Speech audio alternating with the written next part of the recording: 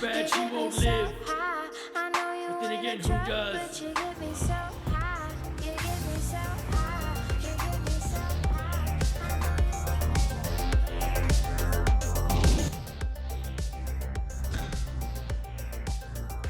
Hail there, adventurers! All hail the legends! Welcome to the stream, guys. Just making an audio check here, making sure my voice is working. I believe it is. Thank goodness. Welcome, guys. We're in a treat. I've got a banger for you today. We're going to be doing Blade Runner. That's right. Blade Runner is a cyberpunk classic. I mean, we can't get into cyberpunk if we don't cover Blade Runner. Am I right? So I figured let's do this early on, shall we? There's a number of subjects that, you know, with the subject of future, cyber, and chrome, there's a number of properties we want to cover. We are going to be, I mean, a lot of people have been asking me about, you know, Terminator. It's coming. It will be coming. Oh my gosh. All right. So basically what I wanted to do was welcome all the new viewers. Welcome to the stream. The way it works is I basically draw something from start to finish here. And then what I do is after it's complete, we put all the names on the wheel. We do an elimination thing where we get down to one winner, and that person wins the artwork. That's right, I give away the artwork for free. If you're on the YouTubes, if you wouldn't mind smashing that like button, that helps out the channel immensely. I always forget to say it, but it makes a big impact when you guys do hit that like button. So make sure to make that thumbs up. So what I've done is on the drawing itself, I've done like a little bit of pre-composition stuff, so I'm not fiddling with that, because that could be a tedious process, and you guys want to see the actual drawing. So let's get it going, shall we? Oh, before we do anything, here's a little teaser for what will be upcoming. I don't know which week it will be, but it will be soon.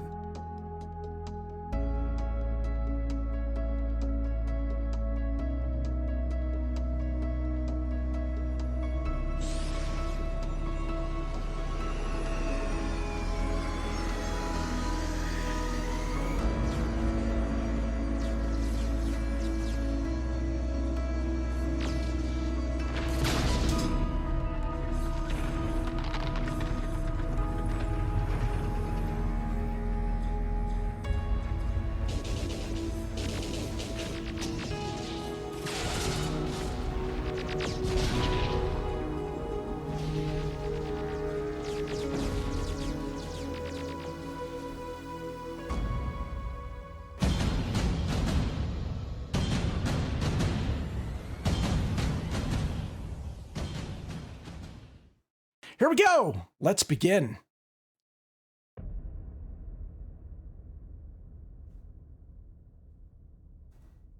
Of course, if anybody has any questions about artwork or anything like that in the chat, I will be sure to shout out your question. Hail, Jerrigan. Good to see you.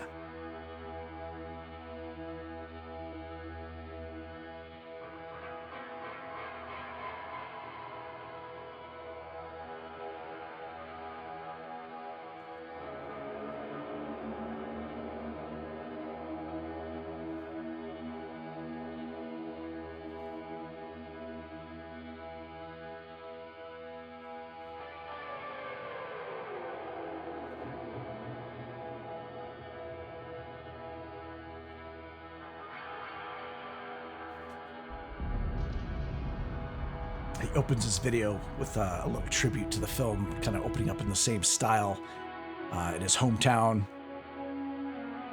I thought that was really, really brilliant.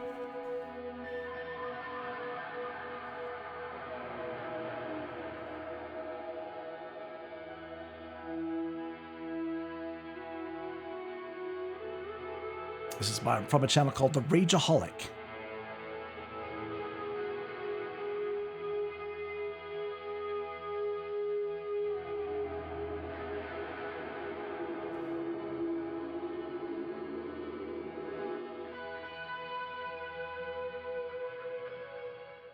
Only old-school Blade Runner fans can truly recall the gnarled amalgam of confusion, disgust, nausea, and outright revulsion that people's faces would twist into when you replied to the question, "What is your favorite movie?" with the words, Blade Runner. Sounds unthinkable today when it routinely tops AFI all-time great lists, but it's a testament to how 2007's encapsulatory Final Cut and WB's stunningly effective accompanying marketing campaign that the little futuristic film that could went from just this side of flop to sleeper success on the burgeoning home video market to cult favorite to critical favorite and finally to inarguably one of the most universally renowned sci-fi prophecies ever filmed. But for the purposes of the Film Noir archives, it's also a keystone that welcome to the stream. indicated the demise of the heretofore hibernating film noir genre had been greatly exaggerated. But die it did, in or around 1959 in fact. The culprits behind its demise are myriad, and we'll name names and discuss why a large-scale neo-noir revival has yet to occur in a special edition of the Noir archives at a later date. But contrary to its unofficial death date of January 1st, 1960, film noir occasionally resurfaced throughout the swingin' 60s in the likes of Point Blank or Shoot the Pianist, even sputtering along through the birth of neo-noir in the 70s, typified by underwhelming efforts such as the loathsome Long Goodbye, a postmodern piss take with a deliberately neutered Marlowe, the filmmakers all but admitting it was intended to indict the genre and era it was adapted from with a generous slathering of Vietnam-era venality, but thankfully also touchstones like Chinatown, Farewell My Lovely, and The Big Sleep, even arguably Death Wish, Taxi Driver, and Dirty Harry, which while not necessarily noir, owe a substantial debt to it regardless, kept momentum for the movement high heading into the next decade. And that is when the neon hit the fan. Film noir collided with the 1980s, the decade that perhaps more than any other normalized and more importantly commercialized the precise manner of graphic violence, drug use, and sexual content that had been forcibly excised from the original film adaptations of noir novels. In the wrong hands, this could have degenerated into shallow prurience. Handled by sincere adherence, it can elevate otherwise mediocre material and sometimes even transcend the original noir epoch. Perhaps no single film typifies this phenomenon, the 1981's Body Heat. In essence, Double Indemnity with tits. If that sounds like a slight, it really isn't. It's one of the finest film noir of the modern era, and its appearance 1 year before the subject of today's episode is no coincidence. I'm a married woman. Meaning what? Meaning I'm not looking for company. You should have said I'm a happily married woman. That's my business. What? How happy I am. And how happy is that? You're not too smart, are you? I like that in a man. If the 70s were about deconstructing noir as an artifact of its time, the 80s paid unbridled, unironic homage to it, even when, as in the case of Blade Runner, it was being actively merged with another movie genre entirely, the equally disrespected, and until the breakout success of Star Wars long dormant, science fiction subgenre. Adapted from pulp prophet Philip K. Dick's frenetic mid-period masterpiece, Do Androids Dream of Electric Sheep, the heady existential sci-fi of the film's source text would appear to forestall any attempt to add a flavor of the scriptwriter's own.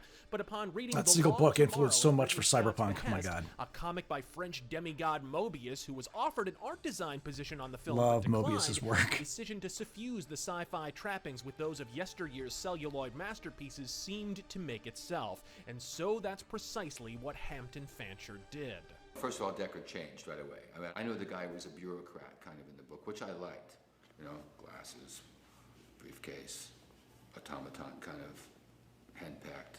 I liked all that. By the second draft, I started to get noir-y with it. I think it's interesting. It'll make a basis of a very good futuristic urban film noir. But even the original novel wasn't this existential. The tale of a moderately Yeah, I believe, if I'm not mistaken, Daniel, I believe there's 5 different versions of this film. Most of the world's animal and plant life. The closest Deckard comes to a true crisis of conscience. I know the big is box in the collection came with surreal, 5 truly different, Philip K. Dickian sequence at an different alternate cuts. police station where Deckard is strapped into his very own Voight-Kampff machine and told that he himself is an android operating in an elaborate delusion. While it wasn't included in the film, Westwood's sensational Blade Runner PC game from 1997 lovingly recreated it for one of the game's more memorable sequences.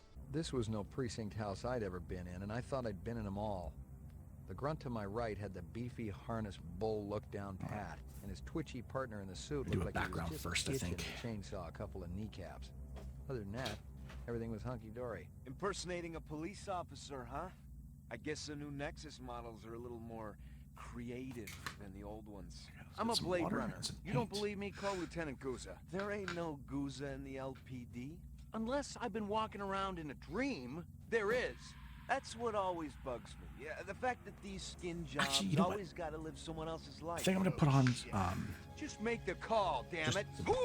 But I Blade Runner's like unique having brand of humanistic a bit of neurosis undercolor. is the far more Excuse me, I don't mean to familiar interrupt, culprit, but there's. everyman's I want to put constant undercolor companion, first. Death. Director Ridley Scott was on let's the see. fast track to Star Wars in the early 80s, one of the cinema's true rising stars after the surprise success of Alien. With an eye for the Star Wars sequel, he signed on for a competing sci-fi epic, Dune. And then the unthinkable happened. Something personal happened in my life. My elder brother died, and I, to coin a phrase, freaked out. Felt I had to go to work immediately. To be faced with, you know, a brother dying of cancer, and then to die, it can often, I think what happened is maybe the lack of control over that kind of created a darkness. What seems to be the problem? Death. Death.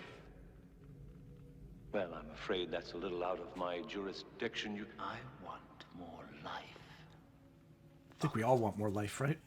Reeling from his brother's untimely death, Ridley threw himself into his work, which unsurprisingly began to revolve around the fleeting nature of human existence and the soul-shattering question of what it is to live at all. This is the likely reason for the contravention of the androids of the original story and their motivations. Do Androids Dream of Electric Sheep was the product of research Philip K. Dick performed while preparing to write The Man in the High Castle, researching Nazi Germany for the alternate future of his novel where they were the winners of the Second World War. He stumbled across a jaw-dropping journal entry from an officer at one of the death camps. For me, the word android is a metaphor for people who are physiologically human but psychologically behaving in a non-human way. I got interested in this when I was doing research for Man in the High Castle, and I was studying the Nazi mentality, and I discovered that although these people were highly intelligent, they were definitely deficient in some manner in appropriate affect. And he was reading the Hey, journals May Dixon, good to see of an you. officer, an SS Welcome. officer. You have three different versions of the film? And one of the entries really caught his attention, and the entry was, "The screams of children keep me awake at night." I became conscious of the possibility of a very highly intelligent human being who was emotionally so defective that the word human could not properly be applied to him. And I used this in my writing in terms of such terms as incredible android and robot, but I'm really referring to an actually psychologically defective or malfunctioning or pathological human being.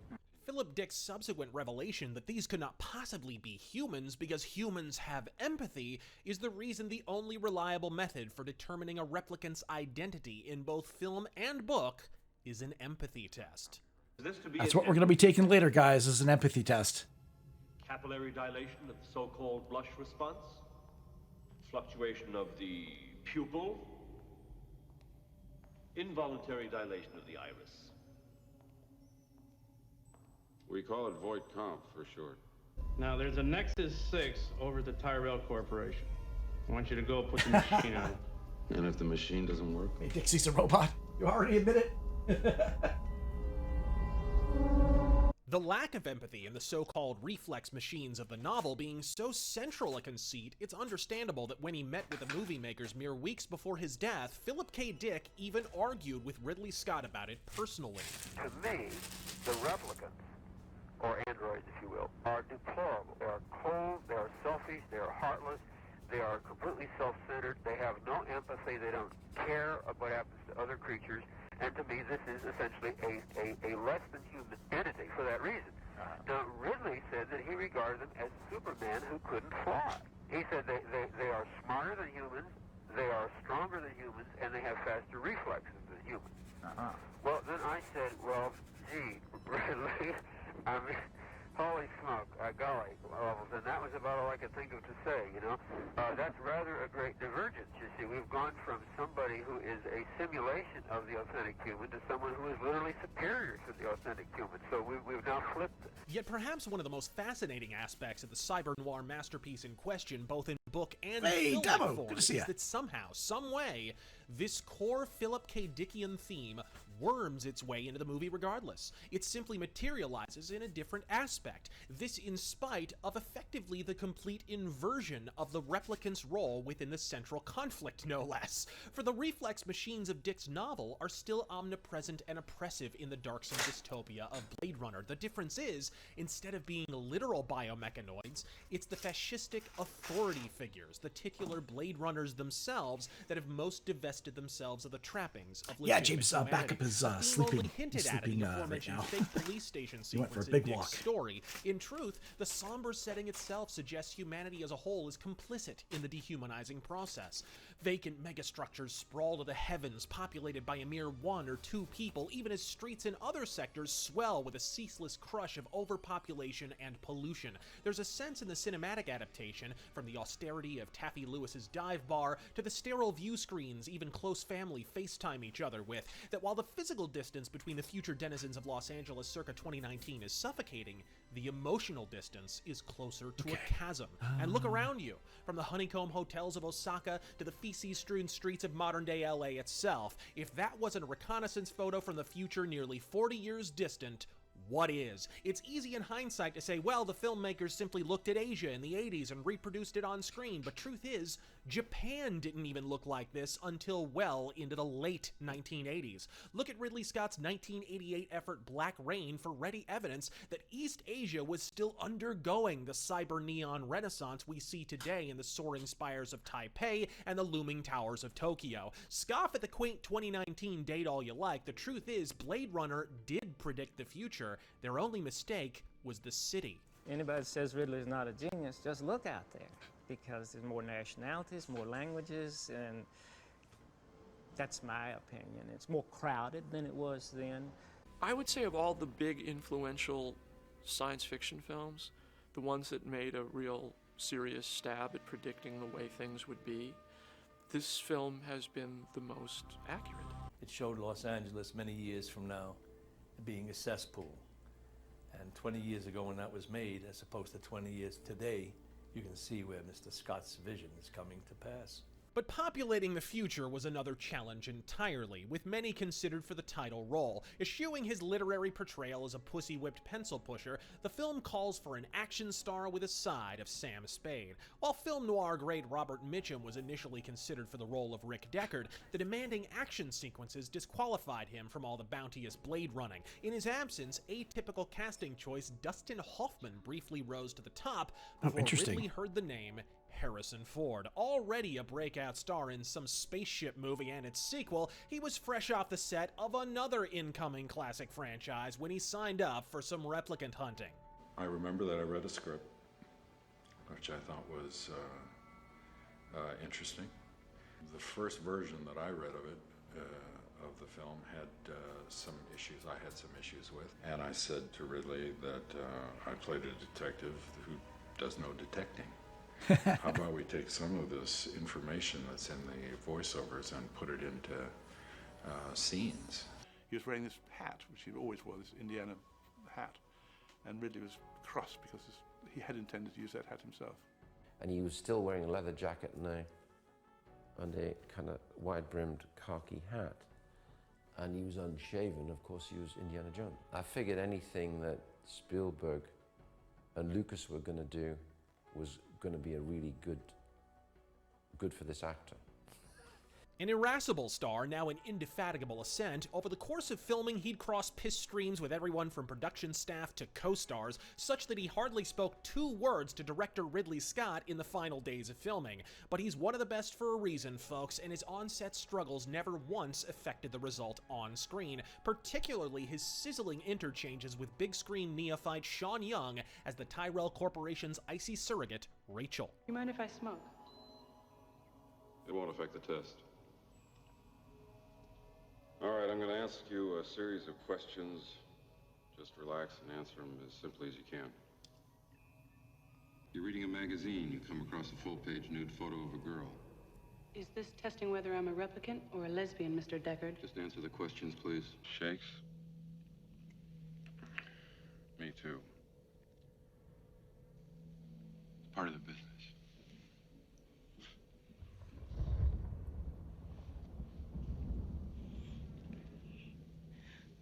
I'm not in the business. I am the business. Young, for her part, never quite gets the credit she deserves for her turn in Blade Runner, with many at the time claiming Ridley had cast her solely for her look. As a director, is one of the most brilliant visualists I've ever met in my life, and he saw something in her visually that he wanted. She looked beautiful, but I wasn't absolutely convinced about her as an actress. I'd always go with the actor first. Actor. Jim Dixie. You might be a lesbian. But, you know, stars usually have that kind of combination of both. Oh, we love lesbians, so perfect, all good. so period and so right, and utterly beautiful. I mean, she could be an android. She may still be an android, for all I know. And characterized today as a kooky almost was who sidelined her promising career prospects with quirky stunts like whipping Tim Burton on Batman Returns tryouts and occasional brushes with the law. In truth, her career cooled largely as a result of relocating outside Los Angeles in the 90s and objectively assessing what amounts to her first major role on Blade Runner, learning on the job opposite a marquee star with little patience for fledgling film stars, particularly on a set soaked with rain, billowing with stage smoke, and harried by endless production nightmares. She conducts herself with surprising grace, composure, and class, delivering an understated performance where just beneath the plasticine veneer of replicant cool, you sense there's a synthetic humanity struggling to emerge. You think I'm a replicant, don't you? It's me with my mother. Yeah? Remember the spider that lived in a bush outside your window? Watched her build a web all summer. Then one day there's a big egg in it. The egg hatched, And? and 100 baby spiders came out. And they ate her. Implants. Those aren't your memories. They're somebody else's. They're Tyrell's nieces.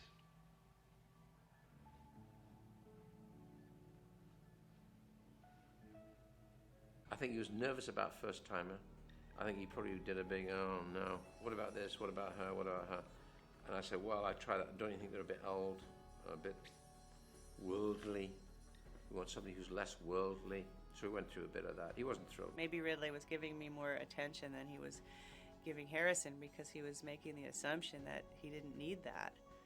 Harry was never happy on that show. He never was. There's a part of you that wants to be totally in sync. Probably because he was being rained on all the time. And then there's a perverse part of you that says, it doesn't really matter. What matters is being there. And fuck it, it's just a movie. Let him worry about it. While the actors have since downplayed the schism, numerous Harrison sources just on never set gives a recounted fuck. that so intense was the antipathy at times, they found the prospect of an apartment romance sequence almost insurmountable, with the costume department busying itself with futuristic hosiery and Ridley lighting the living hell out of it. What fizzled was the passion, until at last, exhausted with the experience, Harrison let loose and the scene took a psychosexual twist, and so, in lieu of a love scene, Blade Runner boasted what cast and crew came to call the hate scene. Ridley, I think, was more or less talking Sean through her performance to a certain extent. And Sean and Harrison just did not click on any level. It just didn't work, so we scrapped it. So they cleaned my legs up, and then we did something else. But then Ridley told him to push me.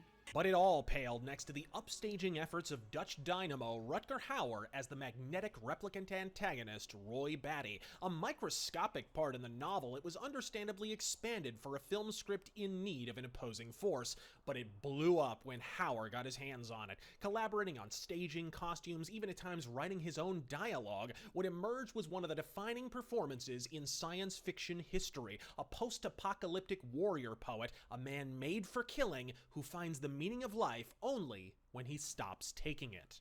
Fiery the angels fell. Deep thunder rolled around their shores, burning with the fires of Orc. You Nexus, huh? I design your eyes. show. If only you could see what I've seen with your eyes. Depicted as little more than a glorified gang leader in the novel, the film variant is almost a revolutionary, a kind of cyberpunk Christ figure. Aware of this symbolism, it's impossible to miss the meaning of several shots in the film, including an elevator outtake where he's pressed to the wall in an almost crucifix position, or the nail he pierces his own hand with to grant himself a momentary reprieve from the expiration of his 4-year lifespan. 6, 7, go to hell, go to heaven.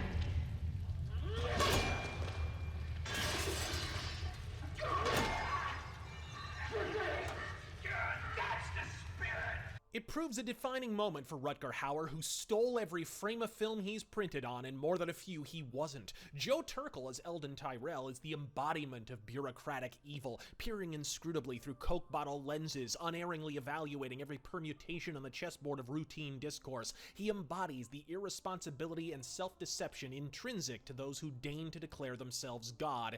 In a way, Jared Leto's languid echo of his character, despite a bottomless bag of awkward pauses and vocal tics in tow, was utterly incapable of replicating in the 2017 sequel. If we Ooh, little jab at Leto there. we create a cushion or pillow for their emotions, and consequently we can control them better. Memories. You're talking about memories.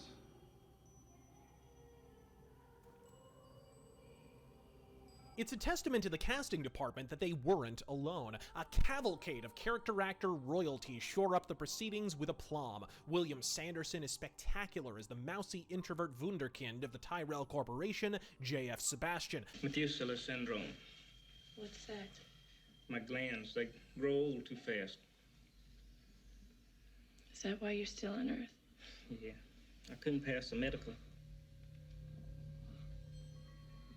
Anyway, I kind of like it here. Daryl Hannah may never have been more magnetic than his Pris. I think, Sebastian. Therefore I am. Very good, Pris. Now show me why.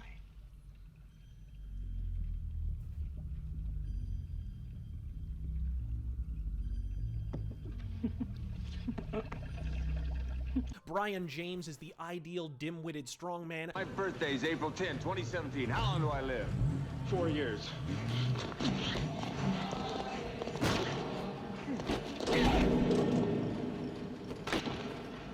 More than you. Joanna Cassidy's Zora, the ultimate Amazon with a heartbreaking character arc. I'd like to check your dressing room, if I may. For what? For holes. Holes? Well, you'd be surprised what a guy go through to get a glimpse of a beautiful body. No, I wouldn't. Even the unseen fifth replicant, Mary, whose role was cut from the film but would later be loosely reimagined as Dictora in the 1997 PC video game, seemed exceptional even in her screen tests. And Mary was a fabulous part. It was a beautiful scene. She was dying, you know, and she was extremely vulnerable. She had already completely broken down. We looked at the budget and I said, I gotta cut things out.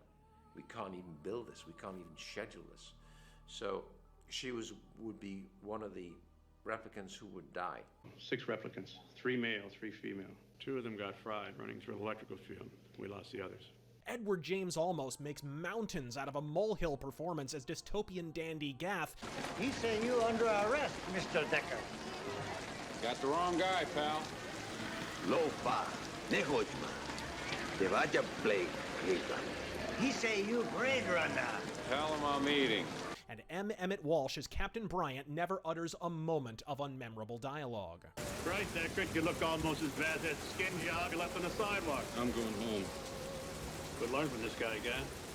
He's a goddamn one-man slaughterhouse. That's what he is. Bryant is a classic film noir conceit, not only the hard-as-nails police chief archetype established by Donald Douglas in Murder My Sweet and Robert Middleton in The Big Combo, but an engine of plot convenience who always seems to know incrementally more than the bedraggled hero, pulling the protagonist inextricably forward, in fact, forcing him to in so many words. It was quit when I come in here, Brian. I'm twice as quit now. Stop right where you are. You know the score, pal. You're not cops, you're little people. No choice, huh? No choice, pal. The ensemble sizzles through an admittedly muddled plot that suffered multiple reworks, many more clunky than the last, until literally long after the director had been fired from his own film. On paper, a formulaic affair of a down-and-out cyberpunk detective retiring facsimiles of humanity in an ever more darksome, decaying metropolis. The oppressive gloom extended well past the camera lens, however. To put it plainly, Blade Runner was anything but a happy set. A profusion of production wars and difficulties exacerbated by the complicated funding of the film, whereby the Ladd Company footed the lion's share, with additional investment from Jerry Perenchio, Bud Yorkin, and others, averaging a migraine a minute for Ridley Scott, still only 2 films deep into what would ultimately be an illustrious career. His eye for detail remains utterly apart even today, but his perfection at that time was utterly unbending. I found out before I left, in the beginning of pre-production, that he'd gone to the Bradbury building. I said, really, that's ridiculous. Every TV show in the world has used that building, and that's a bad idea. Don't use that building. And he said, not the way I'll use it. And I thought, what arrogance. And I was so wrong, because he knew what he talked about, that he could make that a spectacular moment. Must get lonely here, Chan. Not really.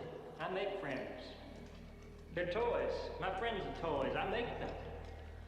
It's a hobby. I'm a genetic designer. Do you know what that is? No. Resulting in everything from scheduling woes and eventually to going 10% over budget. I could feel the pressure almost all the time that I was on the set. Possibly one of the worst pressure conditions I have ever been in. I think he was indulgent. I think I saw 13 or 14 or 15 takes at times that you couldn't tell the difference between one and the other. And many times I asked him, why did he do it? And he said, well, in the back, do you see the shadow? I wanted a bigger shadow. And I often thought, if my mother is looking at that shadow, we don't have a picture. The famous police station sequence filmed at Union Station in Los Angeles required the construction of a full police office set with all the costs associated with such, which is exactly what they ultimately did. Cutting a construction deal with the city of LA, what was once the set of Bryant's office in Blade Runner, still stands today as one of the terminal kiosks at Union Station. We made a deal with them to cut back on the location fee if they would, take the set, which they did.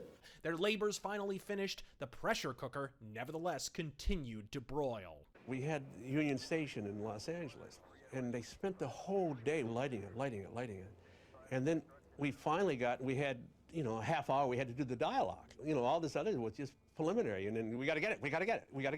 The scorching cinematography of unsung Uber legend Jordan Cronenweth positively paints its ink wash aesthetic across the celluloid canvas, rivaling and I'd argue even surpassing both classic and modern practitioners of the film noir form, made all the more impressive by the fact that Jordan had not only to contend with a demanding director with an able eye for detail of his own, but that he was, during the making of the film, suffering from a mystery ailment that would ultimately leave the beleaguered genius confined to a wheelchair by the final weeks of filming. Wow. Soon thereafter, he'd learned he'd been suffering from Parkinson's disease for the duration. Man. Embarrassingly, it wasn't a doctor that discovered it. They were at a cocktail party, 6 months after Blade Runner, and someone inadvertently said, how long has your husband had Parkinson's disease? And she was like, no, of course, he's got MS. She said, oh no, he's got Parkinson's.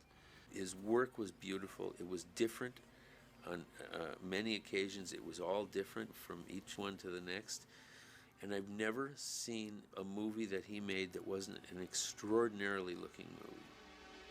But at least on set, no one had a more contentious relationship with Scott than the star of the film. Harrison Ford's relationship with Blade Runner is a complicated one. As he expressed then and now, the success of Star Wars was both boon and albatross, an establishing influence that threatened to typecast him in perpetuity if he wasn't careful. Blade Runner was his first major effort to subvert the anti-hero gallant stereotype of Han Solo and Indiana Jones, and perhaps for that reason, he made more directorial demands than usual, requesting instruction and attempting to collaborate his way into the creative process. When he encountered a stone wall where Ridley Scott's perfectionism stood, it nearly came to blows. It's fair to say that Harrison and I were nearly always quarreling, partly to do with the fact that I think I was so used to getting my own way. So he'd often be sitting up in the sky on a crane doing the last book on the table position when Harrison was sort of seething and not being told what to do. Working with Steven Spielberg and working with George Lucas, there was a commonality among all three of them, which was all three of them very much pulled Harrison into the creative process of building that character. He doesn't talk about it, which is a great pity, because I still believe it's one of his best films.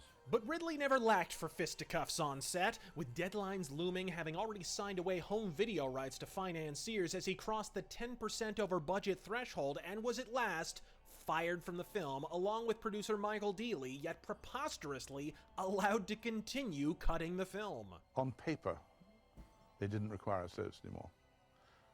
And the reason for that is they were permitted to do that because we were 10% over budget. I wasn't too concerned about whether somebody was happy or not happy. I was now hanging out the window saying, wait a minute, this has become a nightmare. There were a lot of people on Blade Runner, looking around, watching, because it was taking a long time to shoot it. And there were always money people coming and saying, you can't, and Ridley would not give in.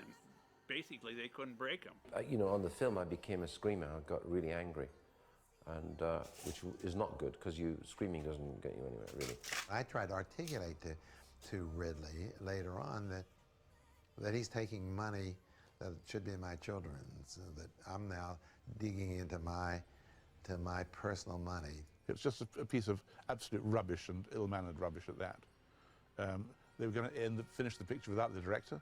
I think we went through that $20 million, $20 million, and all of a sudden somebody's tapping on your shoulder and saying, so then you start paying a little closer attention when you have to start writing the checks yourself, so to speak. I think Bud secretly wanted to direct it himself, and if he had, it would be obviously a very different movie. There was conversations like that led nowhere, because we stood by Ridley and said, you got to finish the movie.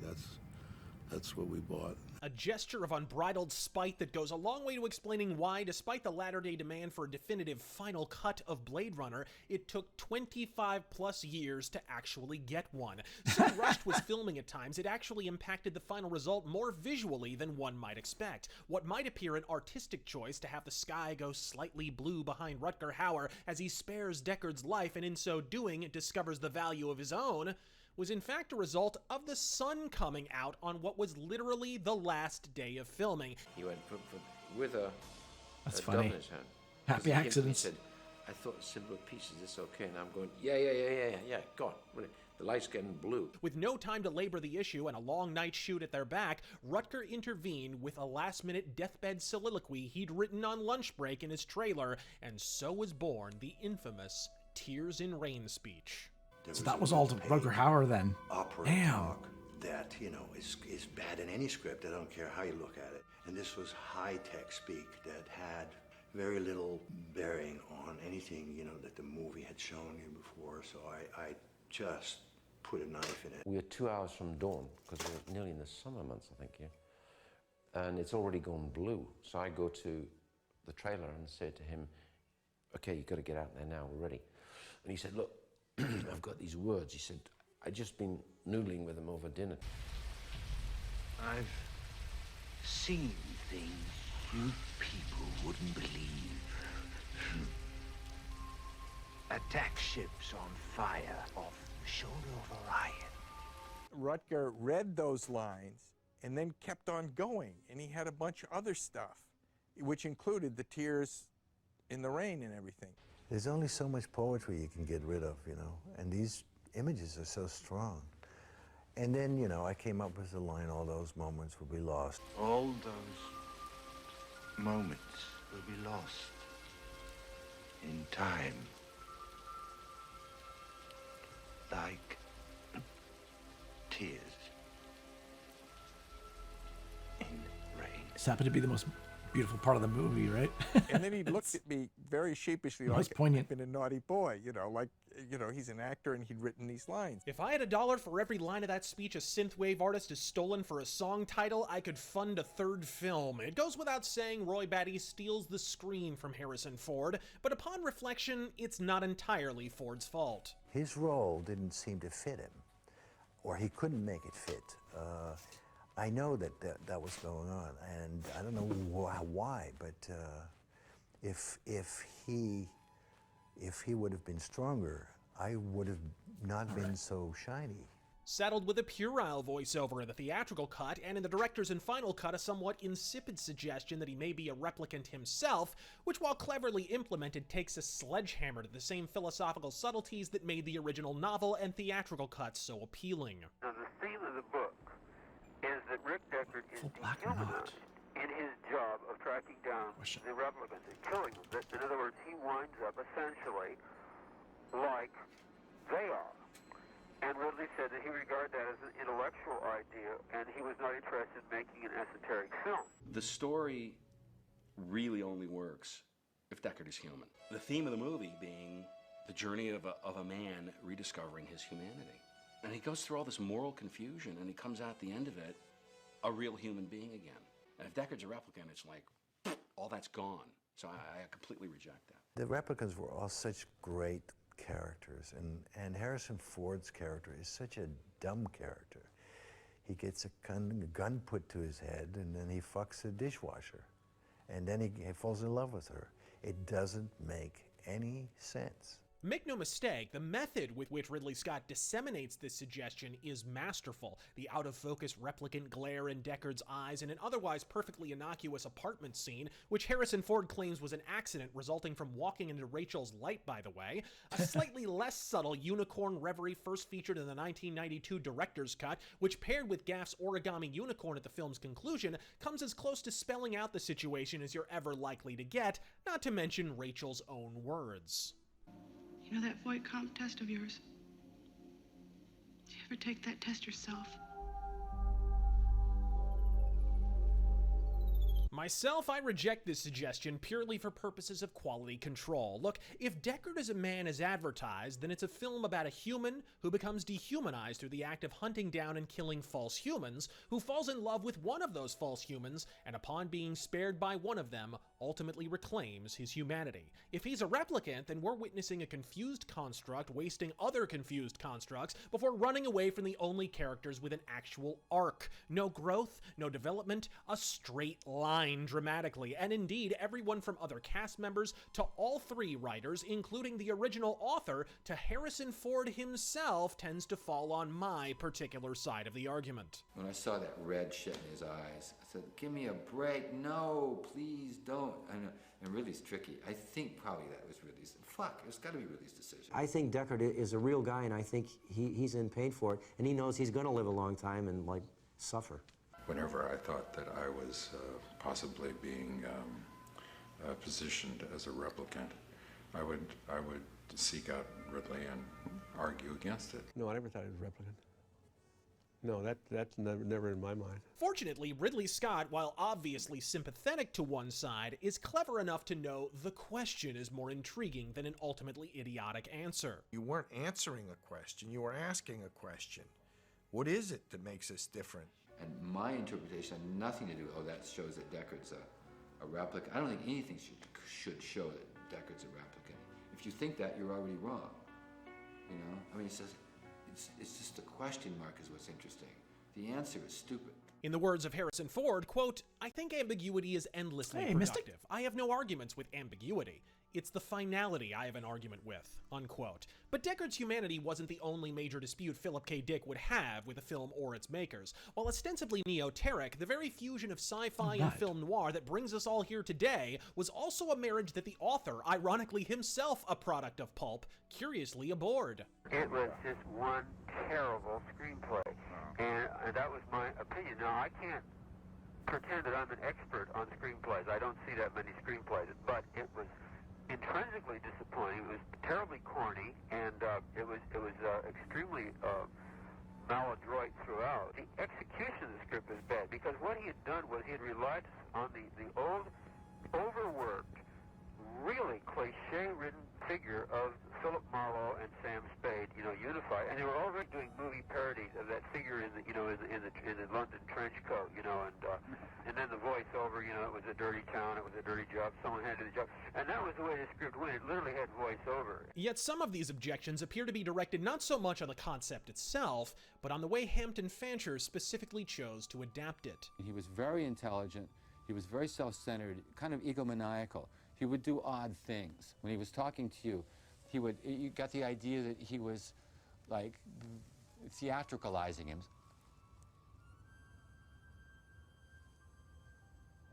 Anyway, Hampton. I saw 2 drafts by Hampton, and one draft where people did come in, and neither draft by Hampton was any good. I said to him, in fact, I said, you act like I'm some guy with sunglasses and a cigar who's come up in a convertible trying to take advantage of you. I'm not. I'm trying to get you to make this movie. And the last time I saw him, I was leaving. And I'm usually not this forward about these things, but I said, you know what? I'm not coming back because I don't think you like me. This is a crucial detail because by all accounts, Hampton Fancher's screenplay, at that time entitled Dangerous Days, was well undercooked. Its lofty intellectual aspirations utterly bisected by amateurish implementation, clunky dialogue, and a plot that went precisely nowhere. Hell, the initial incarnation of the screenplay was set almost entirely in a single apartment building. It was then Ridley Scott, sensing the script was still unfilmable, who enlisted the writing talents of David Peoples. At that time an editor with only a documentary writing credit to his name, he would ultimately win an Oscar for The Unforgiven. Though initially relegated to writing the city-speak slang used throughout the film, his hard science fiction sensibility and direct approach to plot proved the ideal antidote for Fancher's florid prose and camisole-thin narrative. He said, you know, yes, your things are very elegant, but this is what we need to do to make the movie. Now we're making a movie, Hampton. And I thought actually bringing in something like Peoples would maybe create some fresh air in the corridors. I said, what do you mean? You know, I got rat fucked. You know, I quit. I'm out. I'm gone. Then fuck you guys. And I called Ridley and said, I'm out of here, you know, and I was insane. I wanted my name off the picture, you know. Peoples power injected a much-needed emphasis on comprehensible plot and sci-fi into the film, which by now had paid to license the title of an unrelated William Burroughs novel so it could undergo its final christening as Blade Runner. Peoples' approach is perhaps perfectly exemplified by Tyrell and Roy's back-and-forth genetic design duel in the Archon's apartment, where Roy, incapable of accepting his impending demise, attempts to intellectualize his fate. Then a repressive protein that blocks the operating cells. Wouldn't obstruct replication, but it does give rise to an error in replication so that the newly formed DNA strand carries a mutation and you've got a virus again. You were made as well as we could make you. But not to last. Not to last. The light that burns twice as bright burns half as long, and you have burned so very, very brightly, Roy. On the face of it, little more than Blade Runner babble, but in retrospect, not nearly as nonsensical as it may seem, as the majority of the interchange is actually genetically and scientifically sound. Some of People's contributions couldn't quite make the cut due to budgetary reasons, however, including a more dramatic off-world introduction to Rutger Hauer's character amid a pile of rubbish and replicant corpses. Actually, it wasn't a bad scene. It was in a junk, you know, off-world junkyard, you know, androids being plowed under. It was like I just wrote an off-world scene of all these bodies heaped up, and then gradually somebody emerges from building it, not rushing it. And it's Roy Batty. This intro was ultimately scrapped, but fortunately Peoples was able to resurrect it for the film he'd write as a spiritual successor in 1997, Soldier. Oh gosh, I remember that one.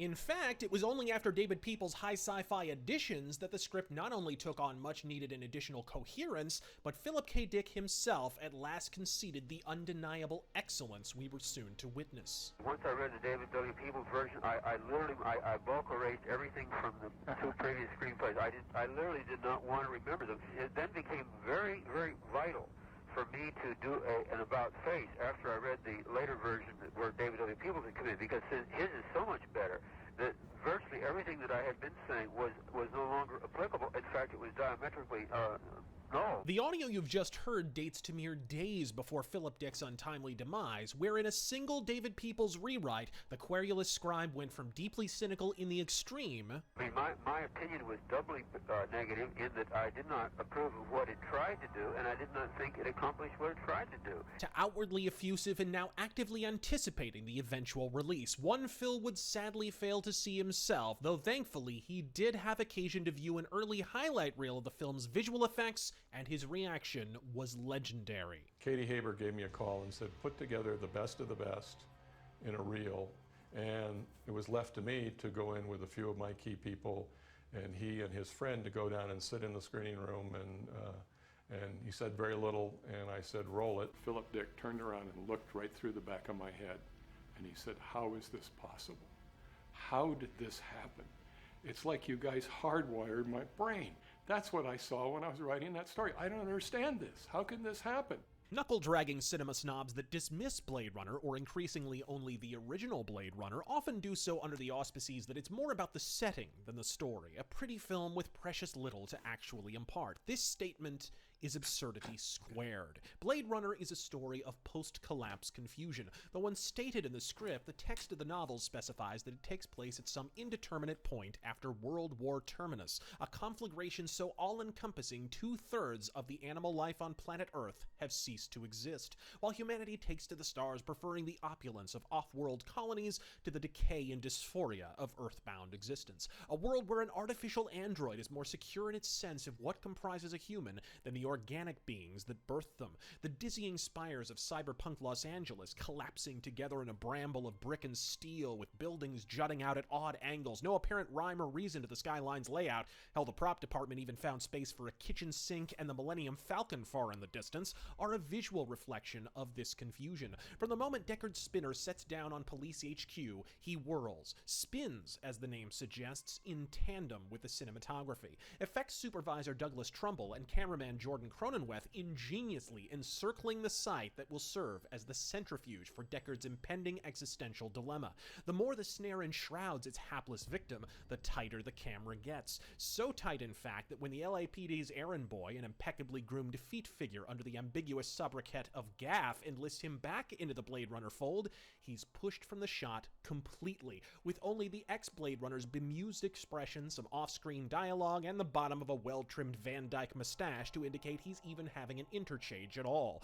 All of it punctuated with one of the finest film scores to ever grace the medium. Vangelis's resume was well established by the time he took on the Blade Runner gig, but his seamless fusion of film noir saxophone with breathless 80s synthscapes inspires awe to this day, one of the precious few elements of the film's production that worked right from the beginning. One of the great things, experiences that would follow for me, will be scoring at Marble Arch with Vangelis. He doesn't just lay on score and say, well, that works. He goes through everything. He thinks himself into the film. He would sit and watch every frame and say, watch the actor here, watch this blink, I want to start here on the blink, and be that close. He had huge voice of the theaters, speakers on top of the buildings. And so when he would start the scene, he'd play the sound score.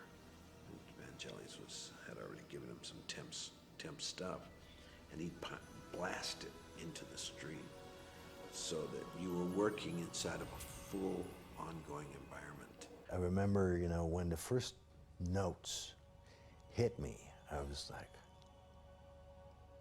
wow.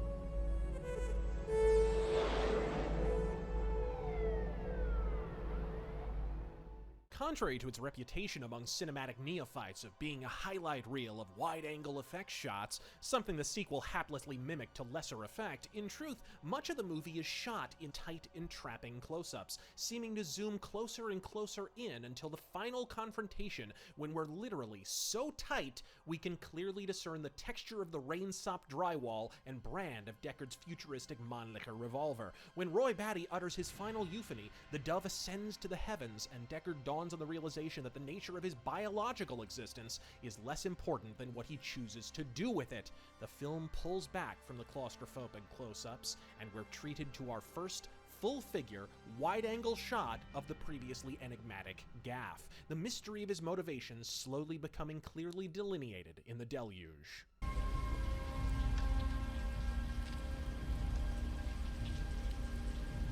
It's too bad she won't live. But then again, who does? Film noir, remember, is not mere atramentus lighting, omnipresent fog, and trench coats. It's a crime film shot like a horror film, the camera an active participant in the protagonist's inner conflict and mounting terror. The more the audience's surrogate is ensnared, the more the cinematography smothers the viewer with suffocating close-ups, moments of emotional liberation being marked by wide-lens, relaxing establishing shots. The rooftop sequence alternates these approaches on an almost shot-by-shot basis, with Ridley reusing his tight hand-to-foreground face-to-background shot from Alien before falling back to a distance when he emerges apparently unscathed on the rooftop filled with windmills. And what happens once he's confronted by Batty on the very same rooftop? Tight, tense, quick-cut close-ups frenetically relaying Deckard's panic. Curiously, the final and director's cut of the film, which conclude after the final apartment sequence where Deckard discovers Gaff is spared his bioengineered inamorata, is again shot relatively tight, an implicit suggestion that their flight from the authorities has only just begun as he silently, stoically backs into the uncertainty of the elevator door, fading to black, while the theatrical cut, with its much maligned happy ending, pulls well back into bucolic surroundings as they flee the oppressive hellscape that bays at their heels. The lone reprieve from the stifling cyberpunk. In short, to damn this film with feigned praise by saying the setting's pretty but the story is crap is to admit to the lowest form of filmic ignorance, because in Blade Runner, the visual setting is the story. In fact, I've long argued one of the reasons Blade Runner's sequel suffered from a terminal case of pacing deficiency is because it was written by Hampton Fancher without David Peoples to bounce his poetic concepts with puerile execution off of and pound it into something more lucid. Pair that with a European director more interested in art house lighting and lens flare, and the feckless final result comes better into focus. It also explains how the sequel shed even the faintest trappings of noir. Here I am coming in with this kind of weird thing, if not a little confounding, because it's not straightforward, right? It's very Marlowe-esque and very dark. J.P. Talat once wrote of Marlowe and the Chandler protagonist, quote, "Thanks to Chandler's first-person narration, all that we see in the Marlowe novels is what the detective himself sees. His experiences and his thoughts are ours. This outer directedness ultimately proves just as important as Marlowe's moral stance, in so much as style is equivalent of theme, since it equally defines our relationship to the world he inhabits. Through Marlowe, we become different from, and in many ways stronger than, that world. We perceive its truth, understand its ways, and avoid its as no one else in the novels can. What this singular experience produces, in effect, is a new vantage on the relation of the psyche and the surface, as how we perceive becomes our one sure proof against what waits on those mean streets." I've been out peeking under old Sunday sections for a barber named Dominic, whose wife wanted him back. I forget why. Only reason I took the job was because my bank account was trying to crawl under a duck. And I never found him. She didn't know then what was happening to her. She didn't know then that what she heard was the door closing on her own cage. She hadn't been faithful to him when he was alive, but she was going to be faithful to him now that he was dead. It had begun to rain outside, and I watched it get dark and didn't even turn on the light. Everybody's hosting That didn't help me either. Channel. I was all twisted up inside, and I was still holding on to that red-hot poker. And right then it came over me that I hadn't walked out on anything at all. That the hook was too strong. With early Blade Runner test audiences settling on the consensus that the film's story was equal parts plotting and impenetrable, the obvious choice to include a Raymond Chandler-esque voiceover suggested itself. But if the filmmakers had considered it for more than a microsecond, they might have realized what a profound error it was. The voiceover in classic noir isn't for exposition, it's street poetry, to inculcate the audience not with expository minutiae, but the protagonist's streetwise dissertation on the perils of urban existence, and most certainly not to narrate events already explicitly delineated on screen. Let's see. I didn't know whether Leon gave Holden a legit address, but it was the only lead I had, so I checked it out. I was there when Harrison did it, and it was just horrendous. It was like a sort of what Ridley calls Irving the Explainer, you know. My name is Deckard, and I am an android catcher, and, you know. And Harrison hated it so much that he did it really, really badly, hoping they wouldn't use it, and they did. Maybe it was a scale. A fish scale. That's funny. Real or artificial? You need an expert to tell. This is bizarre. God damn, this is bizarre. What? Well, I don't know.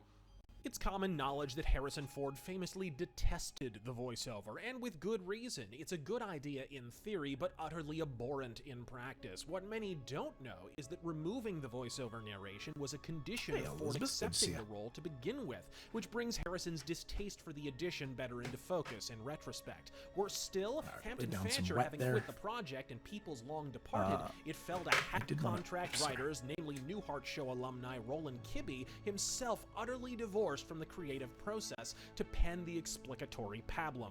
And he had a little pipe, I believe, and he was hammering away at a little portable typewriter. I thought, this must be a writer.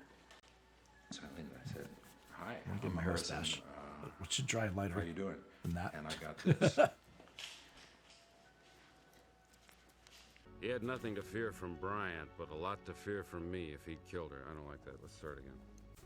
Excuse me. Yeah. Didn't you say that bothered you? No, but I You said that was getting in your way. No, sir, not. I'm sorry.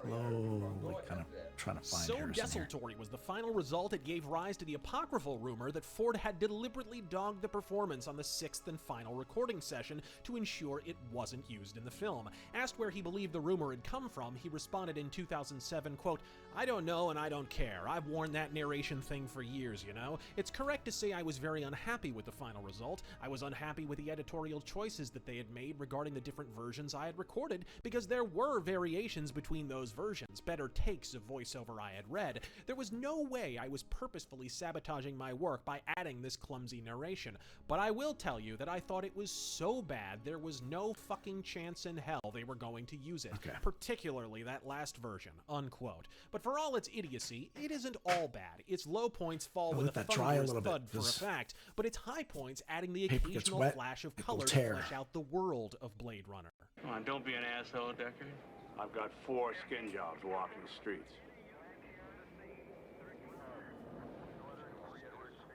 Skin Should give me jobs. a proper That's what Bryant called replicants. undercoat so that when I go in with pencil, Mystery books, he's the it kind should of cop you refine it call a bit. Black men niggers.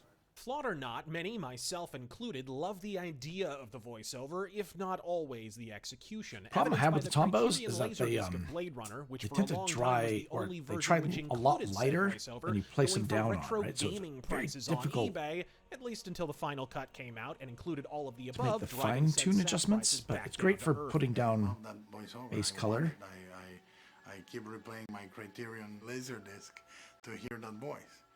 You know, I think that there was an effect that worked for me. Really, with the additional detail included in the first-person narration, not to mention the alternate ending, in truth, it's the theatrical cut of Blade Runner that feels a bit more like a director's cut than the version of the film that actually bears that erroneous appellation. Contrary to its namesake, the theatrical cut clocks in over a minute longer than the director's cut. And speaking of such, one of the most notable divergent points betwixt all extant versions of Blade Runner is its conclusion. With focus groups and test audiences then as now all the rage in Hollywood, criticism of the more ambiguous ending where the elevator door slides shut on Deckard's apartment and the audience, as the throbbing synthesizer of Vangelis' main title theme bellows throughout the theater, made the multiple financiers of Blade Runner, particularly Bud Yorkin and Jerry Perenchio, apoplectic. Ridley, often cast as a difficult directorial diva, but more often than not amenable to studio concerns, suggested a quick fix. I'm always there to try and say, right, what can we do? Shit, it's not really working. I think it was Jerry's team said, you know, it's that dark ending, we need a happy ending.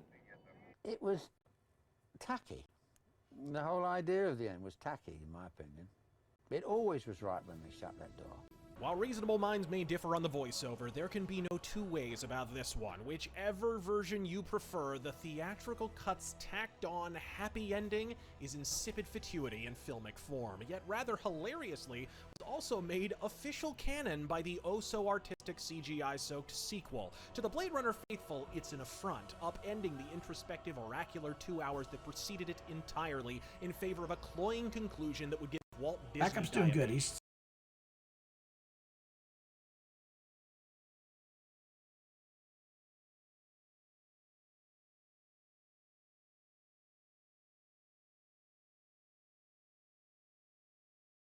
I liked everything except the last scene, the driving off into the sunset. Didn't buy it, didn't believe it. Looked like it came from another movie to me. Worst of all, this verdant conclusion, compiled of aerial outtakes from Stanley Kubrick's The Shining, inexplicably clashed with the city it's set in. Initially envisioned as a sprawling supercity of San Angeles, as the name suggests, an urban Goliath that spans the California coast from San Francisco to San Diego, even momentarily relocating to New York City for a spell, it was eventually decided to scale back to the City of Angels, albeit with the East Coast's incumbent rain and fog in tow. Hiring industrial designer Sid Mead onto the film as a visual futurist to draft working concepts of cars, apartments, and even furniture was a flourish of unqualified brilliance. Sid Mead was no movie maker. He was designing actual items for use in the future. He'd studied demographic data extensively because those were his employer's future customers. The premise was that, in my design sort of mind, that with these enormous structures going up 2,000, 3,000 feet, decent people never went below the 60th floor. So you had these big pylons and supporting the architecture, and the street then became like a basement. Sid is this wonderful combination of artist and practitioner and sociologist. He can talk for hours about the logic of urban planning, urban decay, and sociological decay and disorder. But it was Sid Mead's unique creative process that almost accidentally created what is today defined as the Blade Runner look. And I had never done an isolated object on a white sheet of paper, because that's not the way things exist in the real world. They have surroundings. Sid designed this whole world, but he designed not just what would be the matte paintings, but conceived of what the streets would look like and what the neon would look like and what the lighting would look like. Sid wasn't really the production designer per se, but he was the stylist. The destroyed look of the future, the fact that he photographed a future that was already old, and I heard him say this when we were talking about the script and how we saw the movie. I thought it was so fascinating. The future is old. Visionary. It's not new. This era of retrofitted familiar futurism can be found in more than mere art design. If the eagle-eyed film noir archivist squints exceptionally hard, in fact, they might even recognize the bustling city streets of Los Angeles in 2019, derisively dubbed Ridleyville by cast and crew, as a rain-harried variant of the very same Warner Brothers backlot where The Big Sleep was filmed. Over here is the Leon Hotel. Just up there? Yeah. Over there is Mr. Chu's shop. Oh, this is Chu's Ice House. This is the Ice House. Okay. And then straight ahead of us, right down there, that's the night scene. What happens There's the night scene where the midgets come through and the masses of people coming through at night. The set carried with it no shortage of difficulties, not least of which the rolling hills of Southern California looming in the distance. Okay. Suddenly, the decision to film at night in the rain made perfect sense. Almost as a happy byproduct, it came to define the future noir feel of Blade Runner. That was one of the main reasons why we decided to shoot at night, because we could eliminate having to mat out the green mountains and the trees. Because if you look down the end of the street, you could just see glorious hills. Exactly. It wouldn't have looked good. It looked pretty bad, and we would have had to spend more money. So by shooting at night, you save money, and it looks better. And it's always raining, it looks better. So those three elements are always my armory. Night, wet, smoke.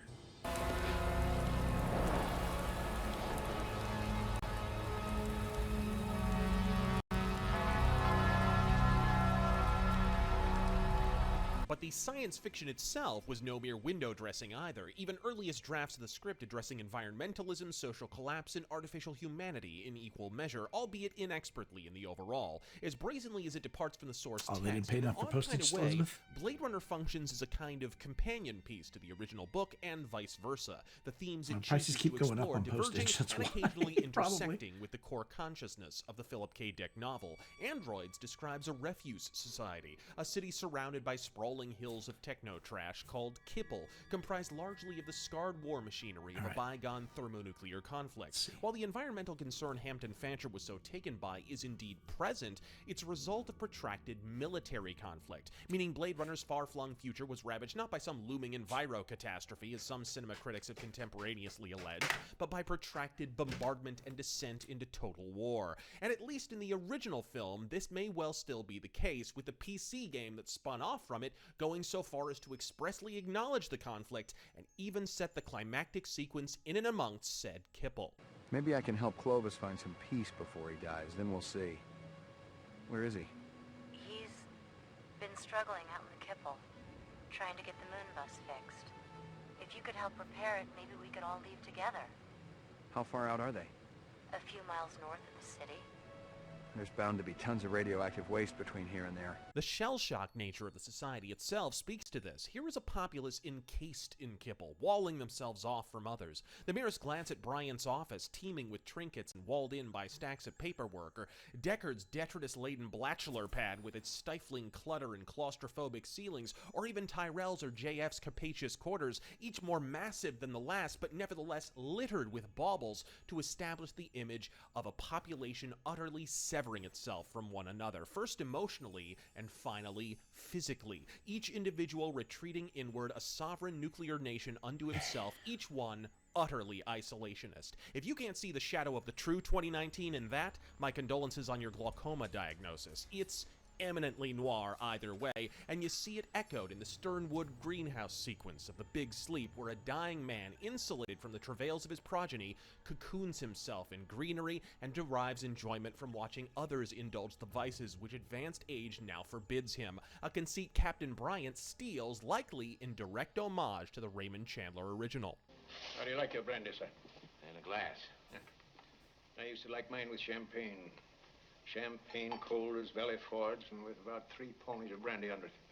Oh, come, man. Pour a decent one. I like to see people drink. You may smoke, too. I can still enjoy Yeah, I don't know what the a smell of coin it. flip box is. Nice state of affairs when a man has to indulge his vices by proxy. Come on, Gav. Drink some for me, pal.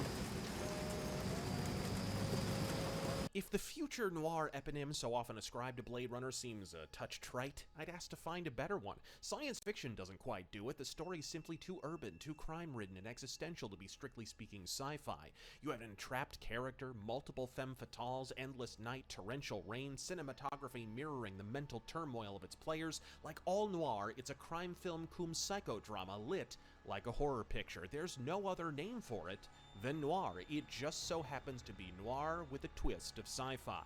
Resisting easy categorization, not to mention competing in a crowded 1982 summer slate alongside John Carpenter's The Thing and E.T., at release, Blade Runner was a film forsaken by sci-fi fans in favor of lighter fare, like the aforementioned Spielberg film and Star Wars, and simultaneously derided by film noirophiles for being B-film bad. An ironic declaration given most classic film noir literally began its life on the B-roll. But make no mistake, this is film noir, not because trench coats, booze, and booming saxophone, but because the core urban isolation, the sense that sauntering down that one last lonely street could be your last, pervades the proceedings every bit as profoundly as in any film noir of the 40s and 50s.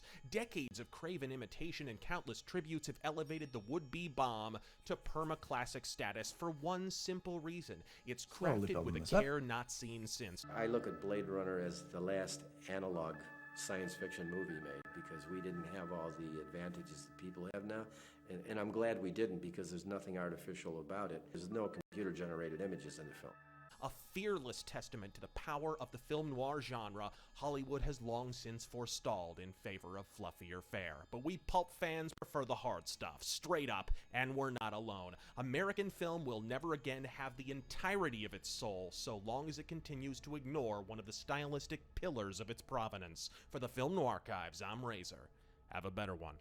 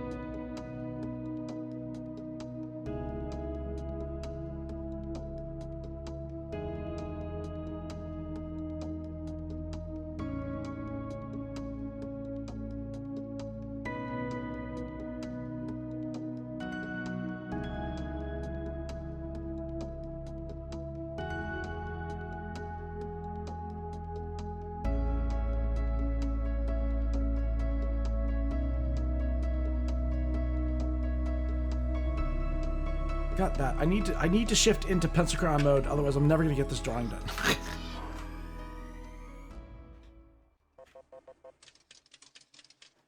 I always remember the first day was not good because I'd gone in there. Grab some pencils here. All the columns, and I'd seen it. I'd even drawn it for him. Okay. Like this, and I'd put the weight at the top.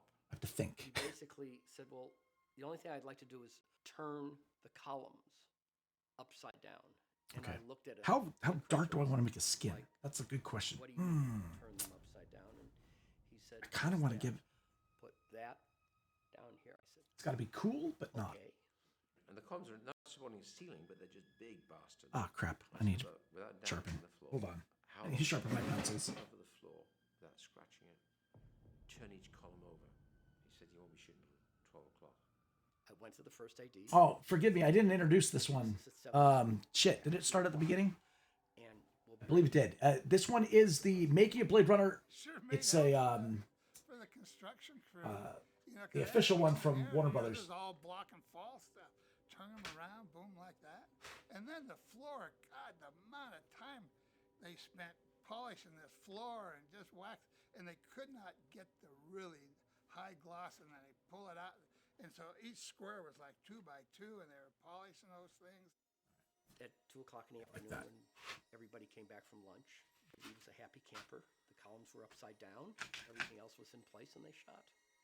It was worth turning the columns over. A panel. Otherwise, all that stuff would have been at the top of the shop. Those If, eyes are one of a kind. It's like Redcur's character. It's like if you could see what I could see with my eyes. I think we've done it in the past. And Ridley was very demanding. I mean, from the point of view of the lighting. Why is my volume down? The acting and the. Did the volume go down design, for you and guys? I remember him saying. Seems rather "Put more quiet. Stuff on her lips. I'm gonna go up a little bit. Put more stuff on her lips. Keep putting that stuff on her lips. No, more. I'd heard later that Ridley wanted me to stay in my little cubicle dressing room because he didn't want me to have too much interaction with everyone. So I mean that. Oh, Daniel, I'm so happy you're spending some time with us. Ridley, who also came from a lot of commercial background, was constantly trying to Oh, add it's super late kind where of, you are. Right, you're in the UK. scintillating, visual stimulation to scenes. A good example would be in Terrell's office. Oh, sorry, And Pablo. we're sitting there in this big set, and we're struggling with our part of it, which is the front projection out the windows. The live action guys are struggling with the weird lighting stuff, and Ridley's saying, well, I want this light to be like up against the wall. And we're saying, well, what's motivating that? Is it raining? Is the floor wet? I mean, what's? And he said, no, it's just gotta, it's just gotta happen. And so I thought, well, if that's what Ridley wants, that's what he should have. And when you look at the movie, you do have to ask 100%. You're always what's all that welcome. about? Just anytime. Something coming in the It's a window movie. from some atmospheric thing going on outside. You don't need to explain it. But Ridley has always had this incredible sensitivity to all kinds of ways to create visual stimulation. After the first day of shooting, Doc Erickson came to me and said, we're now 5 days behind, which was not what I wanted to hear, but I mean, Ridley was dealing with the smoke and the mirrors and the this and that and columns and so on and so forth. In the meantime, Harrison's just sitting there waiting. Okay, so it's late, but not super late. Because he's not being. It depends on how much of a night owl you are. To act in the scene. The reason I was so thrilled about having Ridley is he's got the very best eye in the business. And that comes with a price, which is the time and the effort that he has to put into it. So he'd often be sitting up in the sky on a crane doing the last book on the table position when Harrison was sort of seething and not being told what to do. And really didn't think it was necessary to tell him what to do. Harrison always, up to this point, had been dealing with directors, for instance, like Francis Ford Coppola. Working with Steven Spielberg and working with George Lucas, there was a commonality among all three of them, which was all three of them very much pulled Harrison into the creative process of building that. Didn't want to bear the shit or the shit. Harrison was perfectly capable That's funny. of doing everything he had to do, knew how to do it. No one would. He wouldn't And bore us, Ben. Ridley, meanwhile, was composing the picture. There's a part of you that wants to be totally in sync with the director's ambition. And then there's a perverse part of you that says, you know what?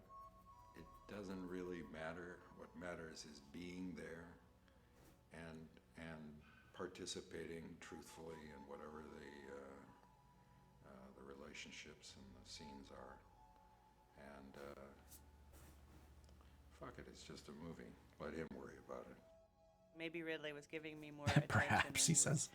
giving Harrison, because he was making the assumption that he didn't need that. Harry was never happy on that show. He never was. Not really. The only time he was happy was if it was going to be close to Wrapped, you know, then he was happy.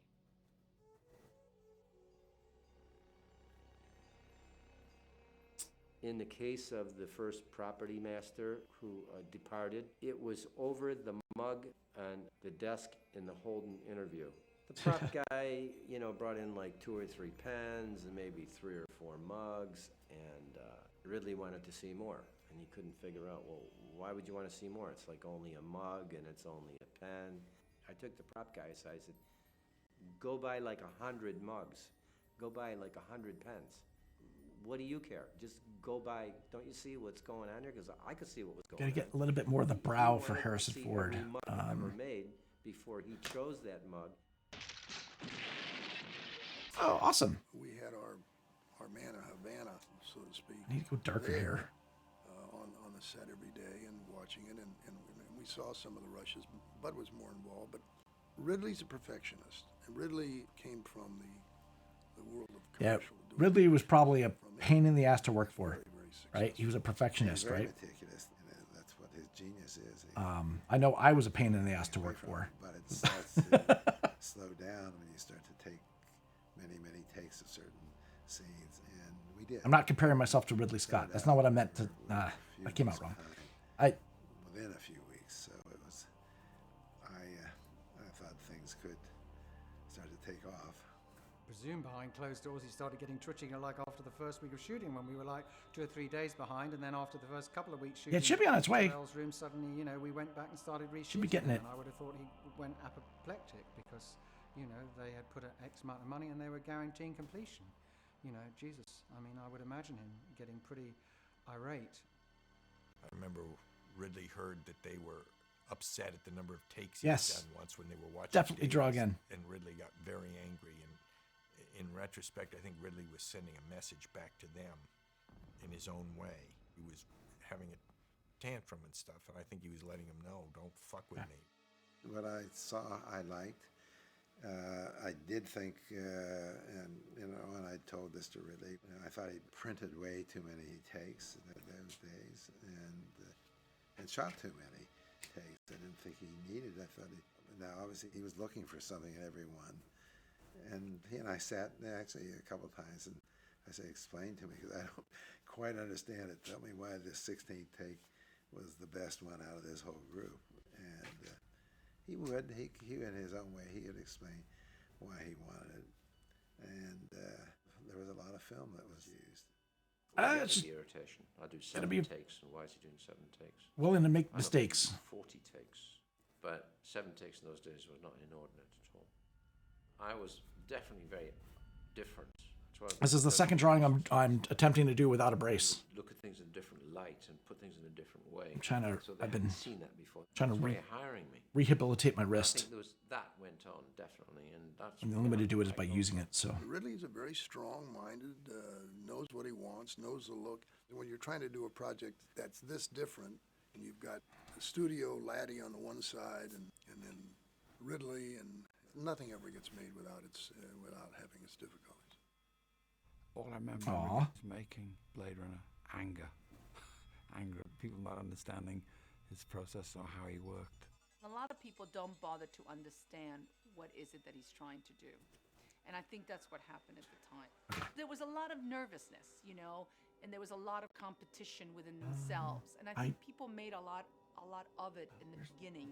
Everybody already anticipated before shooting, oh, he's not going to like us. He's going to be unhappy with us because he thinks American crews are not Pandemic good. acoustic. I don't think he really sat there and said, I don't think American crews are not good. He wanted everyone to be at their best. I realized I couldn't bring in the people I'm used to because of the union. So I'm not knocking the union, that's the way it goes. And so being new on the block here, I had to learn the process of I couldn't use this, couldn't use that. You know, I didn't want, I'm used to being my own operator. There's nothing worse when you've done 2,500 commercials And I know I've got a very good eye. In 3 seconds, I can give you a setup, having walked in a room without even seeing it before. So I don't like discussion. I know exactly what I want. I want to walk in and see. This will work, I think. That's the director's job. The director's not meant to stand there and consult with half a dozen people in the room. The term director means direct, mate. Do the job.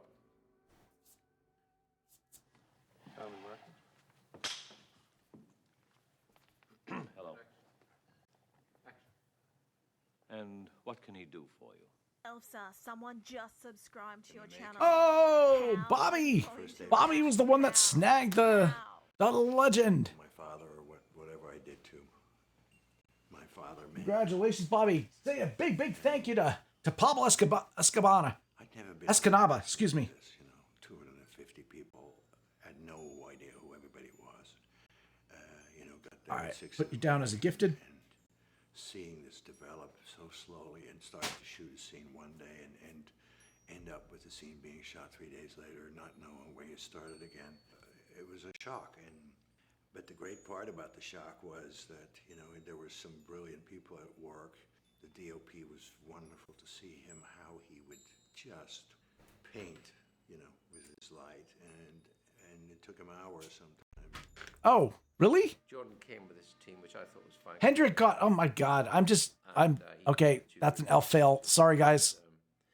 I'm a failure, dude. I would line up as much as I like to line up, so like that. That's what Thank you for correcting me, mods. And that is more efficient and it's faster. On any film, people get frustrated, and you have an artistic director. Hendrik, welcome back for becoming a legend on the channel. His own way. Shit. And he's definitely the one driving the show.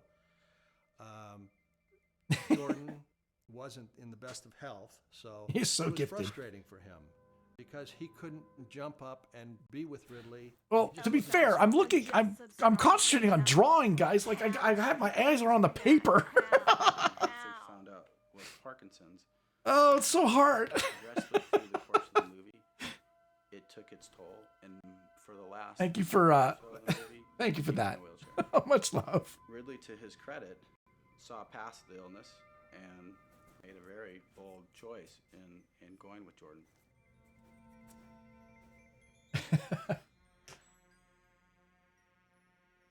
Why? Okay, I need to reopen That's this. the best way to describe it. We had our scenes together. You have lived a very, very long life. I want more life. He's very intense. Looked him right in the eye. He looked me in the eye. We went at it, and it was great. Rooker's Dixie. theatrical. I mean, in a good way. He understands. Aw. Take 5. Oh my heart. Hit camera only. Mark it. Oh, thank you for that rare drop. I want more life. The facts of life. And the whole show, that was a major sort of a deal because they had made an extra sort of head. I think it was a $20,000 head of Terrell. That was one of the prosthetics that was made, and it was made so that it could be crunched. They never used it. What we did is I ran some tubes up behind the ear, and when they did this, Hold on. primitive, about as primitive as you can get. Bulb and a tube with some blood, and the blood squirted. Elsa, I hope you like Tyrell ice cream was because a you got replicant one. as well. When he got his Elsa, I eyes hope you like squeezed ice out. cream. Oh, thank you, man. I appreciate that. Bolts, Me, springs. you know what, let's just throw something in there. The idea that he was guys. front. Oh, I appreciate it. man.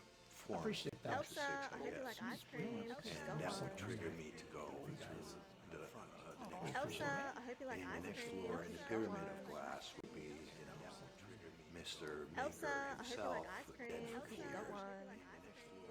And so I designed the sarcophagus, and Barry was Nice. standing there looking at his maker, and I had him standing off to the right of the little painting Elsa, I hope you like ice cream because you got one. Okay, hold on a second. Let me capsule that he'd come out of. The entrance Elsa, to I hope you like ice cream because you got Okay, one. That was never I got it. I got it. Okay, hold on a second. I know what I was confused about. Okay, I got it. I got it. Harrison was supposed to be having Oh, this I've got an echo. on-screen Jesus. love affair with It sucked Rachel. today. And Sean Young was very young and extremely inexperienced. And Ridley, I think, was more or less talking Sean through her performance to a certain extent.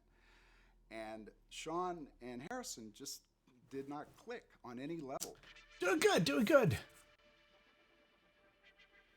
All right, I Anytime got you're that doing taken a care of. love scene, Yay. it's tricky. First of all, I feel for the actors having to do it. So All right, here we it's go. real. Get back to this. And you can't really let go, because that's not what you're doing. It's not very professional. And so it's a waltz. It's actually a delicate Oh, waltz. thank you for the bunnies. Find out what should it be, how far should it go, and where's enough. We scrapped an idea. Ridley did. Oh, where Mel, they hey, put with a Chris. piece of tape around my legs Much and love, man. up my legs. And then it got all over the costumes, and then it didn't work, and they're trying to grab my legs, and the whole grabbing leg I need- thing, pulling my skirt up, man, getting it all I need over my the costumes. People just proper- complained, and it just didn't work, so we scrapped it. So they cleaned my legs up, Pencils and are then everywhere. but then Ridley told them to push me. And you guys are the I best. remember being really surprised about that. And I also remember Harrison being, I think I was crying Tip afterwards. at the too. tippy D's. And I remember Harry going to the side. Like, I was sitting on that ledge where the blinds were behind me, and we did the scene, and he went over to the corner there, and he turned away from me, and he took his pants, and he mooned me, because he was trying to make me laugh, because I was going, and I looked up, and he was mooning me. And I think I started laughing, you know, and I think what he was trying to say I'm not was, confused. "Hey, it's not that bad, kid." I'm doing an art stream, man. We're gonna draw this, and then we're gonna give it away at the end of the stream. Maybe one of the most interesting parts in the movie. She understood what was going on. She did, I think, a good job.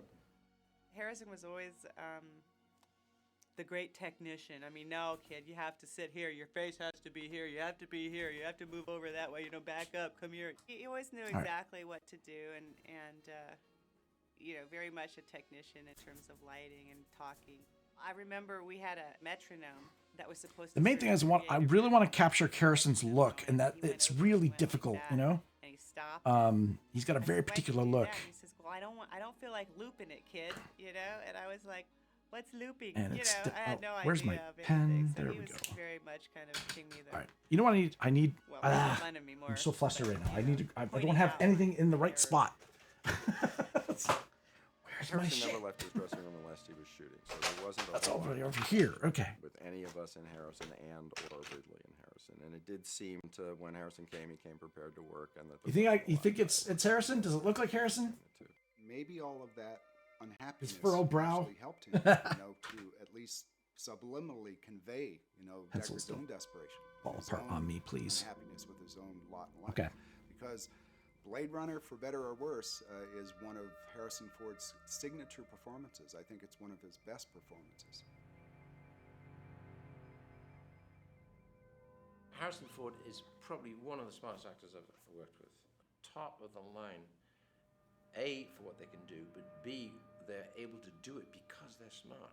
That's not just intuition, they work it out, you know. Sometimes they don't comprehend what I do for a living on a big movie. My performance is important as any other performance of any person in that film, particularly the star. My film, the film that I make at the end of the day is my movie. It may be a team thing as well, but I'm taking the knocks, I'm taking the bashes, and probably I've developed Oh, nice. et cetera, et cetera. So yes, it's my movie.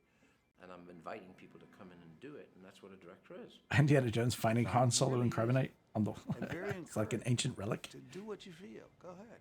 Sounds like a And rad then shirt. If he liked it, he'd just smile and be very happy. And maybe then, if he liked it, he'd even ask you to do something else, you know, because that was fun. Let's do something further, you know. I can't imagine an actor not liking it. Deckard, it's good to see you, old buddy.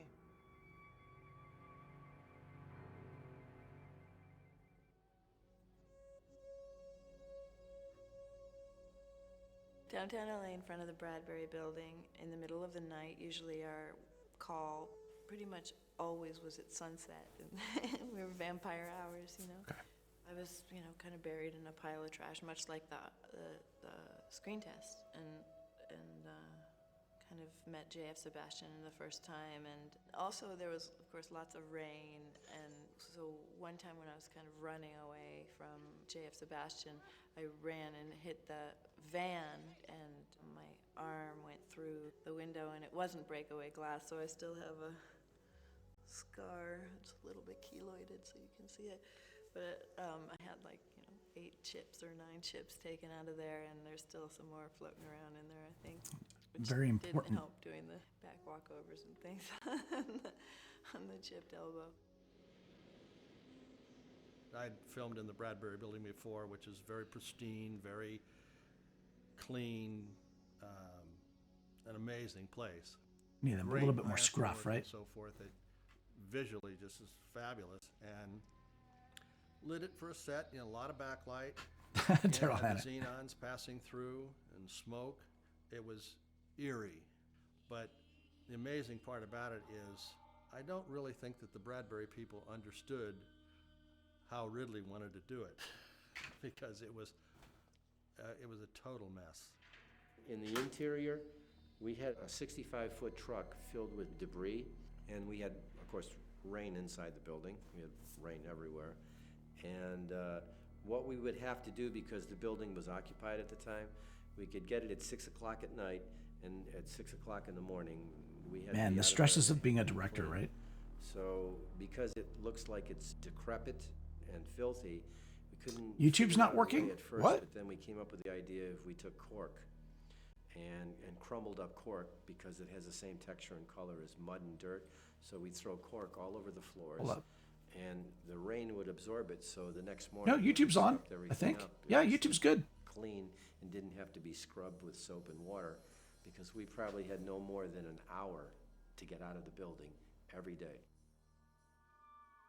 When I first came onto the set, I walked on a lot through this maze and saw these signs. YouTube stopped the stream. And whatnot. Really? I said to myself, "Wow, this is astronomical. It's going to take forever to do Oh, this." let me film go if it investigate hasn't what's going already." on. I thought I was going to go to the studio and see a so-called refrigerated lab. They shot it in a real fridge, a monster fridge, let's say, and so it was frosty. That was cold in that meat locker, boy. And I don't know how long it took before the cameras would freeze, but It's weird, it still says it's streaming. After maybe 20 minutes, half an hour, something like that. Let me, the hold oil on. would all freeze. Let me open up my, In a way, it was kind of strange why they did that, because the conditions were almost uncontrollable. They could not set the temperature of that freezer to where they could just get the cold and see the breath coming out, and everything looks frozen. We started off with a couple of arcs in the freezer. Well, there I wonder if it's because of They're actually burning this coal. particular And after about an hour, people were sniffing around. documentary. About another hour, people were starting to get ill. All right, let me switch. We were Hold on. number one. I'm gonna pause that for now.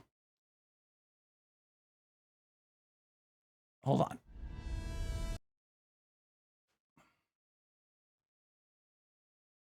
Let me quickly oh,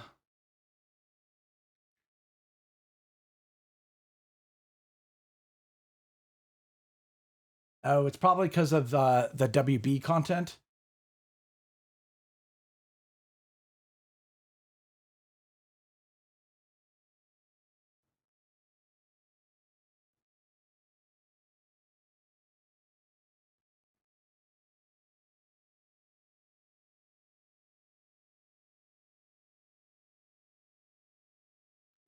Will they not let me at least edit it out?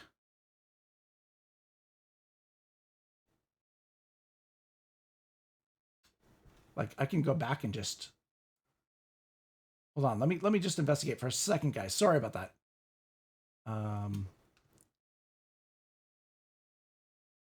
Or they remove it completely. They removed it completely. So I can't even edit out the one section. Oh God. Okay. Well, I might have to post on the YouTube. I'll have to post it on YouTube, and I'll just do an edited version.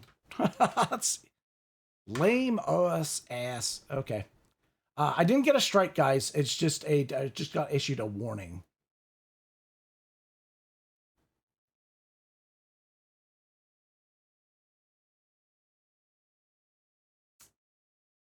Yeah. No problem. Let me go back to where we were. We were on this one, yes. Well, they're carbon arcs. They're actually burning coal. And after about an hour, people were sniffing around. About another hour, people were starting to get ill because we were, number one, taking the oxygen out of the air, and the carbon, the smoke from the carbon, people were getting sick. We had to shut down the arcs and literally open up the freezer, get all the air out, had fans going. The lights were not working, and then, people were yelling what they're going to do, and bring the lights out and the camera, and the producer was on to Ridley, that's good enough, that's good enough, or whatever. Like I said, wouldn't want to work in that atmosphere again. It's just too much. Too much was at stake at too short a time.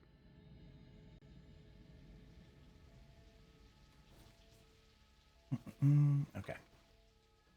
Probably one of the most unique experiences on a backlot, for sure, that I've ever seen.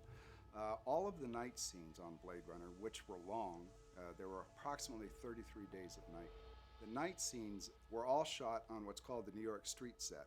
And this, of course, is where the Maltese Falcon had been filmed by Warner Brothers in the 1940s. And it was this their standing urban New York type of look. To shoot a studio street on Blade Runner, on the Warner's lot, would look crap. If you look at all the sort of TV series and things and see where they've shot on the studio street, and it all just looks like a studio street. So wetting it down. And Hey, Stephanie. Good to see you. Sorry about YouTube. YouTube shut me down. It wouldn't have looked good. It looked pretty bad, and we would have had to spend more money. So by shooting it at night, I'm trying to make my content transformative. Like raining. I'm not just copy pasting shit. And why is there always smoke? Because I haven't got enough money. It looks better. So those three elements are always my armory: night, wet, smoke. But it all has to do with the company, right? It's Warner Brothers. It was 100% Warner Brothers doing it. Someone on the crew once said that if you walked on the Blade Runner set, you felt like you were at a... Oh, you just leaving class? Okay. No problem. That's very true. Because I know you got to get home. These white painters' masks on, and they had soot all over their Oh, thank you. face, and they had the little painters' goggles on, and everyone was tired, and it stank, and it was mildewed, and it was wet. The smoke. Ugh. They had beehive smoke. Basically, you're looking for an urban area in 2020 that is just the sun never shines, a perpetual fog and drizzle. Blade Runner had tons of atmosphere. I'm not too sure what Steph's class is tonight. Might be accounting? Walking around with these gas masks on because they've been breathing this stuff 20 hours a day, for weeks and weeks and weeks. I was outside a stage. It was full of smoke too, and Ridley come out to smoke his cigar or something, and I looked at him. I said, "Ridley, do you have smoke in your house?" He laughed. He said, "No, not really, but it's a very good effect." I thought the art direction was brilliant, and the world that was created was very dense and interesting.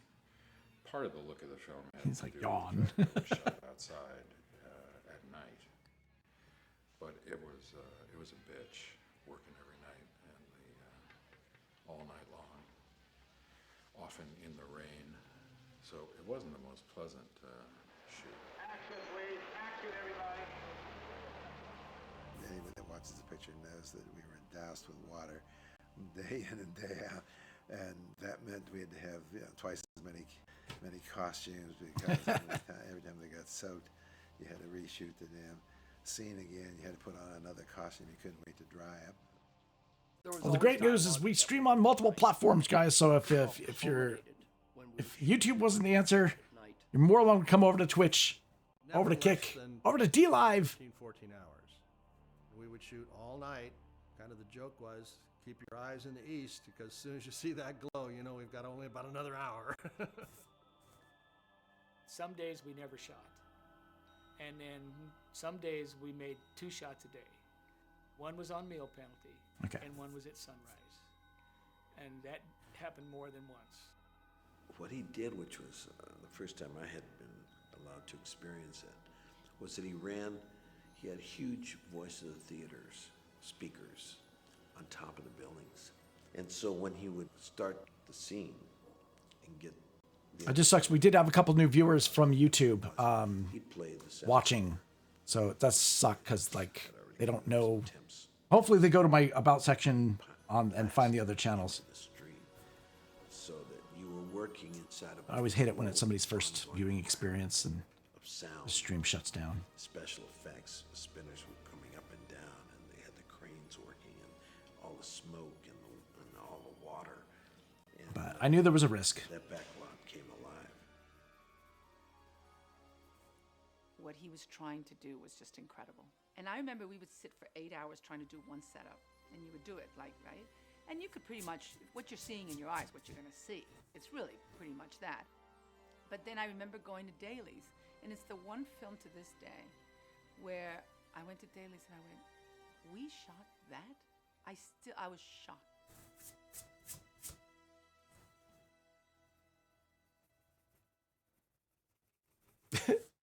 All right. Well, all right. We're gonna move on to the next thing here, which is the work print to final Blade cut. Runner is such a complex film with a very complex mystique. And Blade Runner is nothing if not a film about details. There's amazing material that have been lost.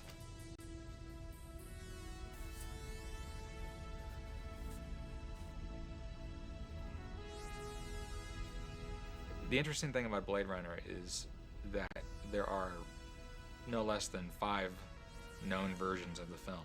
I did a cover story for a magazine called Video Watch. Ah, it's pausing. Hold on a second.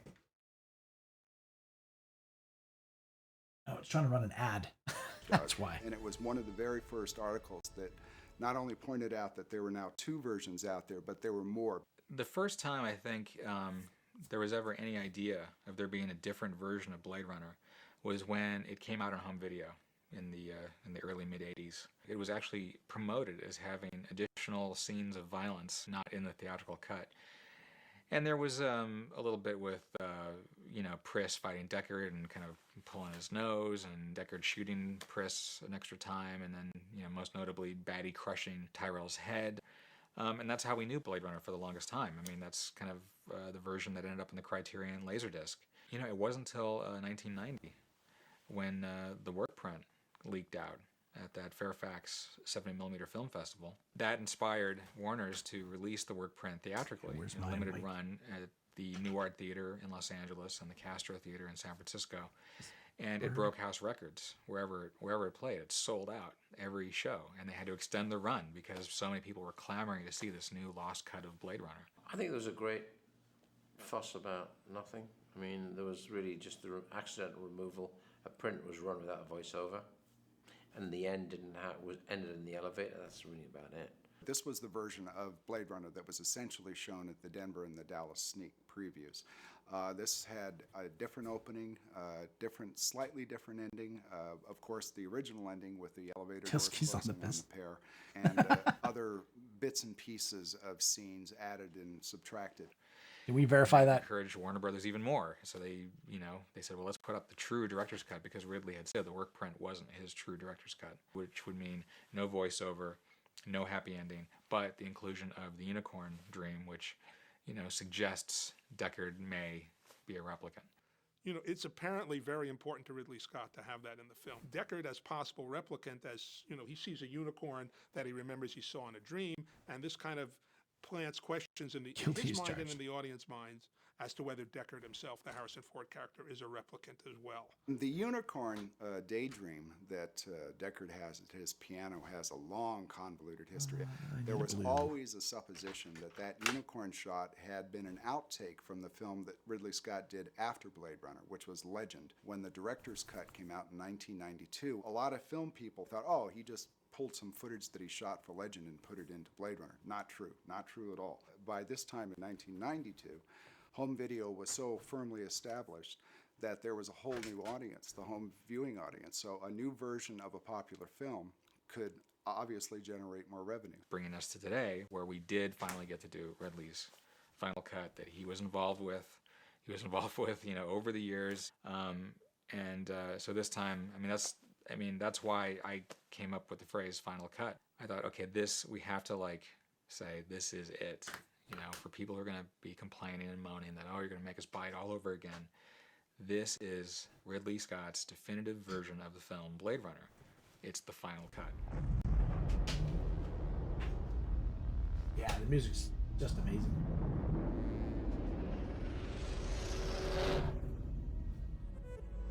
I need a deeper clear. It was early 2000 when Warner Brothers approached Ridley about putting together a Blade Runner Special Edition DVD. Well, I got the call from Warner Home Video that they wanted to see about doing a definitive cut with Ridley Scott's blessing on it, and put together an editorial team and a restoration team and go through everything we can find, which in this picture we had elements all over the world. Of course, Charlie is a big piece of this. Charlie came on board through Ridley, and when Warner Home Video talked to me about the project, that's when I got introduced to Charlie. And Charlie, with his background and his knowledge of the project, using him with Gillian, and then the places I could pull from our end, is kind of the beginning of what became our project today. My agenda at the time was basically to make sure that Blade Runner was not only treated to the best picture and sound quality possible, but that Ridley would finally get to make any last tweaks and edits and cuts to the film that he wanted to make. What we did first was we found out that Branch had in his own lockup, his vault, he had a lot of elements that had never been cataloged. It was basically what I called this black hole. And they never cataloged it, and it was one of those things that they just took possession of it, put it and locked it up, and that was the end of it. Jerry Perenchio kept the assets, which basically means the film elements, the negative, for Blade Runner at a storage facility called Preferred Media in Burbank. So we got there, and there were several pallets worth of boxes of film and negative and print and dupe and 65 millimeter, 70 millimeter, 35. But you can't be holding original negative with your bare hands. The original Blade Runner? You've never seen this movie? Oh my goodness. So we felt it would be great to take this material to a proper post facility and start going through it systematically.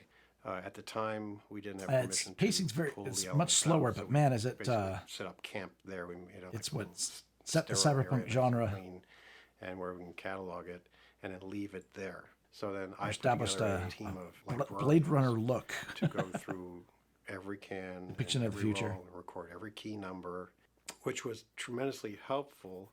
Although we had to do then current time now a second pass at, because they didn't know the characters' names. So even though we cataloged it all, we didn't have 100% information. They managed to go through all that material over the course of, I guess it was several weeks. And the one very disturbing thing we learned out of that experience was that all of the original materials of Blade Runner, all the negative, all the prints, all of this gold, had been marked for junk back in 1988. The way the process works is somebody went through, they decided what was junk, what was not going to be junk, and then they basically gave us the paperwork that said this is to be junk. However, we never got the final junking order, so to speak, on letterhead that said please junk or destroy the following items for this account. So the material was really just sitting in limbo foreshortening, on I think that's what pallets, you're talking for about. about 10 years or so, 10, 11, 12 years until Foreshortening is the whole Blade difficult. Runner project came about just recently, and they started going through it. So it's kind of pretty lucky that the material was never junked. The owners of the film are the Blade Runner Partnership, which is Bud York and Jerry Perenchio. And everything would have to be approved by the Blade Runner Partnership. We didn't have direct contact with them. We were working with Warner Brothers. So we were working in a little bit of a haze, but the work was good. I mean, we were definitely making progress. We had a cut. We knew what the film was going to look like ultimately when we got done. But then sometime in the spring, early spring of 2002, we stopped work. And it wasn't really until 2005 that we first heard some vague rumblings that something might be happening. Well, it's funny because I got a series of calls, like, it looks like we might have an agreement, it looks like we might be greenlit soon, stand by, and then finally we're up and running full steam now. So having thrown out the original 2002 deal and kind of restarting over in 2005, I think it was actually a very hopeful sign, and it turned out to be the case. It's been a long time, 5 years since we spoke. Hi, Chris. Hi, everybody who was involved with it in the beginning, Gillian, Charlie, myself, we've all been standing by for this. We've all been just waiting to do this. And then I think it took about a total of 2 to 3 weeks to get everybody in place to really go forward. The same conversation we had in 2002 we had all over again, except it was 5 years later. Things cost more, but the state of the art was much higher than it was back then. And actually I think it's probably for the best that we had that 5-year period, because a lot of things we've now done in the final cut we probably could not have done back in 2002. Fairly early on in the process of reworking the visual effects or tweaking or enhancing the visual effects for the film, we actually went to the guys who created the visual effects for the film. We brought in David Dreyer, Douglas Trumbull, and Richard Urisage. We brought them to Warner Brothers, and we kind of said, hey, this is what we have in mind. What do you guys think? And, you know, it was really funny to see these guys get back together again in a room, like they're getting the band back together, and they start talking about, hey, well, what if we did this, and what if we did that, and this is how we did it, and this is why we couldn't do it, and you know, we're sitting there thinking, it's great to be in a room with these guys, because these guys are visual effects legends. Large cutout of photographs on the Rob Hummel has been a colleague and a friend for years, and he used to work at Technicolor, and he happened to be working on this film back then. And I said, you know, we can't find the original negative from those for those effects shots. And he said, well, I think I know where it may be. So he looked back and he found him at CFI. Did you physically look at it? I opened up cans. So it's a lot of good positives. No worries, Linz. I appreciate you. Thank you for hanging out as long as you did. There's a lot of test shot wedges. I mean, it's everything. Yeah. And all neatly wrapped together and labeled with Jack Ingles on legal paper. Inside each can is Jack Ingles' handwriting, documenting everything that's in each box. The lab sheets. We even found lab sheets from Technicolor with my name, with my handwriting, which is like, woo. For weeks and months, you know, we were so focused on the new cut, we were so focused on the sound mix, we were so focused on finding all these lost elements. You know, the visual effects side of this restoration project was kind of, you know, in limbo. And then Kurt brought in John Shealy to be the visual effects supervisor on Blade Runner Final Cut. Well, the hardest thing to come to grips with in starting for me was that the goal was to perfect certain shots, to bring them to a higher level, to clean them up and touch them up, but to do as little changing as possible. That was an unusual assignment. For Blade Runner, it was very important to me that we, through our mindset back to 1982, and really look at it from a purist standpoint. It should be more about restoration, not revisionism. And I put together a list to show Ridley of all the known and unknown continuity problems and visual effects issues and all the possible tweaks and polishes that he may or may not want to do. And I presented him this list, and he went down the list and said yes, no, yes, no. And you know, some of the times he would roll his eyes like, "You got to be kidding me! We're gonna touch that." And that was when I kind of started thinking, well, there is a charm actually to the flaws of Blade Runner. And I think these flaws actually, strangely, give Blade Runner its life. In Blade Runner, there are a number of shots that have flaws and problems that are built into them that the fans and lovers of the film come to call beloved mistakes. That was a strange concept to hear about, but I could understand that as you got into it. So in going through this Final Cut restoration and going, you know, shot by shot, scene by scene, erasing these flaws, you know, I was always very conscious of, well, have we gone too far? And, you know, as the bigger flaws were erased and taken out of the Final Cut, the more, you know, medium-sized flaws started appearing. And that's when we kind of had to draw a line in the sand, and we had to say, okay, that is not a flaw we're going to touch. That's a beloved flaw. And there was always some good-natured debate over what that was. Think I'd be working in a place like this if I could afford a real snake? No heels. The major changes, such as Zora or the Baddie's dub at the end, I felt, you know, we handled with a deep respect for the film. So in the case of Zora, most of the Oh, no shot problem, is the Hendrik. original Thank you for shot. hanging out. It's really just the real estate around Zora's head that's been altered, and we were fortunate enough to have Joanna Cassidy I'll let you back know with if you something won the she drawing at the wanted end. to do and recreate those 4 or 5 shots that unfortunately was a very obvious stunt double.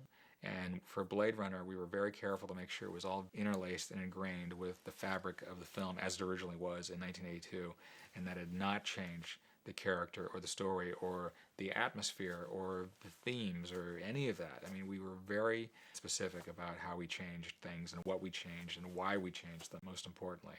The technique is first to take the original photography in which Joanna Cassidy's head was pitching around and moving and going through all contortions, and look to stabilize it down and take out movement so that finally you end up with a frame of her head that's just displacing and moving only as little as you need to see it do within the frame.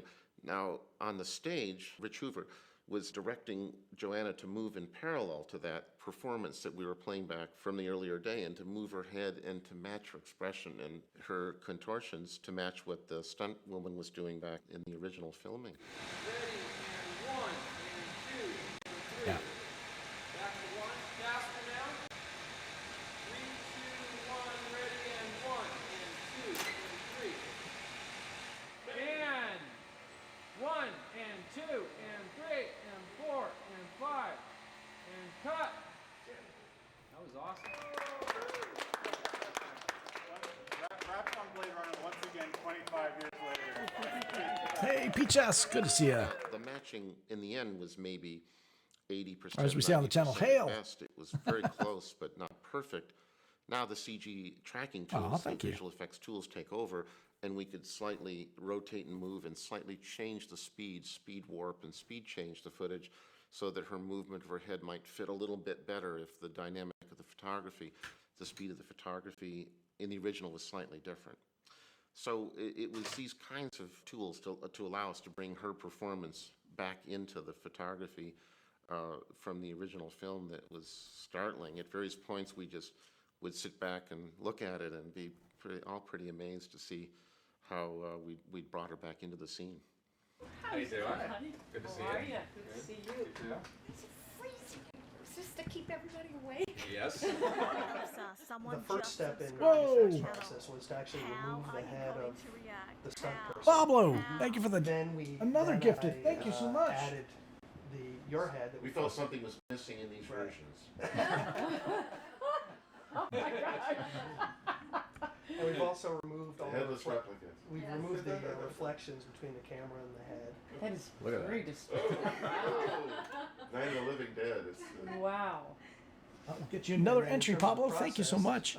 Then we add the green screen footage of your head. And still here a little rough, but starting Oh to my work. gosh. Wow. So here are the final shots. Guys, I should mention too, in terms of the time for commissions and stuff like that, I have to cut off all commissions by December 10th.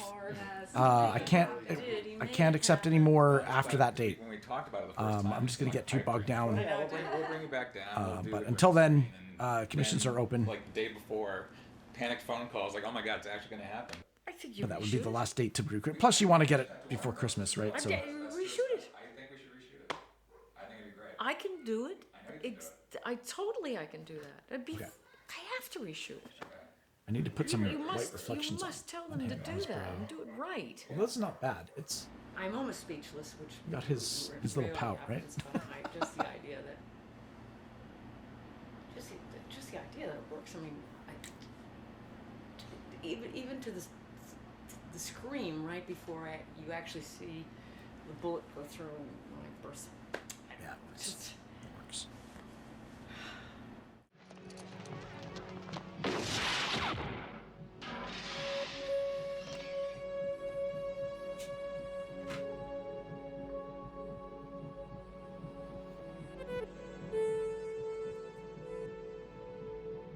I love it when they do like comparisons like this.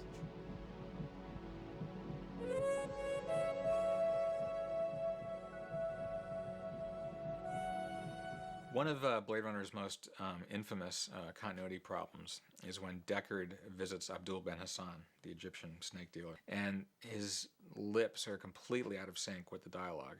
My work? Not too many could afford such a quality. How many? Very few. Oh yeah, it's out of sync. Look, my friend. Duffy Lewis's, down in first sector, Chinatown. We went through all of the ADR, we went through all of the looping, all of the sound that was recorded after the fact with Harrison Ford and Pablo, the thank voice you, man. actor who was filling in for Abdul Ben Hassan. Oh, man, extra love today, man.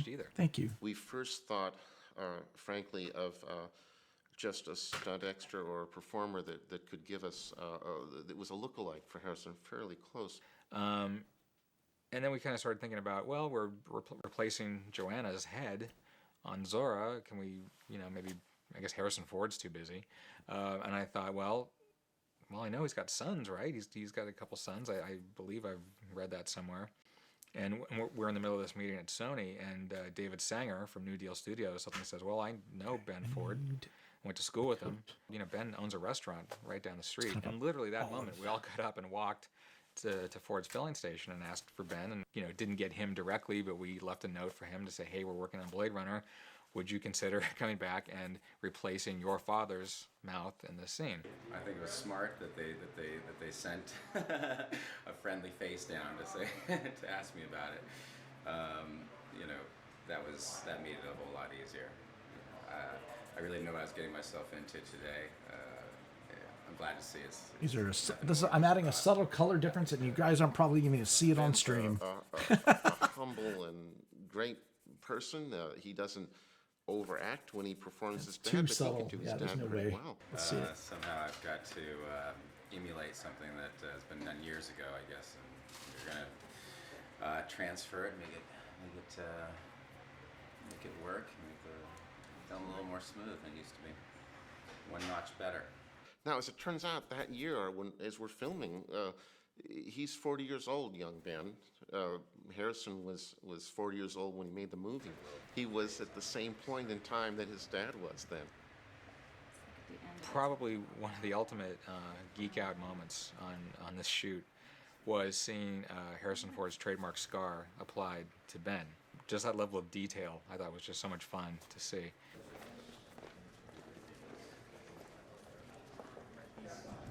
Ben, he gets out there, he sits in the chair once again, just like Joanna did, and he has to again hit these marks. He has to look all over the frame to match what his dad did 25 years ago. He read the dialogue off these big cue cards, and when we saw Ben's face transposed over his dad's face and shown it like a 50-50 exposure, we knew it was like, wow, this could really, really work. I mean, the lineup was excellent. Abdul Hassan? Police officer, I'd like to ask you a few questions. Wow, his son really does look like Harrison, hey? Artificial snake license XB71, That's wild. And he did a great job. Again, it was like a haunting moment to see his face on screen next to his dad's. It was really spooky and strange. Sir, I'd like to ask you a few questions. Artificial snake license XB71. Wow, look at that. That's awesome. This is your work, huh? Who'd you sell it to? My work? We were only looking at correcting a few scenes that had flaws in it, particularly where Batty releases a dove, where it just had not been realized as an effect, even when the film was being created by Ridley. He didn't have an opportunity to finish that scene. I mean, this to me was a fast, this is on the side of the Star Wars stage. Yeah. This is a fast solution, because that's all I could do. That's all they let me do, actually. In the original cuts of the film, you go from a very gritty, rainy, dark LA 2019, and then when Batty dies, he lets go of the dove, and the dove takes off, and it cuts to clear blue sky, and it just did not cut. Obviously, that was a huge shot that we were going to tackle, and have David Dreyer come in and kind of personally shepherd that with Illusion Arts. Whoa, Pablo! It was really wonderful. The first bit of business that I would recommend is we rotoscope the real dove. We build a Celebrating? dove, and we animate it to the motion of the real dove. In 2002, when we first started talking about how to do the dove shot, I drew a little doodle as to what I thought it should look like. And, I kind of carried that all these years. And then when we first started working on Blade Runner in Trying to have this 2006, I remember I was out on of focus vacation, look, and right? I was thinking, okay, how do we do this dove shot? And I was seeing these beautiful clouds in the sky, and I started taking digital photos, and I started putting them into my laptop, and in Photoshop I started like cobbling together what I thought it could be like, you know, sort of tonally. Well, I think Charlie. So then I did this on my computer just really quickly as a rough, as kind of a. That's good, yeah. The shot is not about technology. It's not about future architecture. It's about that dove getting up to the sky because that's dove represents Batty's soul going to heaven. You know, I mean, you can add to the top of it and add something up there. Or add You're a professional streaker at that point, dude. Actually, what I'll do is I'm going to use this wedge, and I'll keep this bit of retro, and then I'll start. Yeah, I'm trying to keep it out of focus so the focus is on his face, especially that eye. Even Right? there, what we looked at was what's become ingrained and embedded in people's mind memory of the film is that when we recreated that scene, we looked to very carefully match the angle of the building, and so the shot would subconsciously remind you of the take that was in the original film. You know, Illusion Arts came in with some really compelling sketches. I presented those to Ridley. Ridley kind of went through the various looks they presented, and he picked the one he liked. So the one that's in the film is actually the one that Ridley liked out of all the different concepts. I wonder if this shot gets applause, though, at like the first screening where like a lot of fans at, you know, because it's always one of those shots that people kind of groan, like, oh, it's too bad they didn't get that. And Or it's like it's been... could get booed. Could get booed.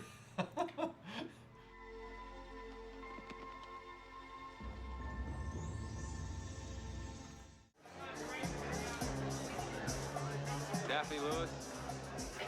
Oh, I can't find it. The problems we had with sound was that we had no sound. there was no sound. We looked high and low on multiple continents and countries looking for the original audio elements to Blade Runner, the original stems. You got something from Display? Tracks. I mean, anything. We found on record and physically that we had like 6 tracks and 4 tracks and 2 tracks and whatnot. We were looking at them and found, yes, we have a complete set of reels.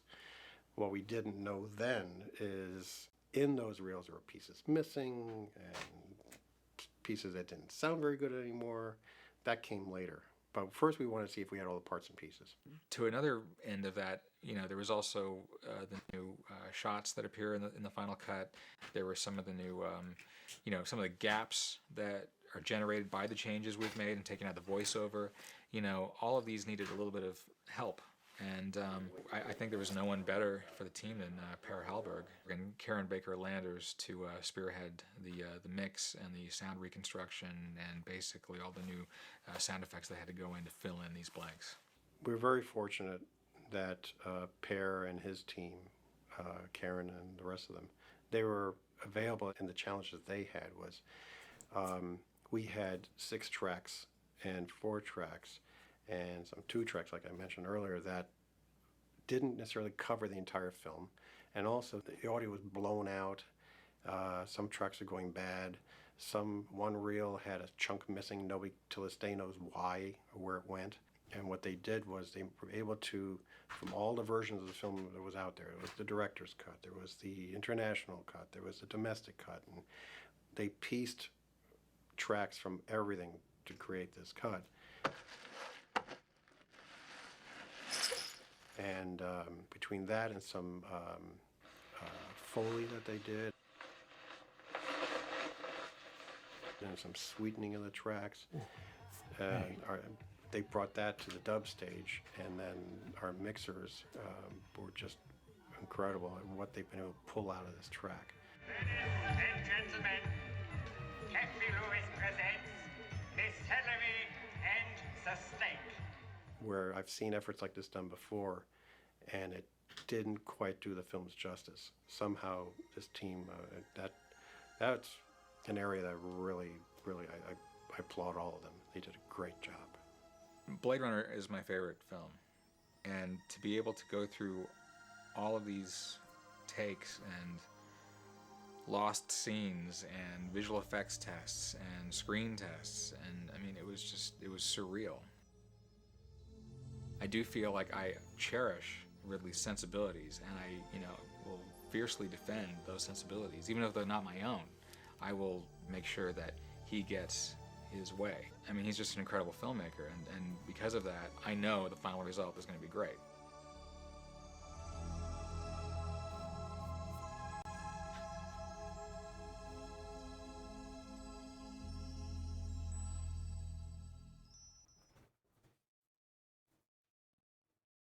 Oh, it can be, yeah. It can be magic.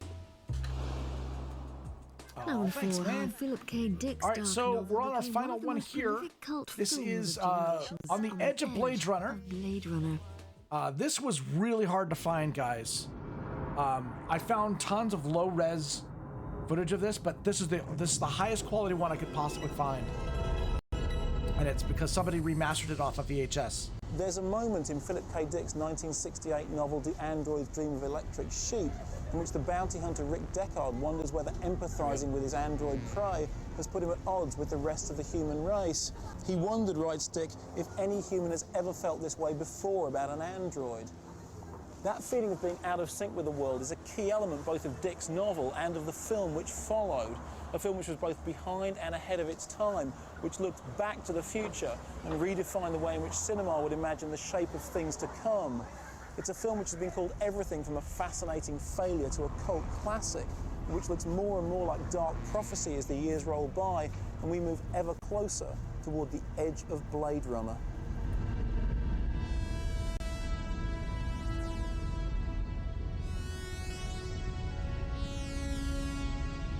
I'm going through the eye of a needle when I'm making a movie. I'm writing it, and you're either with me or you're not. Philip K. Dick is the best. If only you could have seen what I've seen with your eyes. Yeah.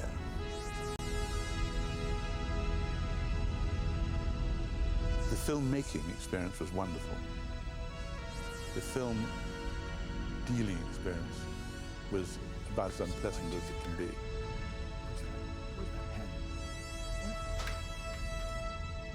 I'd go onto the set and I'd be in another world.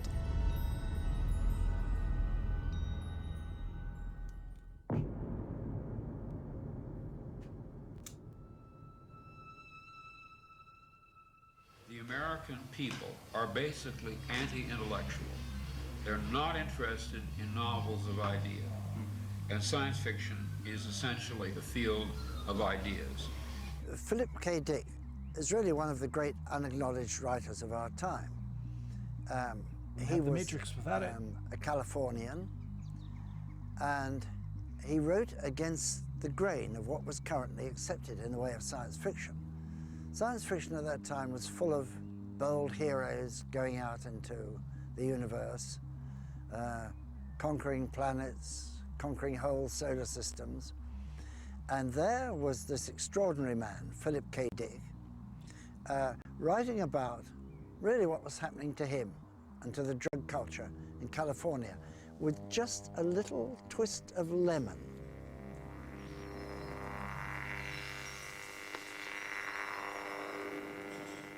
This is the house in San Rafael where Philip Dick wrote Do Androids Dream of Electric Sheep, one of a group of stories optioned during his lifetime that finally made it to the screen after his death.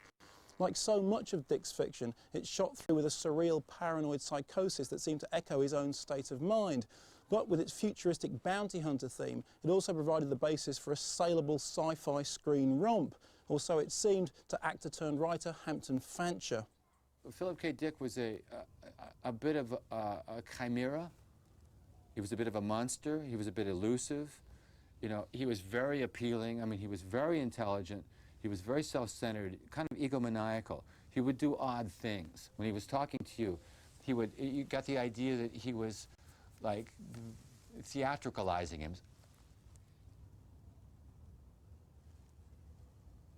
Anyway, Hampton, so he was getting a message from the gods. Phil, who had also made no bones about the fact that he had taken a lot of amphetamines early in his career to keep up the pace of being able to write as prolifically as he did, and had kept doing that for over a decade, it really became my conclusion that Phil, to a certain extent, was suffering from classic amphetamine psychosis. It didn't seem stupid at the time because he was so brilliant. He was really smart. He was he was a scholar. He knew a lot of things, but he dramatized himself, and I thought he was kind of crazy. The police once told me that I was a crusader and they had no use for crusaders. But unfortunately, they didn't tell me what I was crusading for. I was afraid to ask what it was I was a crusader for. And they told me that if I did not get out of the county, I would be shot in the back or worse some night. Really, the impetus of that novel, Do Androids Dream of Electric Sheep, were some Nazi diaries that Dick had come across while doing research at the closed stacks of the University of California at Berkeley in the library. And he was reading the journals of an officer, an SS officer, who had worked in one of these camps. And one of the entries really caught his attention, and the entry was, "The screams of children keep me awake at night." And from that little seed, he began thinking, this person is not human. He cannot associate what he's just written. In other words, he's being bothered by the fact that they're exterminating all these thousands of people around him, and he can't get a good night's sleep. So from that, Phil inferred that basically these people weren't human. The Nazis were a synthetic organism. They were completely dissociated from human intercourse. And I think that really is what the spur of the entire Do Androids Dream of Electric Sheep Blade Runner story started out as. He acted, I said to him, in fact, I said, you act like I'm some guy with sunglasses and a cigar who's come up in a convertible trying to take advantage of you. I'm not. I'm trying to get you to make this movie. And he kept kind of dismissing that idea of Blade Runner, Androids Dream of Electric Sheep. And the last time I saw him, I was leaving.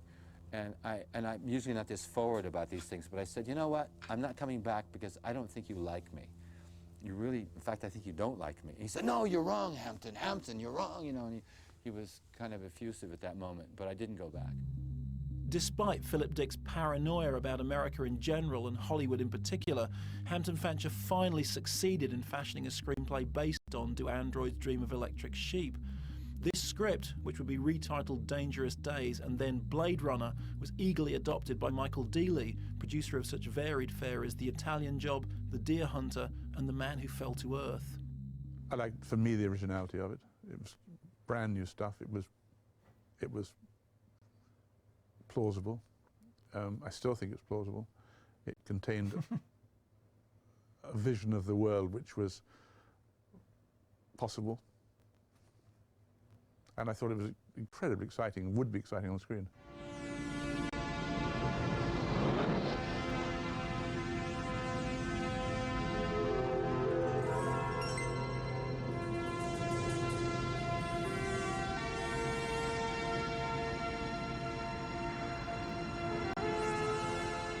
Ridley was ideal in one respect, well, many respects, but one particular respect, which is that he has got the best eye of anybody directing film that I know about. I mean, anybody. And if you want to make a picture which looks stunning, as this picture had to do, then the best person you could get is Ridley. Something personal happened in my life. My elder brother died, and I, to coin a phrase, freaked out. Felt I had to go to work immediately. And so I called Michael and said, you know that film of Hampton's, I'd like to do it. And so I went to Hollywood. And what I thought would be a fast, fix emotionally, I'd get involved in something, wasn't. And that developed into 7 months of discussion every day with Hampton coming to my house in LA, going through the pages blow by blow. It wasn't until Ridley came in that it became an exterior film, a film that had a world. It was in hotel rooms, it was in basements, it was a $9 million movie that was all about interpersonal relationships. Enhanced 224 to 176. The thing about Hampton's screenplay was it was too enclosed within the confines of an apartment. The focus was, for me, how do we expand this film from your vision, which is internal. I want to follow Deckard outside. When I go outside, the world yeah, the archives have been roughly about 3.5 hours long. A world that can actually reproduce human beings. And that's how it expanded. There was a moment where there's burnout with any writer. And Hampton, I think, said, I give up, you know, I can't do this anymore. I need time out. The reason being also too is at that moment I'd also been I know reading stuff of David Peoples. I want to make it so that people can get a digital copy as well, right? I thought he came through up the with some Patreon. very interesting dialogue. They put me in this fantastic suite in the Chateau Marmont, sent a script over to me, and said they'd be over in a couple hours. So I read the script, and Deckard, yeah, my Deckard heart was broken because, I mean, they came in, they said, you know, have you read the script? And I said, yeah. And they said, well, what'd you think? And I said, I think it's terrific. I said, I can't think of anything to do to improve it, right? I mean, I said afterwards, so that was true. It does get but apparently sore, it was the right thing to say anyway, because they both sort of beeped, because I think they liked it too. But it's not going to get said better that Ridley unless I had use some thoughts about it or something, and so on and so forth. And so, to my amazement, I was hired to do a rewrite. I think what happened is I said to Hampton, look, there's this guy around who can come and do some of the city speaking, the dialogue. What I want you to do is meet him, and you tell me, because I felt it was so much his now. This, you know, script, he's doing all the work. I'm just sitting there being creative. He said, okay. He was a little angry and a little hurt, I think, at the time. Ridley never came right out and said, if you don't do what I'm telling you to do, then we'll get somebody else to do it. That never was said. Ridley was shy, he's manipulative, you know, whatever. He didn't tell me. Hampton's an emotional person, like any other artist, and he can't have been happy at the whole idea of another writer coming in, and also at the changes that would make to his concept of the picture. I was devastated. I started to cry. I said, what do you mean? You know, I got rat-fucked. You know, I quit. I'm out. I'm gone. Then fuck you guys. And I called Ridley and said, I'm out of here, you know, and I was insane. I was so, I wanted my name off the picture, you know, it's like, I didn't want to be involved. But I needed to move on because I was now 7 months into this, and I felt I'd invested all my life into it as well. And this was going to be my next film, whether anyone liked it or not. And so Hampton met David, and I think they're still friends. I wouldn't talk to anybody, you know, in the company. And I'm sorry. No, I mean, it was fine because then towards the end, when they'd finished shooting the movie, they called me back in just before they finished shooting because it was a rooftop scene, all that stuff with gaff, you know. And so they asked me to come, David was working, I guess, or something, I don't know, because they asked me to come and rewrite some stuff. And that's when I rewrote you. I guess you're through, huh? Finished. Harrison Ford was probably the most interesting leading man. If I say at the time, it's a little unfair because he's still very interesting, but he was that, and so we go for who's best. I remember the first time I met him was in the Meridiana. Where he came late. It was like 10 o'clock, 10:15, and he was still wearing a leather jacket and a kind of wide-brimmed khaki hat, and he was unshaven. Of course, he was Indiana Jones, and he had come off the set to come and talk, and I figured anything that Spielberg and Lucas were going to do was going to be a really good for this actor. So I thought, this is the guy, he's going to help us. You remember the spider that lived in a bush outside your window? Orange body, green legs. Watched her build a web all summer.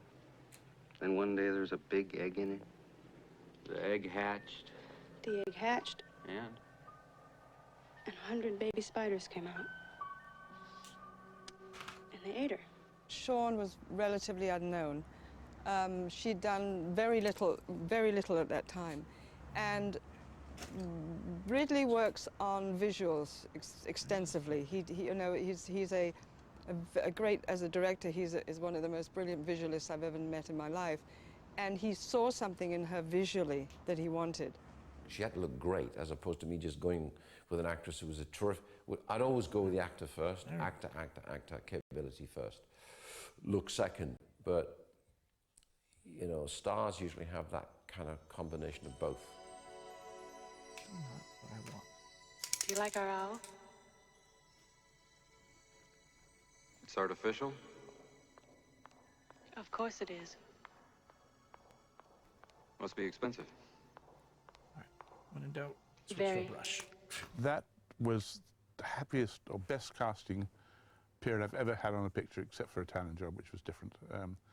It was wonderful because we had a completely blank page, really, and we went for people who were not comic figures, I mean not comic cuts type figures, were original looking. I had such a ball on this movie. I found that the future and the tethered look, the destroyed look of the future, the fact that he photographed a future that was already old, and I heard him say this when we were talking about the script and how he saw the movie. I thought it was so fascinating. The future is old. It's not new. We're no computers, Sebastian. We're physical. I think, Sebastian. Therefore I am. When we did the screen test, we had set dressing, there was rain machines, there was smoke, there was an alleyway with the garbage, and I mean it was like lit like you wouldn't believe. I've yet to work on another film that is well lit and as well set designed as the screen tests were for this film. It was just insane. What's your name? Pris. Mine's J.F. Sebastian. Hi. Hi. Anybody that says Ridley's not a genius, just look out there, because there's more nationalities, more languages, and that's my opinion. It's more crowded than it was then. The film was about society's influence in day-to-day living. It showed Los Angeles many years from now being a cesspool. And 20 years ago when that was made, as opposed to 20 years today, you can see where Mr. Scott's vision is coming to pass. I wasn't able to visualize what that picture was going to be because I hadn't worked on it at that time, nor did I really know what Ridley was going to do with it much more than when we sat down and talked about his views of some of the things that he was going to attempt to do. But I just thought it was a good gamble and something I could be probably proud of if it comes out the way they hoped it would. This picture, you're building a world which hasn't yet been invented. And you've got somebody like Ridley inventing a world, it's going to be quite some world. And that's the point of Ridley in this case. But also, of course, when it begins to cost money. Yeah, I agree, Pablo.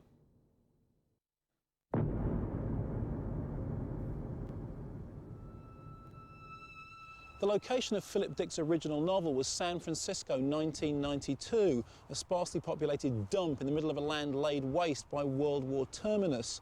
During Blade Runner's various script rewrites, this transmuted into San Angeles, a teeming megalopolis that streamed along the length of the West Coast. During pre-production, some attempts were made to move that location to the chillier climes of the East, with a number of cities being scouted, including most notably New York, home of Ridley Scott's beloved Chrysler Building.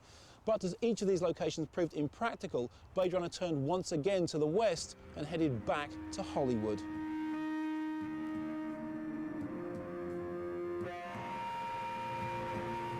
As it appears in the finished film, Deckard's turf is identified simply as Los Angeles 2019, a logical extension of that pollutedly glittering skyline, but peppered with nuances of New York architecture and drenched in typically eastern rain. The main street onto which that rain would fall was this, not actually a Los Angeles street at all, but the old New York set on the Warner Brothers backlot at Burbank, previously seen in such film noir classics as The Maltese Falcon and The Big Sleep, now retrofitted by Blade Runner's production team to create their huge futuristic vista.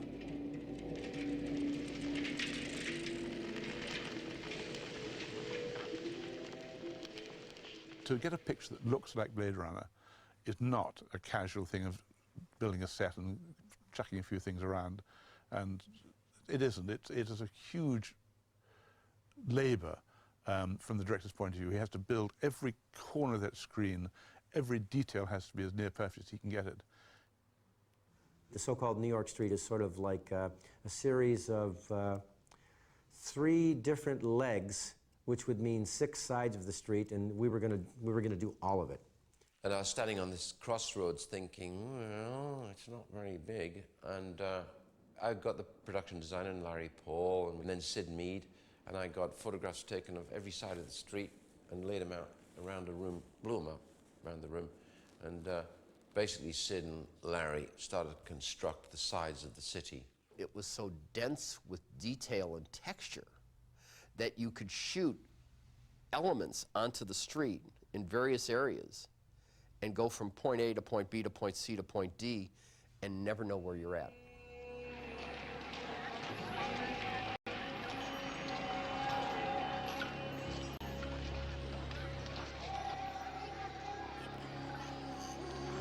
So we're here on the old New York set at Burbank. Talk us through where the Blade Runner locations were. Over there is where we did the Zora chase through the shop front. Where the Art Deco Where the Art Deco is now. It was a shop front with a plate glass. Over here is the Leon Hotel. Just up there? Yeah. Over there is Mr. Chu's shop. Oh, this is Chu's Ice House. This is the Ice House. Okay. And then straight ahead of us, right down there, that's the night scene. What happens down there? That's the night there? scene where the midgets come through and the masses of people coming through at night with the Hare Krishnas. And as you can see over here, because there's so much greenery and mountainside, that was one of the main reasons why we decided to shoot at night, because we could eliminate having to mat out the green mountains and the trees. Because if you look down the end of the street, you can just see glorious hills. Exactly. And just over here on the corner was the phone booth. There was no stairs here, there was just a phone booth where Batty made the phone call before the I-Man. So how far down was this set dressed as Blade Runner? Was it everywhere you can see? We took over everything.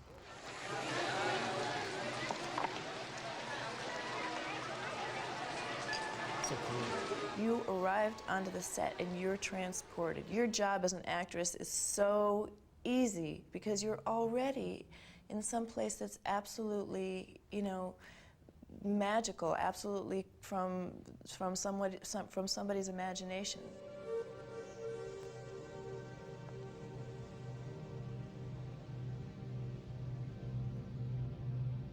The premise was that, in my design sort of mind, that with these enormous structures going up 2,000, 3,000 feet, decent people never went below the 60th floor. So you had these big pylons and supporting the architecture. And the street then became like a basement, essentially, an urban basement. Sid is this wonderful combination of artist and practitioner and sociologist. He can talk for hours about the logic of urban planning, urban decay, and sociological decay and disorder. And so I introduced him to the deal because I saw the book and thought, that's really interesting, and this guy's got his finger on what could happen and where it's liable to go. As well as the Warner backlots, Blade Runner also took in and transformed a number of existing locations in and around LA. Union Station, for example, became Police HQ, where Captain Bryant first sets Deckard on the trail of the errant replicants.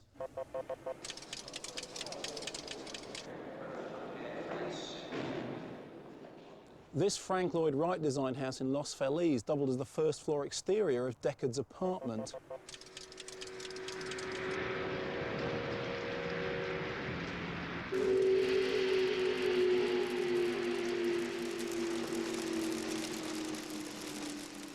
As he wends his weary way home, Blade Runner's bedraggled hero drives his sedan through the 2nd Street tunnel, which runs between Hill and Figueroa, and which looks as eerily exotic in real life as it does in the film. Describe in single words only the good things that come into your mind about your mother. Most famously, Blade Runner also utilised this, the legendary Bradbury building, just across the street from the $1 Million Theatre on Broadway in downtown LA. It's here that Pris holes up with her only human friend, J.F. Sebastian, and where Deckard finally comes face to face with Roy Batty. Roy Batty.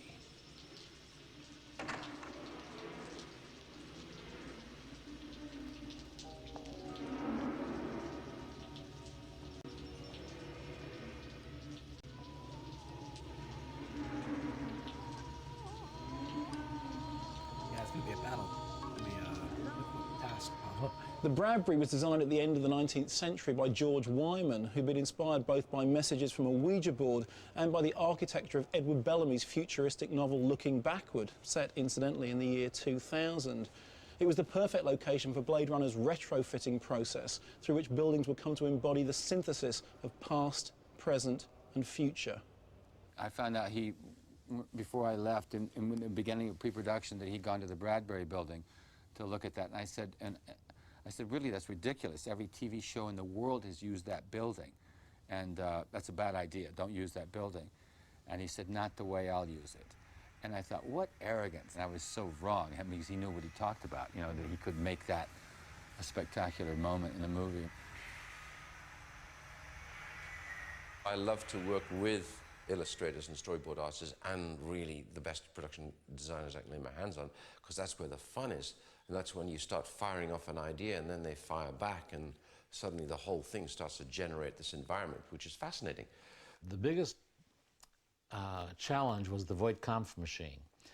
Deckard brings it with him into Tyrell's office and so forth. So it had to be a suitcase, briefcase size thing. And in my mind, it had to be terrifying.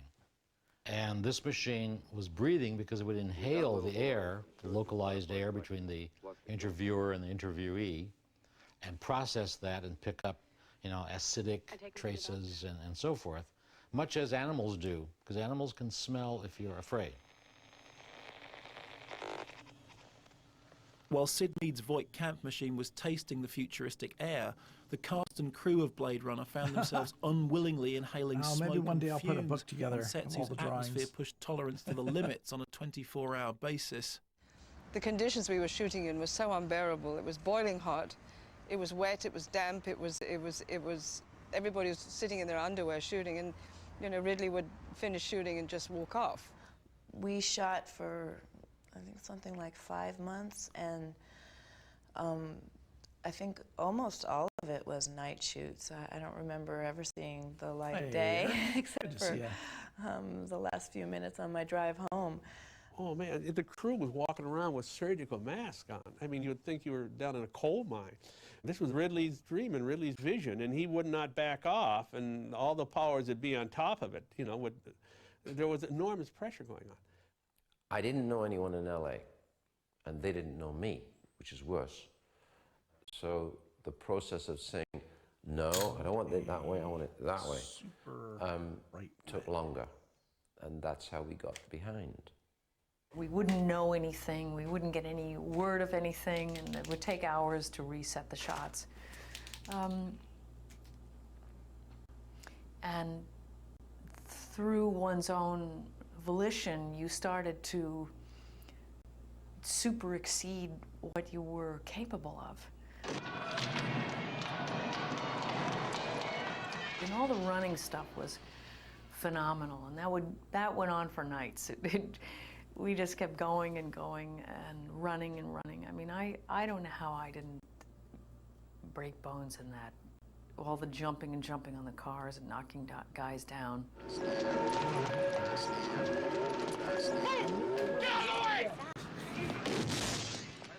I could feel the pressure almost all the time that I was on the set. Possibly one of the worst pressure conditions I have ever been in. I just do eyes. Just eyes. Genetic design. Just eyes. Every ounce of energy, every bit of concentration was to create the scene he wanted, you know. And the thing, of course, is he wants perfection. And what a prediction of in the what our most world gentle becomes, but right? most demanding way, he would tell you what he wants. Sit down, pal. Come on, don't be an asshole, Deckard. I've got 4 skin jobs walking the streets. We had Union Station in Los Angeles, and they spent the whole day lighting it. And then we finally we had, you know, a half hour, we had to do the dialogue. You know, all this other was just preliminary, and then we got to get it, we got to get it, we got to get it. Eric, I'll keep an eye out for it. He was indulgent. I think I saw 13 or 14 or 15 takes at times that you couldn't tell the difference between one and the other. And many times I asked him, why did he do it? And he said, well, in the back, do you see the shadow? I wanted a bigger shadow. And I often thought if my mother is looking at that shadow, we don't have a picture. And eventually I just, you know, on the film I became a screamer. I got really angry, and which is not good, because screaming doesn't get you anywhere really, but just out of sheer frustration. Who did you scream at? Oh, just you know, constant questions. Why are you doing this? Why are you doing that? I don't care how we're going to do this and how we're going to do that. It's when it's why are you doing this? That's really annoying, because I'm pretty qualified at this point. And I said, oh my God, I almost forgot I'm an actor, because it's fun. It's fun. It's supposed to be fun. It's not supposed to be this all the day, every day, you know? It wasn't willful on anybody's side. It just simply was that they were dealing with people they weren't used to dealing with, or a director they weren't used to dealing with particularly. Okay. And they weren't detailed people like Ridley. They weren't perfectionists like Ridley. It's fair to say that Harrison and I were nearly always quarreling. And I think I lay that down partly at my feet, partly to do with the fact that I think I was so used to getting my own way. There was not much connection between him and the actors. I think that was another reason why Harrison got so frustrated with Ridley, because Harrison at the time needed direction, and Ridley is more of an art director, more of a cameraman. I'm actually more comfortable working on larger drawings than small drawings. So much of an actor's director. I'm not one given then. I don't have a setup for it yet. I'm not one given maybe one then day. to spending a lot of time on explanation and stroking. To point the camera at the wall and show you guys what I do. Too much to do, you know, to get what I want, because I have a performance as well. For the giveaways, it's got to be a small. year with Blade Runner. I knew it inside out, and all that Harrison had to do was trust me. And but Size Harrison's matter? not used to working that way. Harrison's very involved, and I can understand that. And I think he was awfully good in the movie. And I still think he doesn't talk about it, which is a great pity, because I still believe it's one of his best films. The replicants were all such great characters, and Harrison Ford's character is such a dumb character. He gets a gun put to his head, and then he fucks a dishwasher, and then he falls in love with her. It doesn't make any sense. He's introduced as, you know, this detective hero, but he's not the hero, he's the bad guy.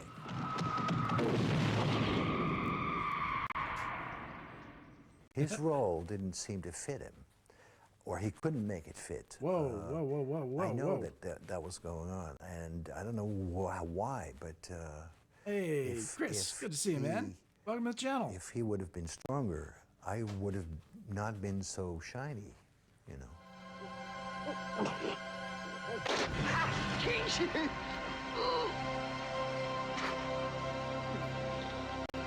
So productive was Rutger's relationship with Ridley that the relatively unknown Dutch actor soon became the unexpected star of the film, connecting with his director's European sensibility, too crazy with the rain, even writing Blade Runner's most memorable couplet.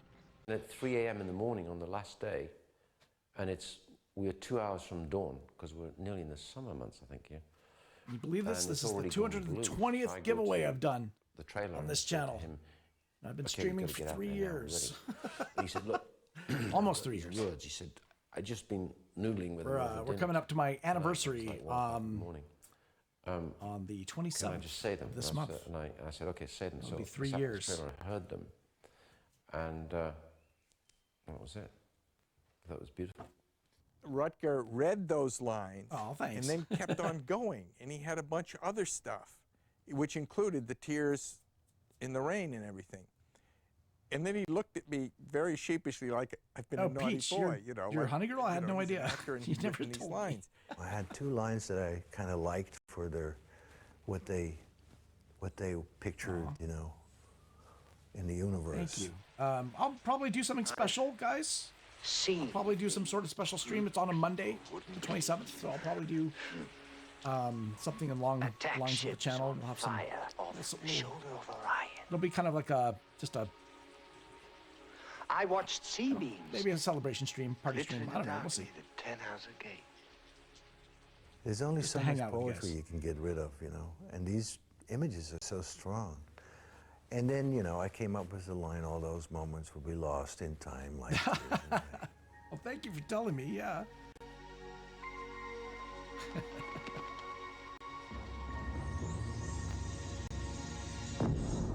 Oh, man. On the Edge of a Blade Runner, Part 3. Although Blade Runner's principal photography was completed by July of 1981, the post-production period, during which music, special effects, and of course a controversial voiceover were added, continued right up until the film's opening in June '82.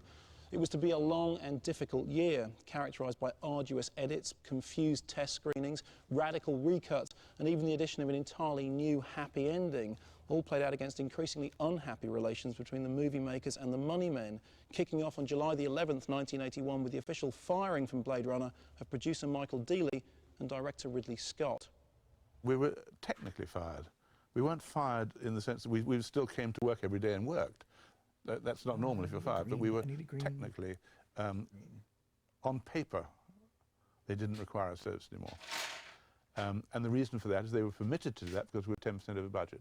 I tried to articulate to Ridley later on that he's taking money that should be my children's, that I'm now digging into my personal money because of his letting the picture go on and on and on and on and on. Somehow they feel that I thought, you know, irresponsibly and just went over anyway with a kind of fuck you attitude. And of course, because I'm dyed-in-the-wool businessman by that point, it hurt me when I went over. I hated going over. It was just a piece of absolute rubbish and ill-mannered rubbish at that. They were going to finish the picture without the director. What are they talking about? I mean, it's just a piece of very stupid rudeness. I wasn't too concerned about whether somebody was happy or not happy. I was now hanging out the window saying, wait a minute, you know, this has become a nightmare. And I, you know, fired up, and he said, you know, Michael goes, let's talk outside. So we talked outside. He said, I suggest what you do is get onto your union. And so I did. And all right. I've been very impressed by the DGA ever since. They corrected the process instantly. As Yorkin, Dealey and Scott worked through their differences in the aftermath of principal photography, the landscape of Blade Runner continued to grow under the eyes of the special effects team, led by visual wizard Douglas Trumbull, director of the sci-fi classic Silent Running, and a key creative player in such genre hits as Kubrick's 2001 and Spielberg's Close Encounters.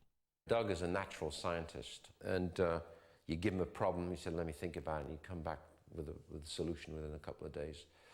The look of Blade Runner is totally unique and fresh, and was done relatively inexpensively and quickly. And I think the result really met what Ridley wanted to see, and blended with the rest of the movie.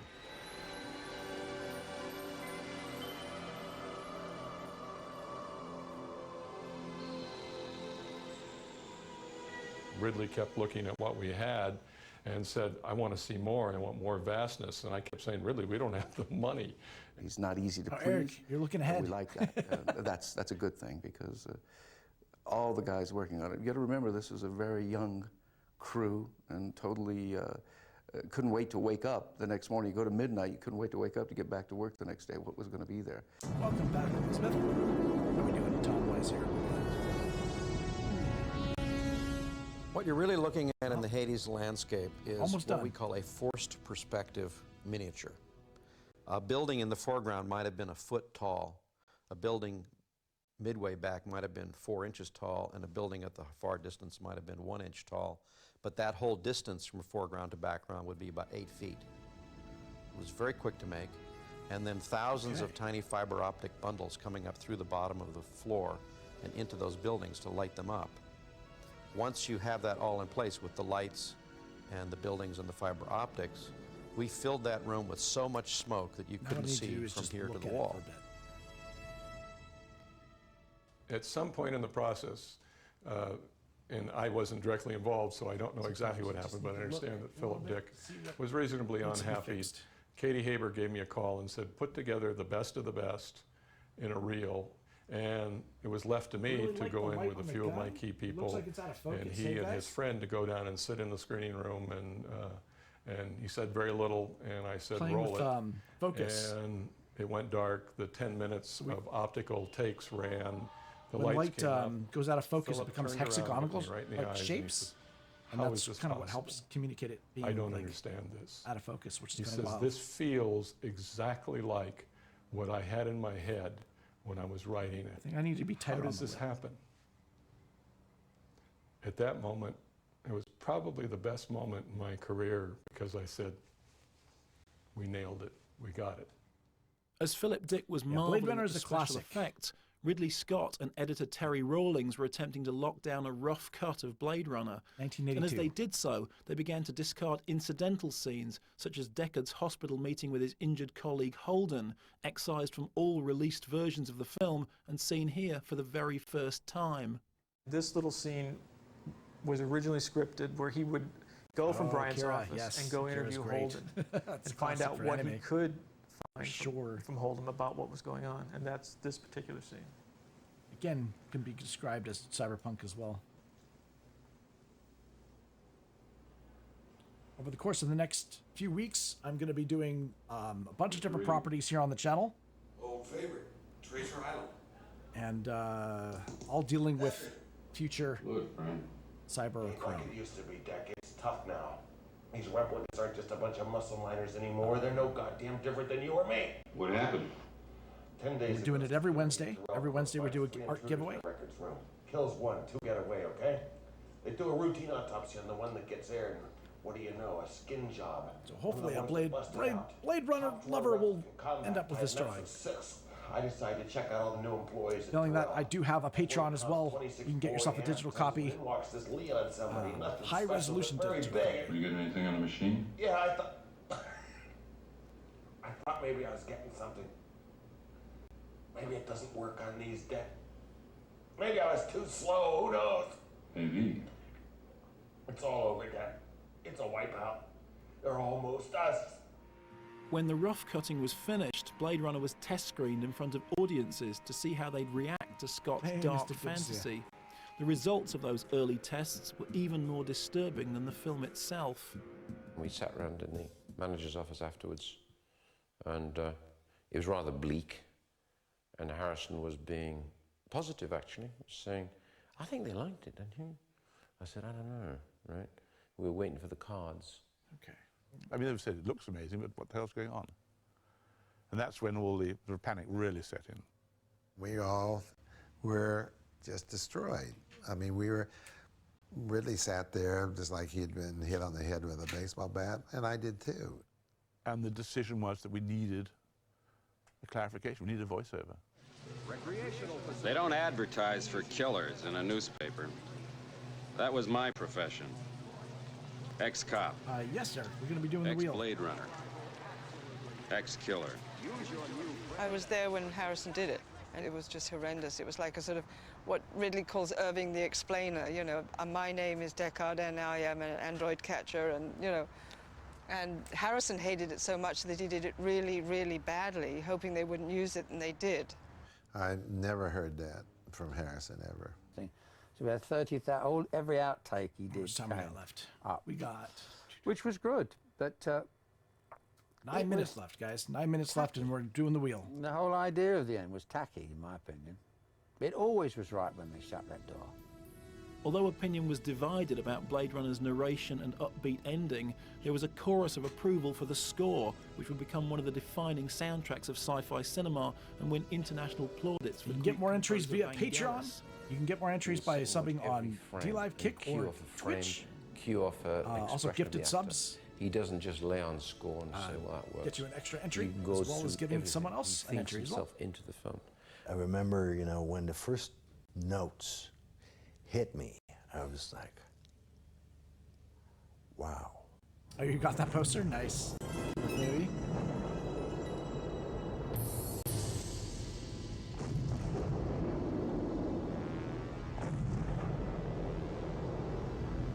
You get that. The whole first image comes up of the city. If that doesn't knock your socks off, then you know, just not there.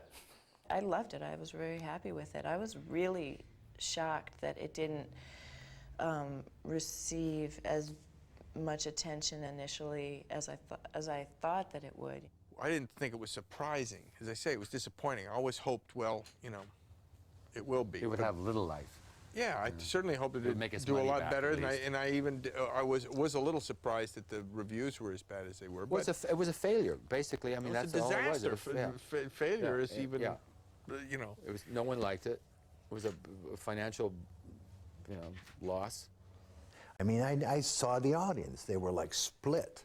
It was like the Red Sea. You know, here was the people that really were like stunned, and here were the people who were pissed off, you know. That's not LA, it's so depressing. You know, that's not my town. No, it's not, Jesus. To me, it was never intended as a commercial film. I mean, obviously they wanted it to make money, because you don't make them to lose money. But it was more I always thought of it as more of an art film. It was like an art, a grandiose art film. That cost $28 million. Yeah, a lot of money at that time. And what did it take? 17, 16? Not a good bet, really, was it? The downbeat opening of Blade Runner in the summer of '82 was a disappointment both for the filmmakers and the financiers, who recouped only around half their investment from its initial theatrical run. But like the androids of Philip Dick's novel, Blade Runner wouldn't simply lie down and die quietly.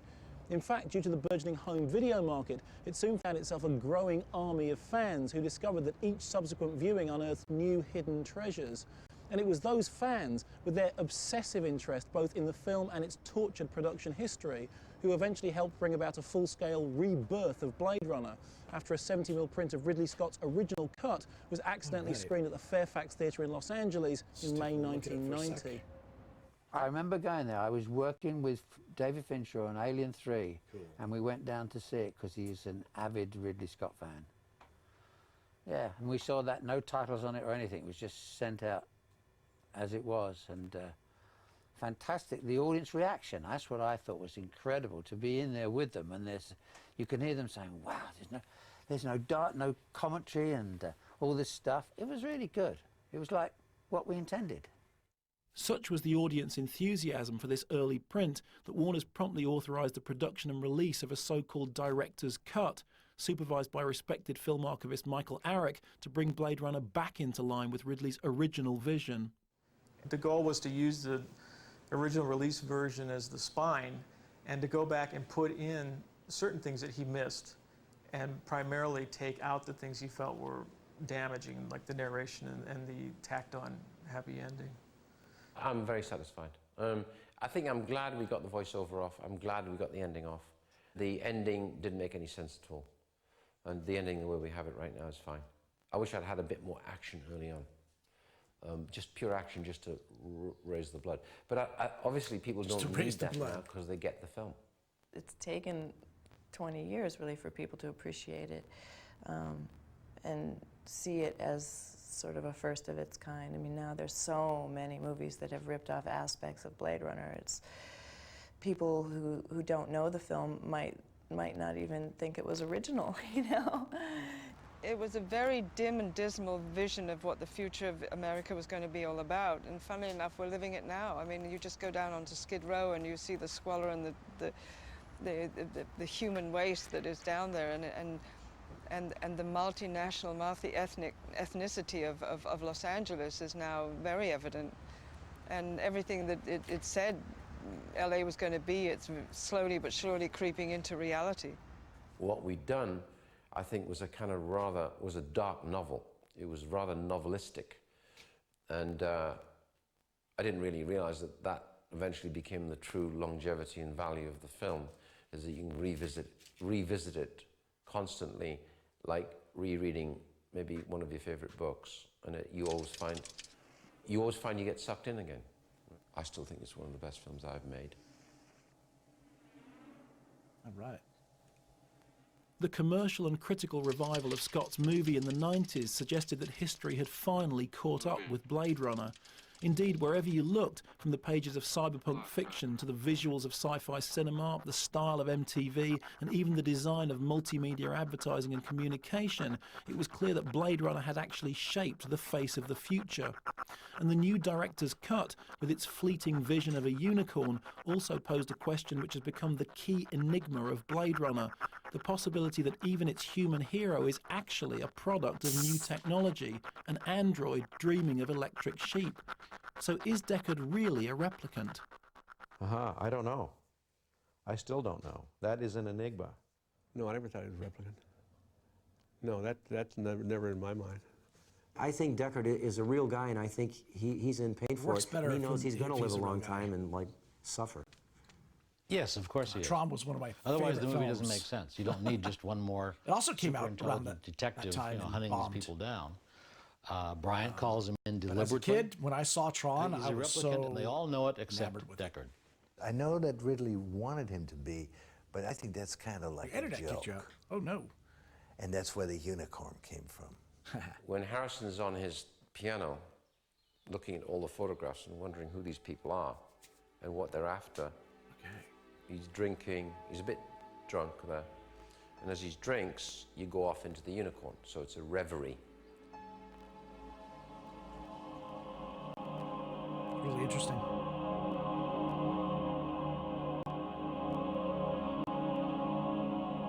Cap loves to kick you from the streams? Oh, no. And that was the only reference right there to this abstract image, which is a unicorn. Because at the end of it, he comes out of his thought process. And that never occurs again till the end of the movie. Because when he comes in that apartment, he thinks Eddie's gone in there and killed her. Because they know where she is. And when they come out, there it is. Looks like the unicorn. And it means? He's a replicant.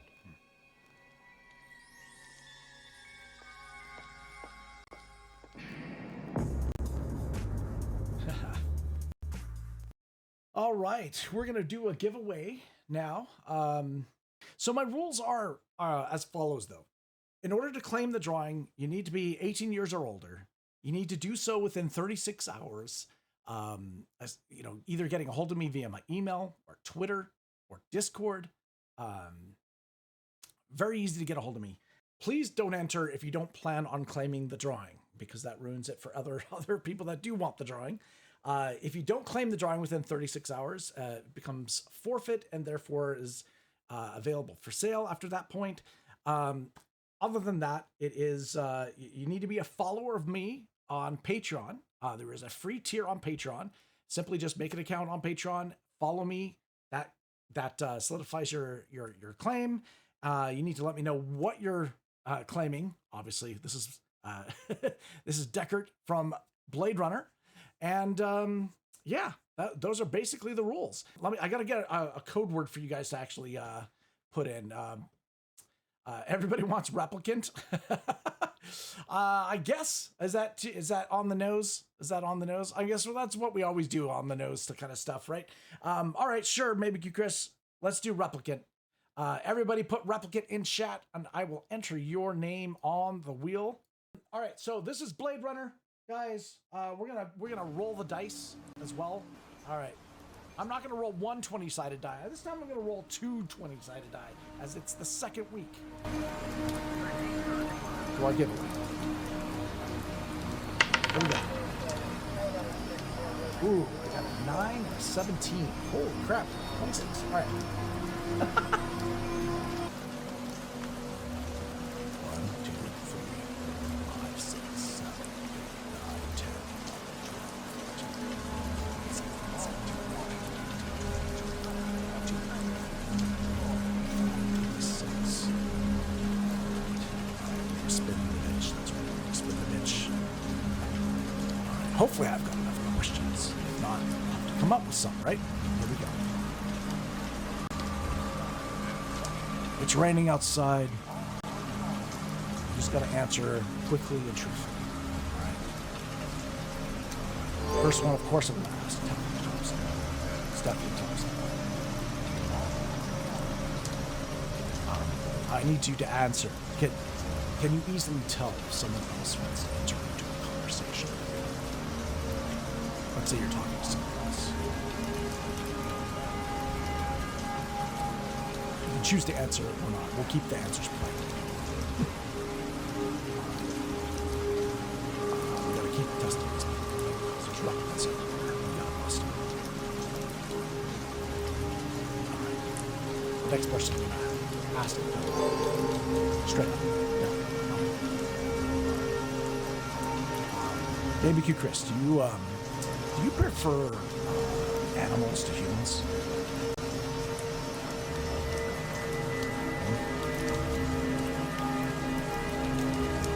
Interesting. Okay. Oh, we should probably get the drawing. I'll switch back to the drawing after this. Hold on a second. All right, we got Elizabeth. Elizabeth is next. Switch it. You guys might want to look at the drawing while we do this, right? All right. Now, interesting. Why is the chat doubled? It doesn't make any sense. It should. It's all right. You guys accept me, right? All right. Elizabeth, do you keep up with the current trends and fashions? It's a yes or no answer.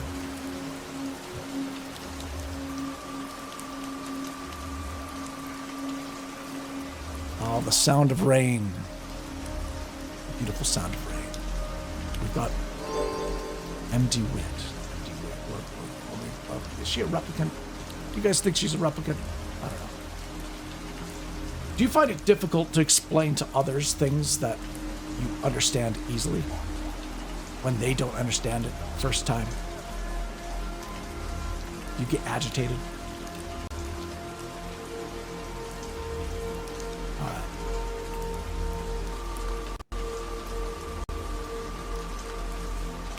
All right, let's find out. We need to ask Bobby here. Bobby 24. Do you let's keep it simple for Bobby. Bobby, do you dream most nights?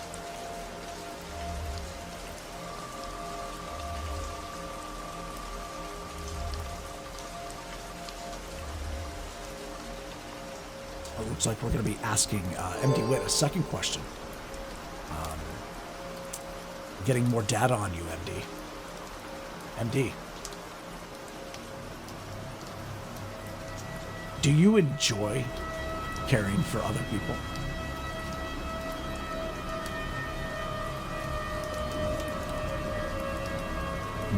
Interesting. Oh, looks like we've got Pablo. Let's come out. Pablo, let me ask you this. Do you try to solve your own problems rather than discussing them with others?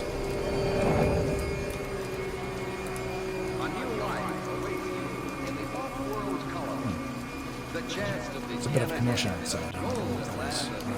Right. Never mind it. Never mind it. We're taking the test right now. Mystic Angel Christina.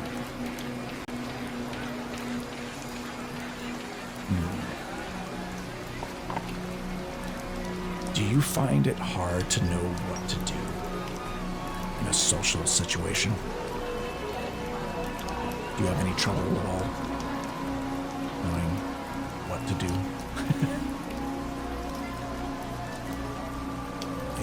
Interesting. Okay, it's an interesting result. All right.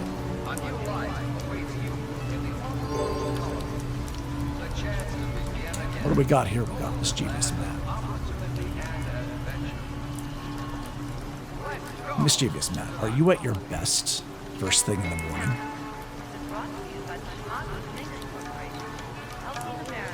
Mischievous Matt. Guys, this Mischievous Matt answered in a way that he's a replicant, so I'm sorry, he's going to have to be removed. All right, take him away.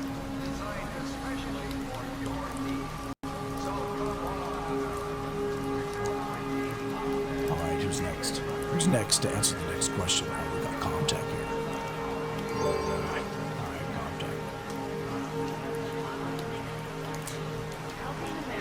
Do people often tell you that you went too far in driving a point home in a discussion?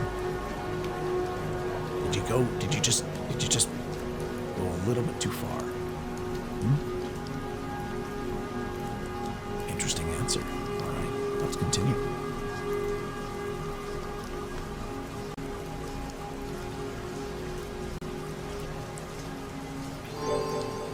Mystic Angel, Christina, D-Lab. Based on this answer, we may find out if you are a replicant or not.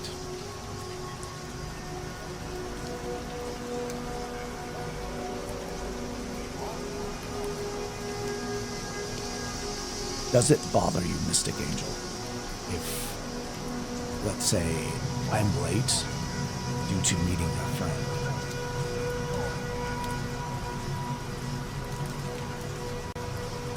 Oh, I'm looking at your pupil right now, and I'm sorry, but you are a replicant. You have to be removed. Take her away. The test continues. I feel like we're surrounded by replicants, guys. Oh. Renzo Scriber.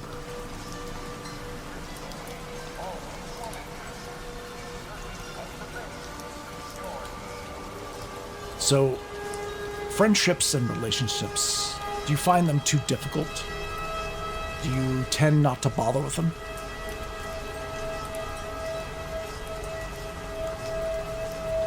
Renzo is a replicant, guys. She's being removed.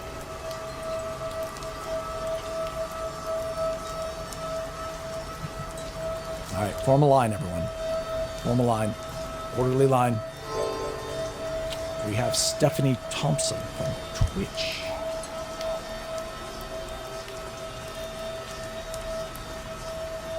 Stephanie, would you ever break the law, no matter how minor the break would be? I mean, like a baby law. Would you break it? Interesting. It's inconclusive, but I'm going to have to ask you a couple more questions. All right. Who's next? Yep. Please look into the monitor. There we go. Perfect. All right. Hello, Hellup. D-Live.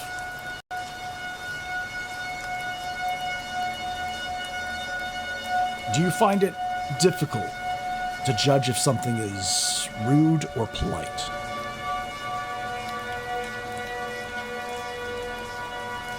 Oh man, this guy's a replicant. Take him away. All right, nice to meet you. Sit down. Please look into the monitor. Do you need some water? No? Bobby. Oh, Bobby, it's you. Interesting. Okay.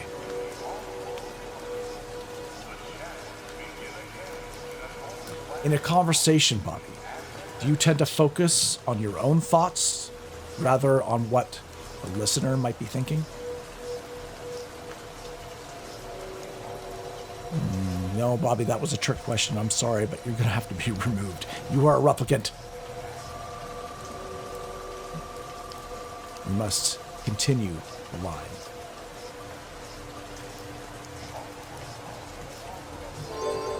Elizabeth.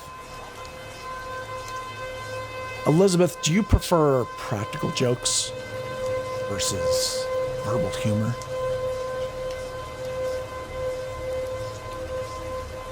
Okay, well, we're going to have to keep asking you some questions because we're establishing a baseline.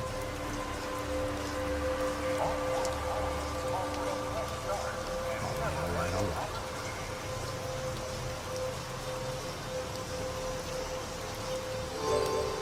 Okay, Stephanie Thompson. Do you live life for today? Or do you live life for the future?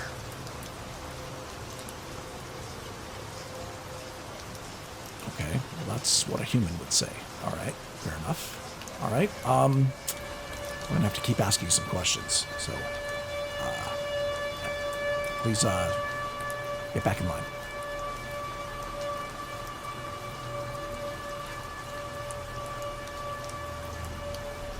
The rain outside is hypnotic, is it not? We got Homer Pimpson. Homer Pimpson from D-Live. All right, Homer.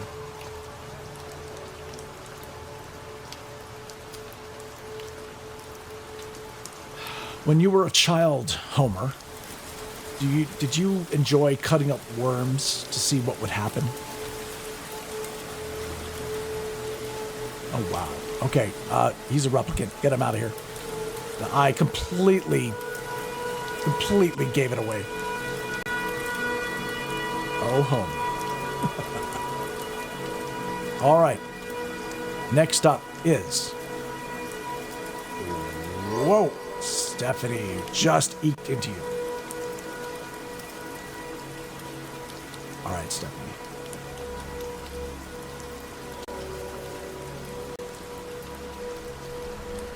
Can you pick up quickly if someone says one thing but means another? Are you quick to know what they actually meant?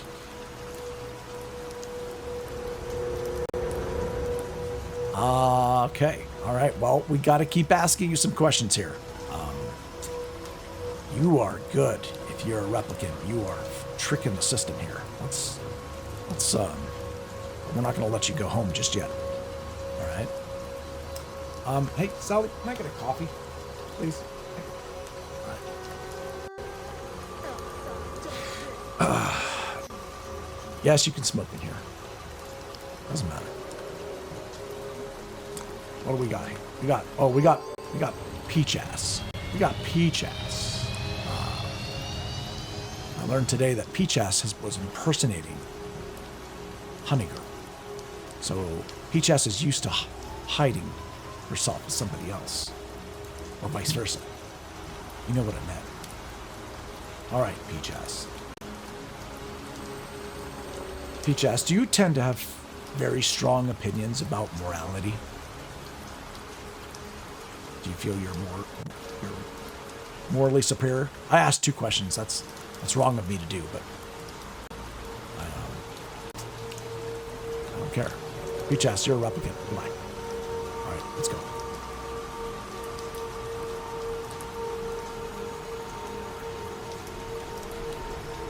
What do we got here? Who's going to be answering the next question? All right, we got Elizabeth. Elizabeth. MD, good to see you. Good to see you. You are, I believe, still in line here to get questioned to see if you're a replicant or not. If you're proven to be a replicant, we're going to have to take you away. Right now doing the empathy test. Speaking of empathy tests, we've got to talk to Elizabeth here.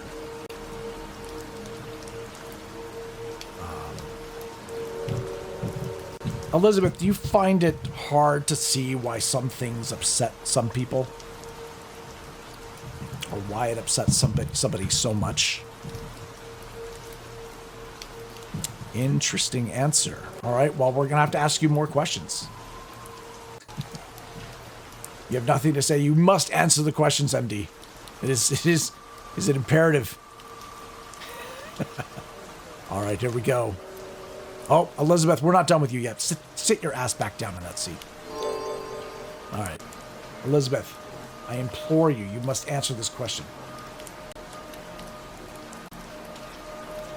Do you find it very easy to put yourself in somebody else's shoes?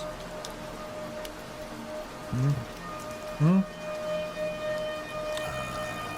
right, well, I guess that's a yes or no question. You could have, that's 50% chance of getting it right, even if you just guessed.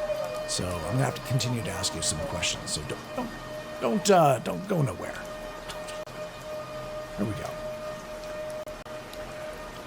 All right, here we go. We're whittling down these possible replicants here. Getting down to looks like it's code word havoc. Code word havoc.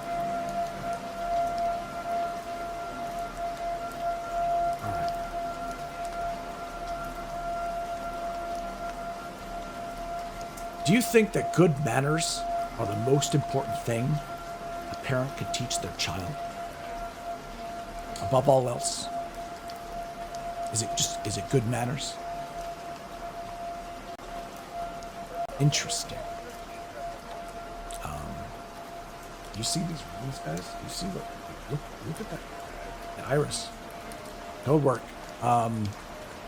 She's a replicant, guys. Get her out of here. Get her out of here. Done. All right, here we go. Let's not get where's my coffee? You got that coffee yet? No, I don't want decaf.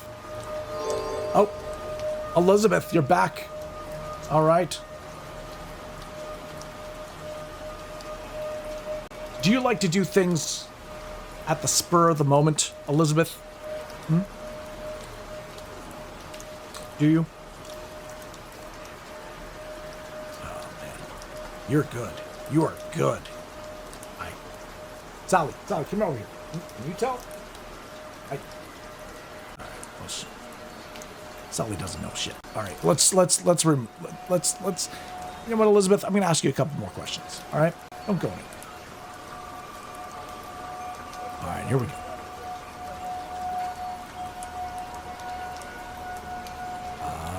We've got, let's see, pieces. Interesting.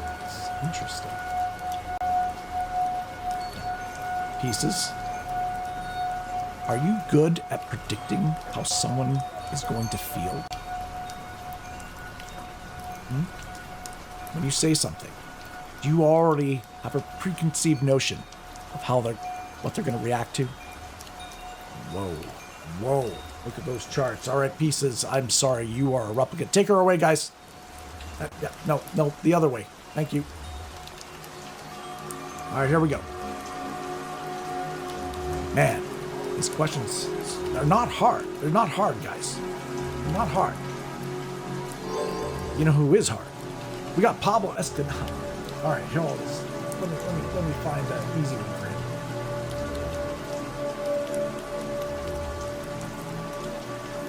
Pablo, do you find yourself at a quick spot when someone in a group is feeling awkward or uncomfortable?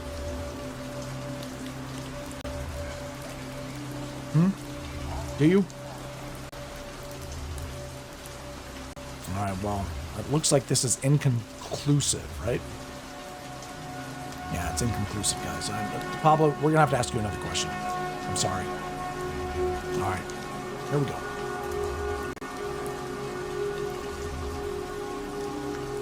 Yeah, well, but it's no hard time for him yet. We've got, oh, it's Elizabeth. Elizabeth is back. All right, Elizabeth. You seem to have studied these questions. I know how to hide your true self. Let's see.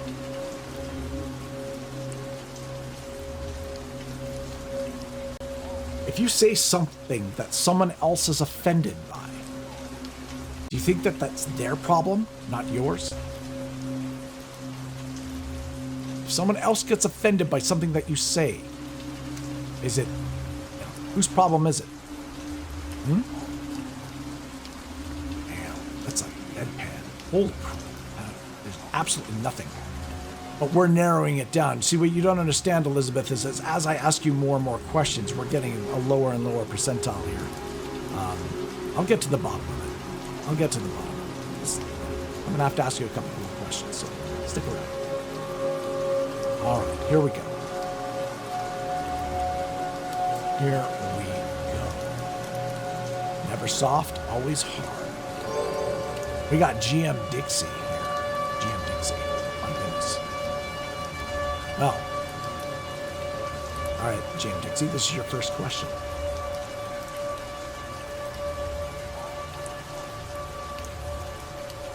If anyone asks you to tell you if you liked their haircut, would you reply truthfully, even if you didn't like it? Would you be honest about their hair? Oh, okay. You've already done this with Pieces. I get it. Yeah, well, yeah. No, I'm sorry. Pieces was taken away. She's a replicant. Doesn't mean you're a replicant, but I'm gonna have to ask you a couple more questions. All right? Stick around. Vending machine's over there. Ah. Frickin' heck, a coffee. Awesome. Oof. Oh, I love it. All right. We're going to make Pablo sit and sweat a little bit while I enjoy my coffee.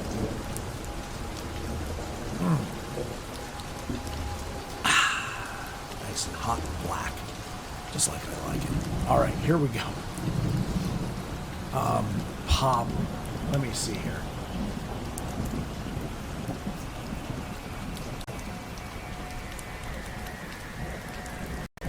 Pablo. Can you see why someone could have been, or could have felt offended by a remark you just made?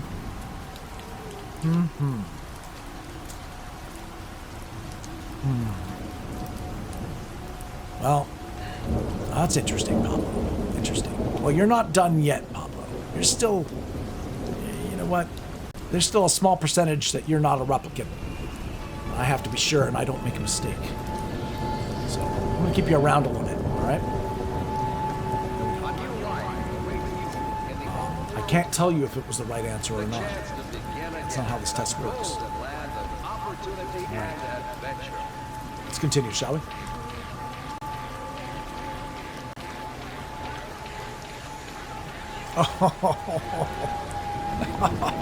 Oh, man. Was still in. We had to say it in chat.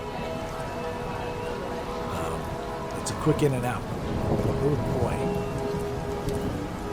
Damn. All right. I'm so sorry, dude. Well, listen. We'll give you an easy question here.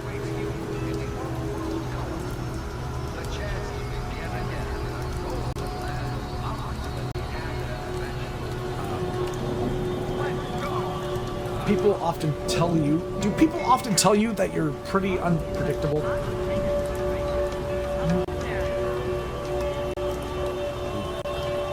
You just got a red flag, my friend. I'm so sorry. I'm so sorry, but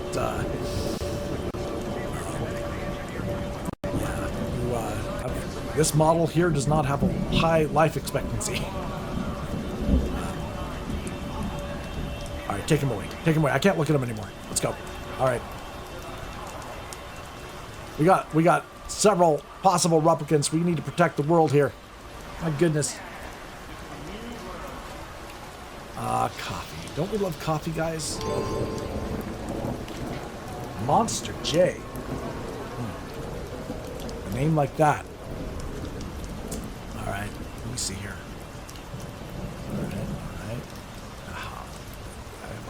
Incredibly long list of medication that you're taking. Interesting. All right.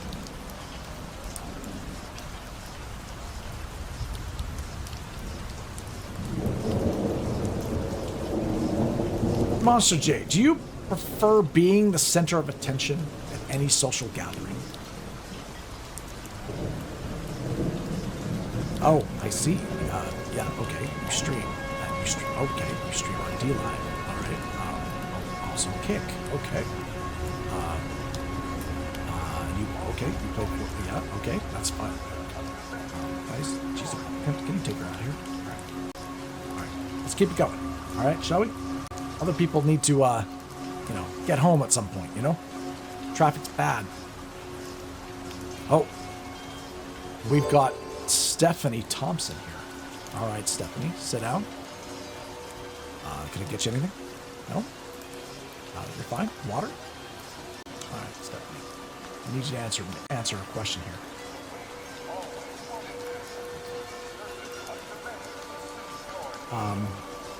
Does seeing people cry in front of you, does that upset you? On a scale of 1 to 10. How much? Oh, you knew the perfect answer so that I couldn't decipher this. All right. Well, you know what? We're going to keep you around and ask you more questions, all right? Because I'm Deckard. I'm the best. All right, here we go. 6.9. Oh my gosh. Oh, looks like it might be Ace Hardcore in Patreon. My. All right, Ace. Ooh, all right, we're gonna have to ask a question here for you. Give me a second. I'm gonna lick my finger and turn the page.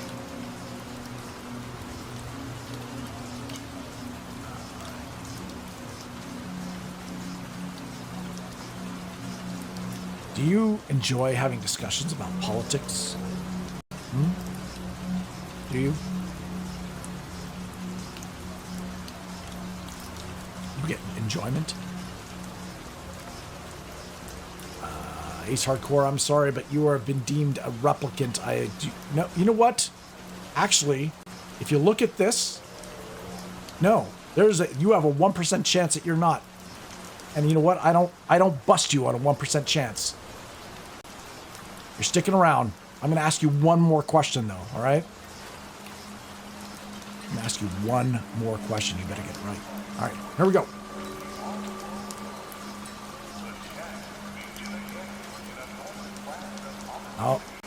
Oh, I know that guy. Gamercam. Interesting. You guys think Gamercam is a replicant?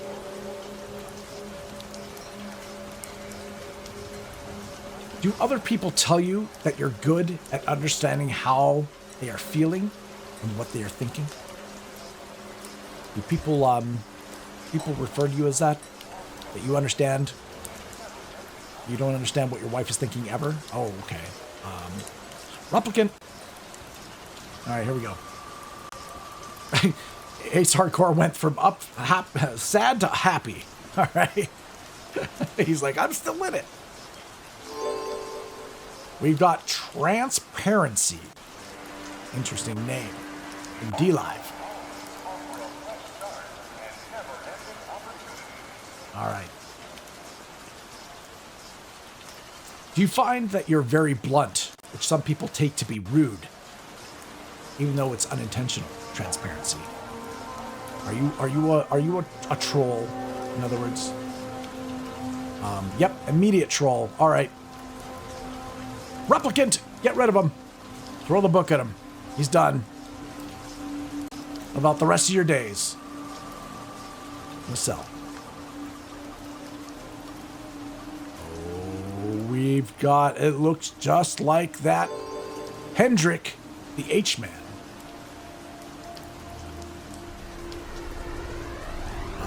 H-Man. Do you tend to overdrink when pouring yourself one glass of wine? Can you drink just one glass of wine? Or does it always end up being 2 or 3?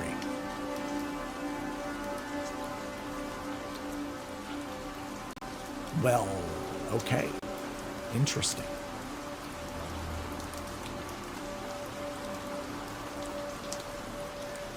Interesting. Well, I'm going to have to declare you a replicant after that. All right, here we go. What else we got, huh?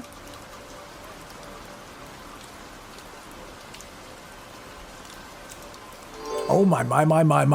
Elizabeth, we've come back to you. We've come back to Elizabeth. Well, Elizabeth, I'm going to have to ask you another question here. When you talk to people, do you tend to talk about their experiences? Or do you tend to talk about your own experiences? In other words, when you're in chat, do you talk about what the streamer's doing? Or do you talk about what you're doing? Interesting thing. Interesting, all right? Elizabeth. Yeah, I guess that would be true. All right. All right, well, Elizabeth, stick around. I'm not letting you go. We're not letting you go until we get a conclusive answer here, if you're a replicant or not. That's not how it works. Oh, look who we have here. We have MD Wit, who's a patron. All right. MD Wit, does it upset you when you see an animal in pain?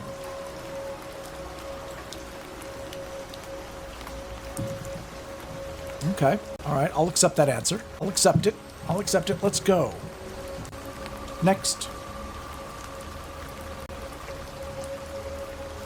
All right. Have a seat. Have a seat here. Oh, it looks like it's the real Ace Hardcore. Didn't I say that there was 1% chance? All right. Let me ask you a question here. Are you able to make decisions without being influenced by people's feelings? Oh, that's a red flag. You know what? I had a hunch you were a replicant. I'm sorry. We're gonna have to take you away. And it's a tough job, guys. It's an absolute tough job. I hate doing it, but man, am I good at my job. God, I'm the best.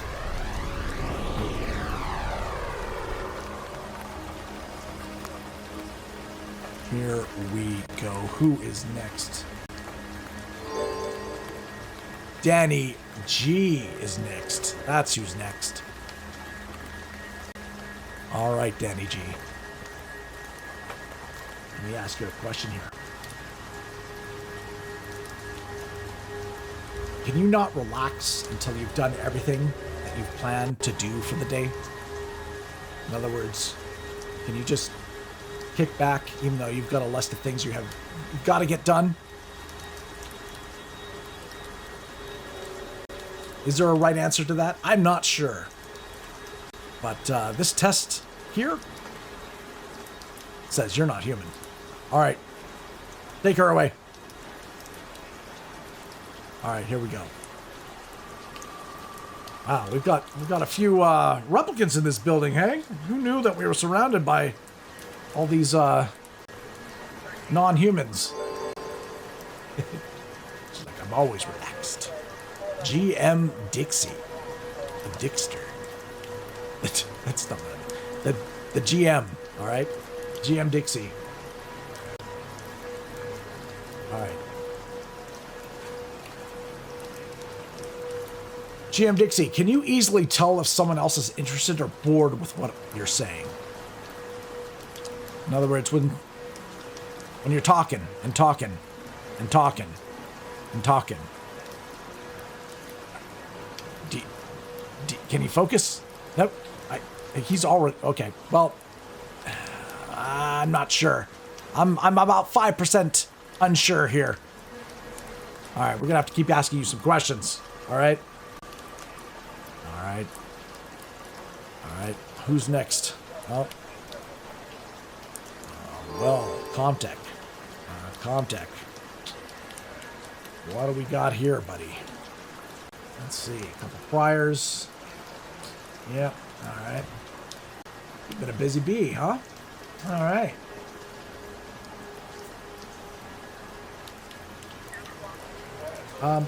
Do you get upset if you see people surfing on news programs? You know what? You're just switching between news stations?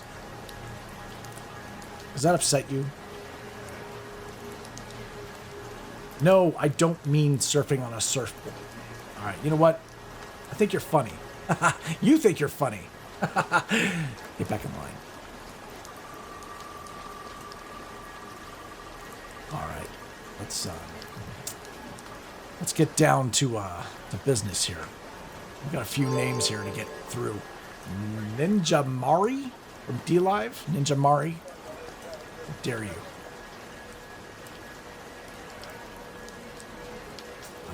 Yeah, do you mind not? Yeah, please spit out the gum. Thank you. All right.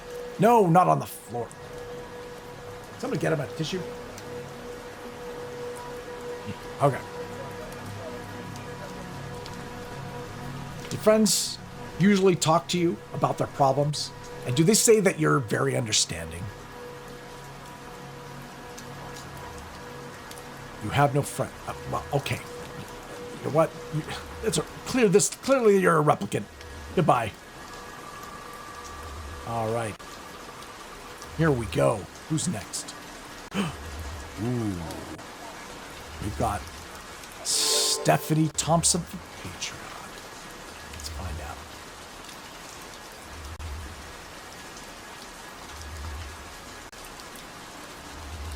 Stephanie. Can you sense if someone else is intruding, even though the other person doesn't tell you? You have a sixth sense about it? Interesting. That answer does work. It does work. I'm going to keep you around a little bit, all right? We're going to ask you another question. Because we got to make doubly sure. All right, please sit down. Yes, put your head in the machine. Thank you so much. All right, looks like Lynn's and John Paranormal. And Eli is going to answer this next question. Lynn's, do you often start new hobbies, but quickly become bored with them and move on to something else?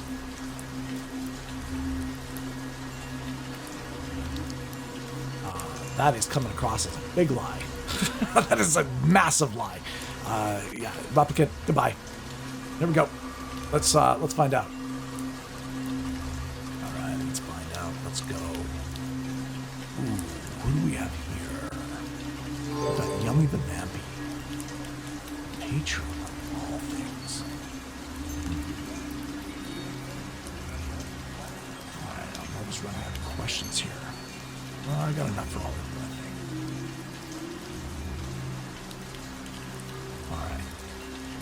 Yummy the Vampy. Do people tell you that you have gone too far with teasing? Are you a teaser? You like to poke fun? Or do you always go too far and become from a teaser to a troll? Interesting. Oh, you think it's different in whether it's on the internet or not? That's a tricky question. Interesting. Yeah, she's a replicant, guys. Get her out of here. Like a pale Suki.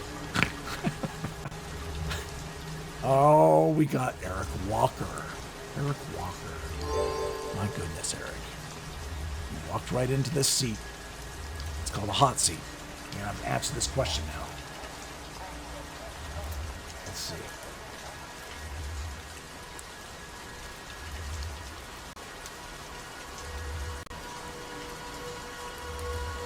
Eric, would you be too nervous to go on a big roller coaster? Let's say it's a massive roller coaster. Would you be too nervous to go on it? Eric? Guys, he's asleep. Can you wake him up? Eric? All right, he's a replicant. Get him out of here.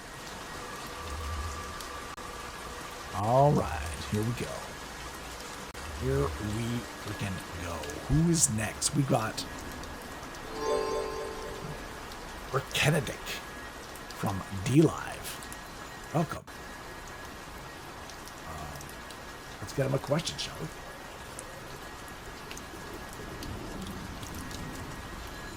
Do other people often say that you're insensitive, though you don't always see why? Yep, replicant. Let's get him out of here. All right. Looks like we've got a couple potential replicants left. Oh, we've got MD Wit from Patreon. Interesting. MD, I'm going to have to ask you a question here.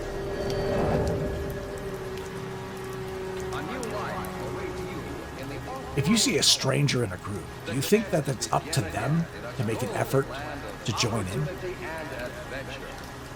Like, do you reach out to include them? Or you know what? It's up to them if they want to join. Some people aren't social, right? Interesting. Could go that way. It very well could go that way.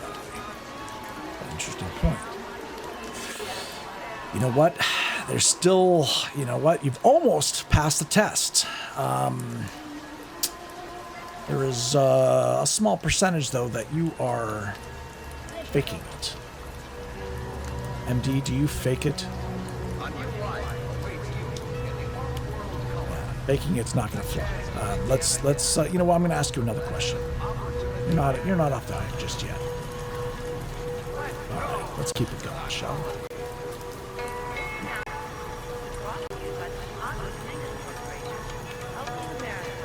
Ooh, who's this? Benny Rowley. Benny Rowley. Okay. Interesting. Let's get a question about Benny.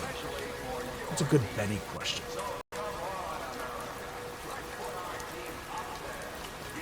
Do you usually stay emotionally detached when watching a movie or film, Benny?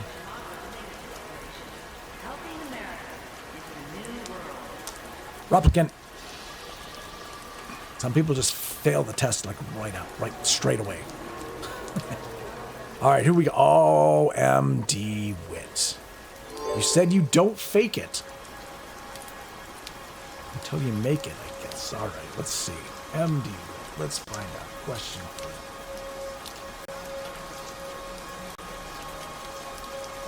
MD, do you like to be very organized during the day? You know, let's say during day life, and often make lists of chores that you have to do. Do you make a to-do list every day?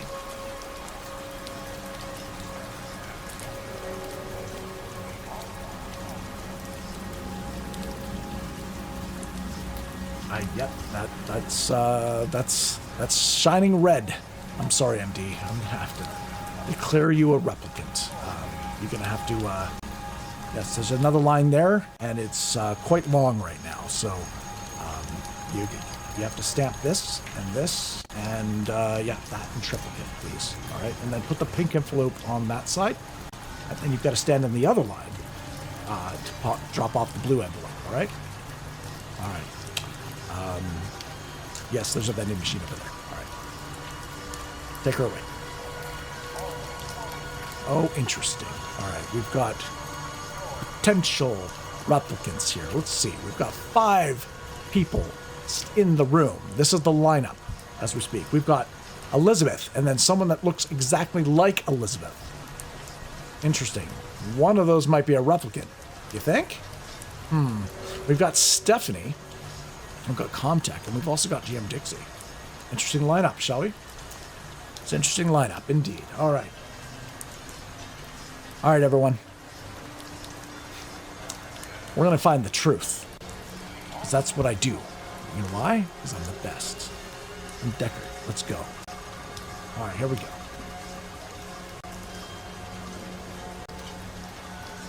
Oh, a dead giveaway. Stephanie just tried to plug herself into the wall socket.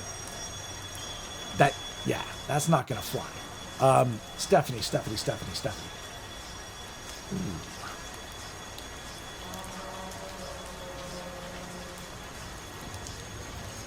Stephanie, can you tune into how someone feels rapidly and intuitively?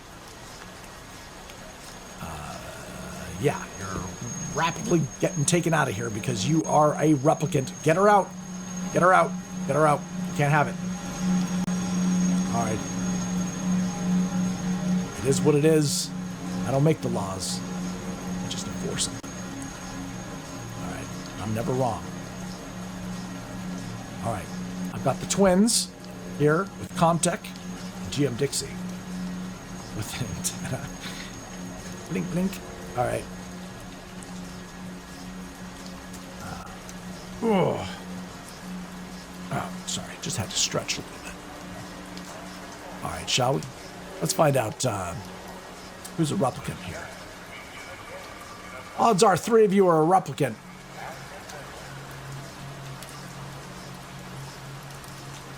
All right. I'm noticing that one Elizabeth is watching what the other Elizabeth is doing and copying her exact movements. That is the definition of a replicant. I don't even have to ask you the question. You're gone. Take her away. All right, tune in. All right. We've got the potentially real Elizabeth. We've got the potentially real Comtech, and we've got a potentially GM Dixie. Interesting enough, Elizabeth here is from Kick, and Comtech is also from Kick. And GM Dixie is from Patreon. It's a trifecta. All right. Oh, I'm just, are you just, you know what? I'm just standing here watching your foreheads, seeing what beads of sweat are forming. You know, letting you sweat a little bit, just a tiny bit. All right, here we go. I'm gonna ask 3 questions here. Are you ready?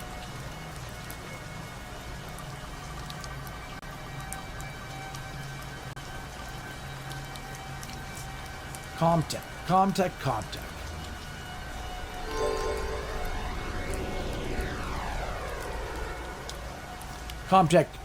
before making a decision here, do you weigh the pros and cons? Or do you rush to your decision right away? Oh man. Okay. Well, no, I don't need any more. Nope, you're free to go. Free to go to your cell, because you're a replicant. Goodbye. Alright, we've got 2 potential replicants. Or 2 potential humans. Let's find out who's real and who's not.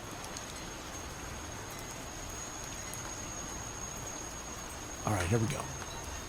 Spin it, spin it, spin it. Who is gonna win it?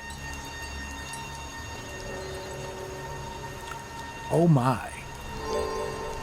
Elizabeth, I need to ask you a question here.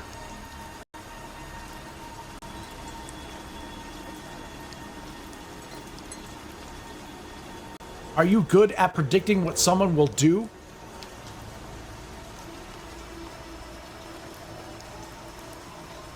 Well, yes. Okay. Well, predict this. You're a replicant. Take her away. GM Dixie, you are my last remaining person. If you're a replicant, then I'm done my work for the day. Let's ask him a question, shall we? GM Dixie from Patreon.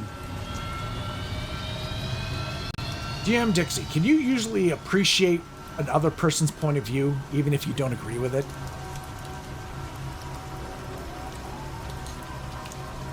That's an interesting response. I think actually you're in the clear. GM Dixie, you're an actual human. Holy crap. We actually found one, guys. My goodness, congratulations, GM Dixie. You're human. Not only that, but you've won a drawing. You've won the drawing of Deckard from Blade Runner. Much love. I really appreciate you. Thank you for your support on Patreon, of course. And boom. We have another winner, guys. That is 220th giveaways we've done on the channel. It's a pretty big milestone for me. On the 27th, I'm going to be celebrating 3 years live streaming. And that is a Monday, so I'm gonna probably do a special stream then. I don't know what to do just yet, but we're gonna figure it out and have we'll have some fun. That's what I definitely want to do, is have some fun. I really appreciate you guys. Thank you for hanging out with me today.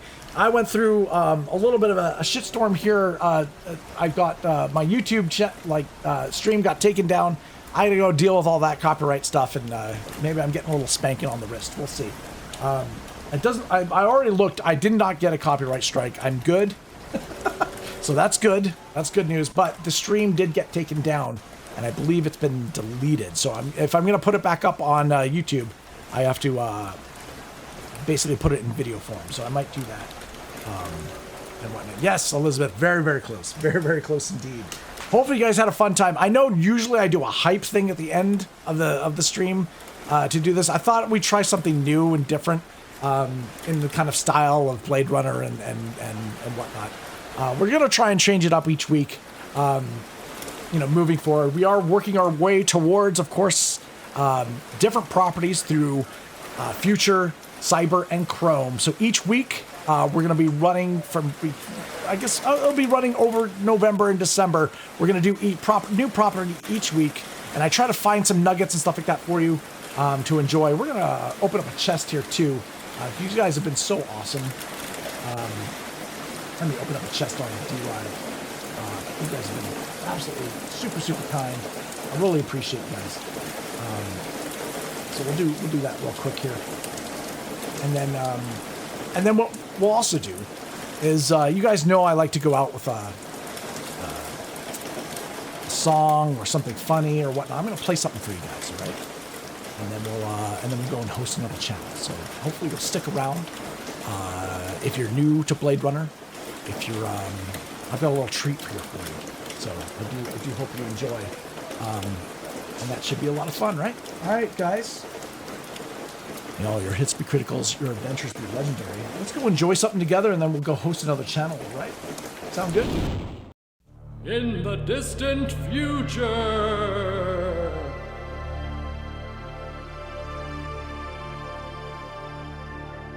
All right, this test is to determine if you're a robot or not. I'm not a robot. The first question is about tortoises. Okay, fine, I'm a robot. Can't wait to eat these noodles. Come with us to the police station. I don't wanna. You get to ride in my sweet flying car. Don't make fun of my flying hat. Whee! Don't think you're flying in the right lane. Commence dizzy landing sequence. Hey, Deckard, I want you to kill some robots. Not interested. Oh, come on, pretty please.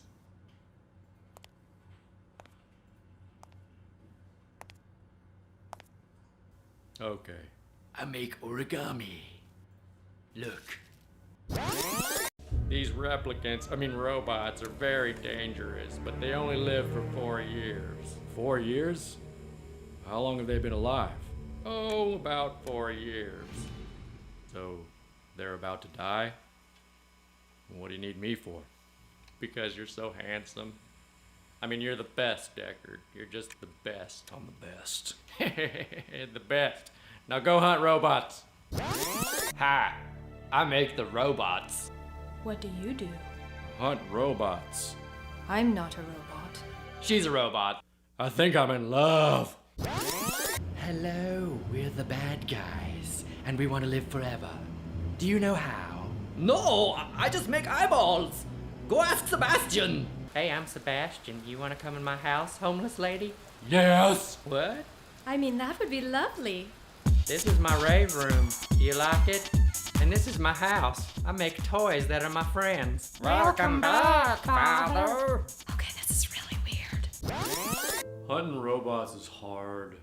I'd rather just dream about unicorns. Well, hello, Deckard. Sweet. Enhance. Enhance. Enhance. I'm the best detective ever. Enhance. OMG, a clue. Hey, Snake Lady, do you mind if I ask you some questions in my silly disguise voice? Throw a punch! Oh, she didn't buy it. Hey, come back here, robot. She's running away. Oh, sorry. Oh, there she is. Blade Runner gun, go. Finally got one. You got a fly on your shoulder. Hey. Just kidding. Come talk to the chief. Keep killing robots. Okay. Hey, I'm a robot. Hey. How long will I live? Like one more day. That makes me angry. Time to die. I helped. You saved my life. Are you a robot? Say kiss me. I don't know how I feel about this. All right, I respect your decision. Hey, Sebastian, why don't you take us to your boss? I can't. How about now? Okay. What are you doing here? I wish to live forever, Father. Well, I can't do that. Sorry. Then I poke your eyes out. Ow, my eyes! There are robots at Sebastian's house. Get them. I'm the best detective ever. Hello? Any robots here? Excuse me, I'm looking for a robot. You look just like the one I'm looking for. Are you the— Oh my gosh! Time for gymnastics! Gotcha! Get off Hey, you me! got a booger! You got lots of boogers! Oh. I got him! Check out my new trick. Ready? Here goes. Whatever you do, don't shoot me in the mouth. Ah! You shot me! I hate you! You're the worst! Shut up. Honey, I'm home. What the heck? I'm the best detective ever. Here we go. I'm gonna get him. I'm the best. I'm the best. Oh, crap! I'm the best. I'm the best. I'm the best. Guys, break your fingers. Oh, I need those. My turn. I took my clothes off for some reason. Yeah! I'm out of here. Is anyone in the bathroom? Leave me alone. Why don't you ever call for backup? Shut up. I'm the best Blade Runner ever. Nailed it. I have a birdie now. Holy crap. I'm gonna die. Saved your life. Wow, thanks. What's the bird for? It's for later. I've seen things you people wouldn't believe. Okay. All those moments will be lost. Well, you could have just written them down or like passed them on to your children or something. I can't have kids, I'm a robot. Oh, that's right. Sorry about that. Goodbye.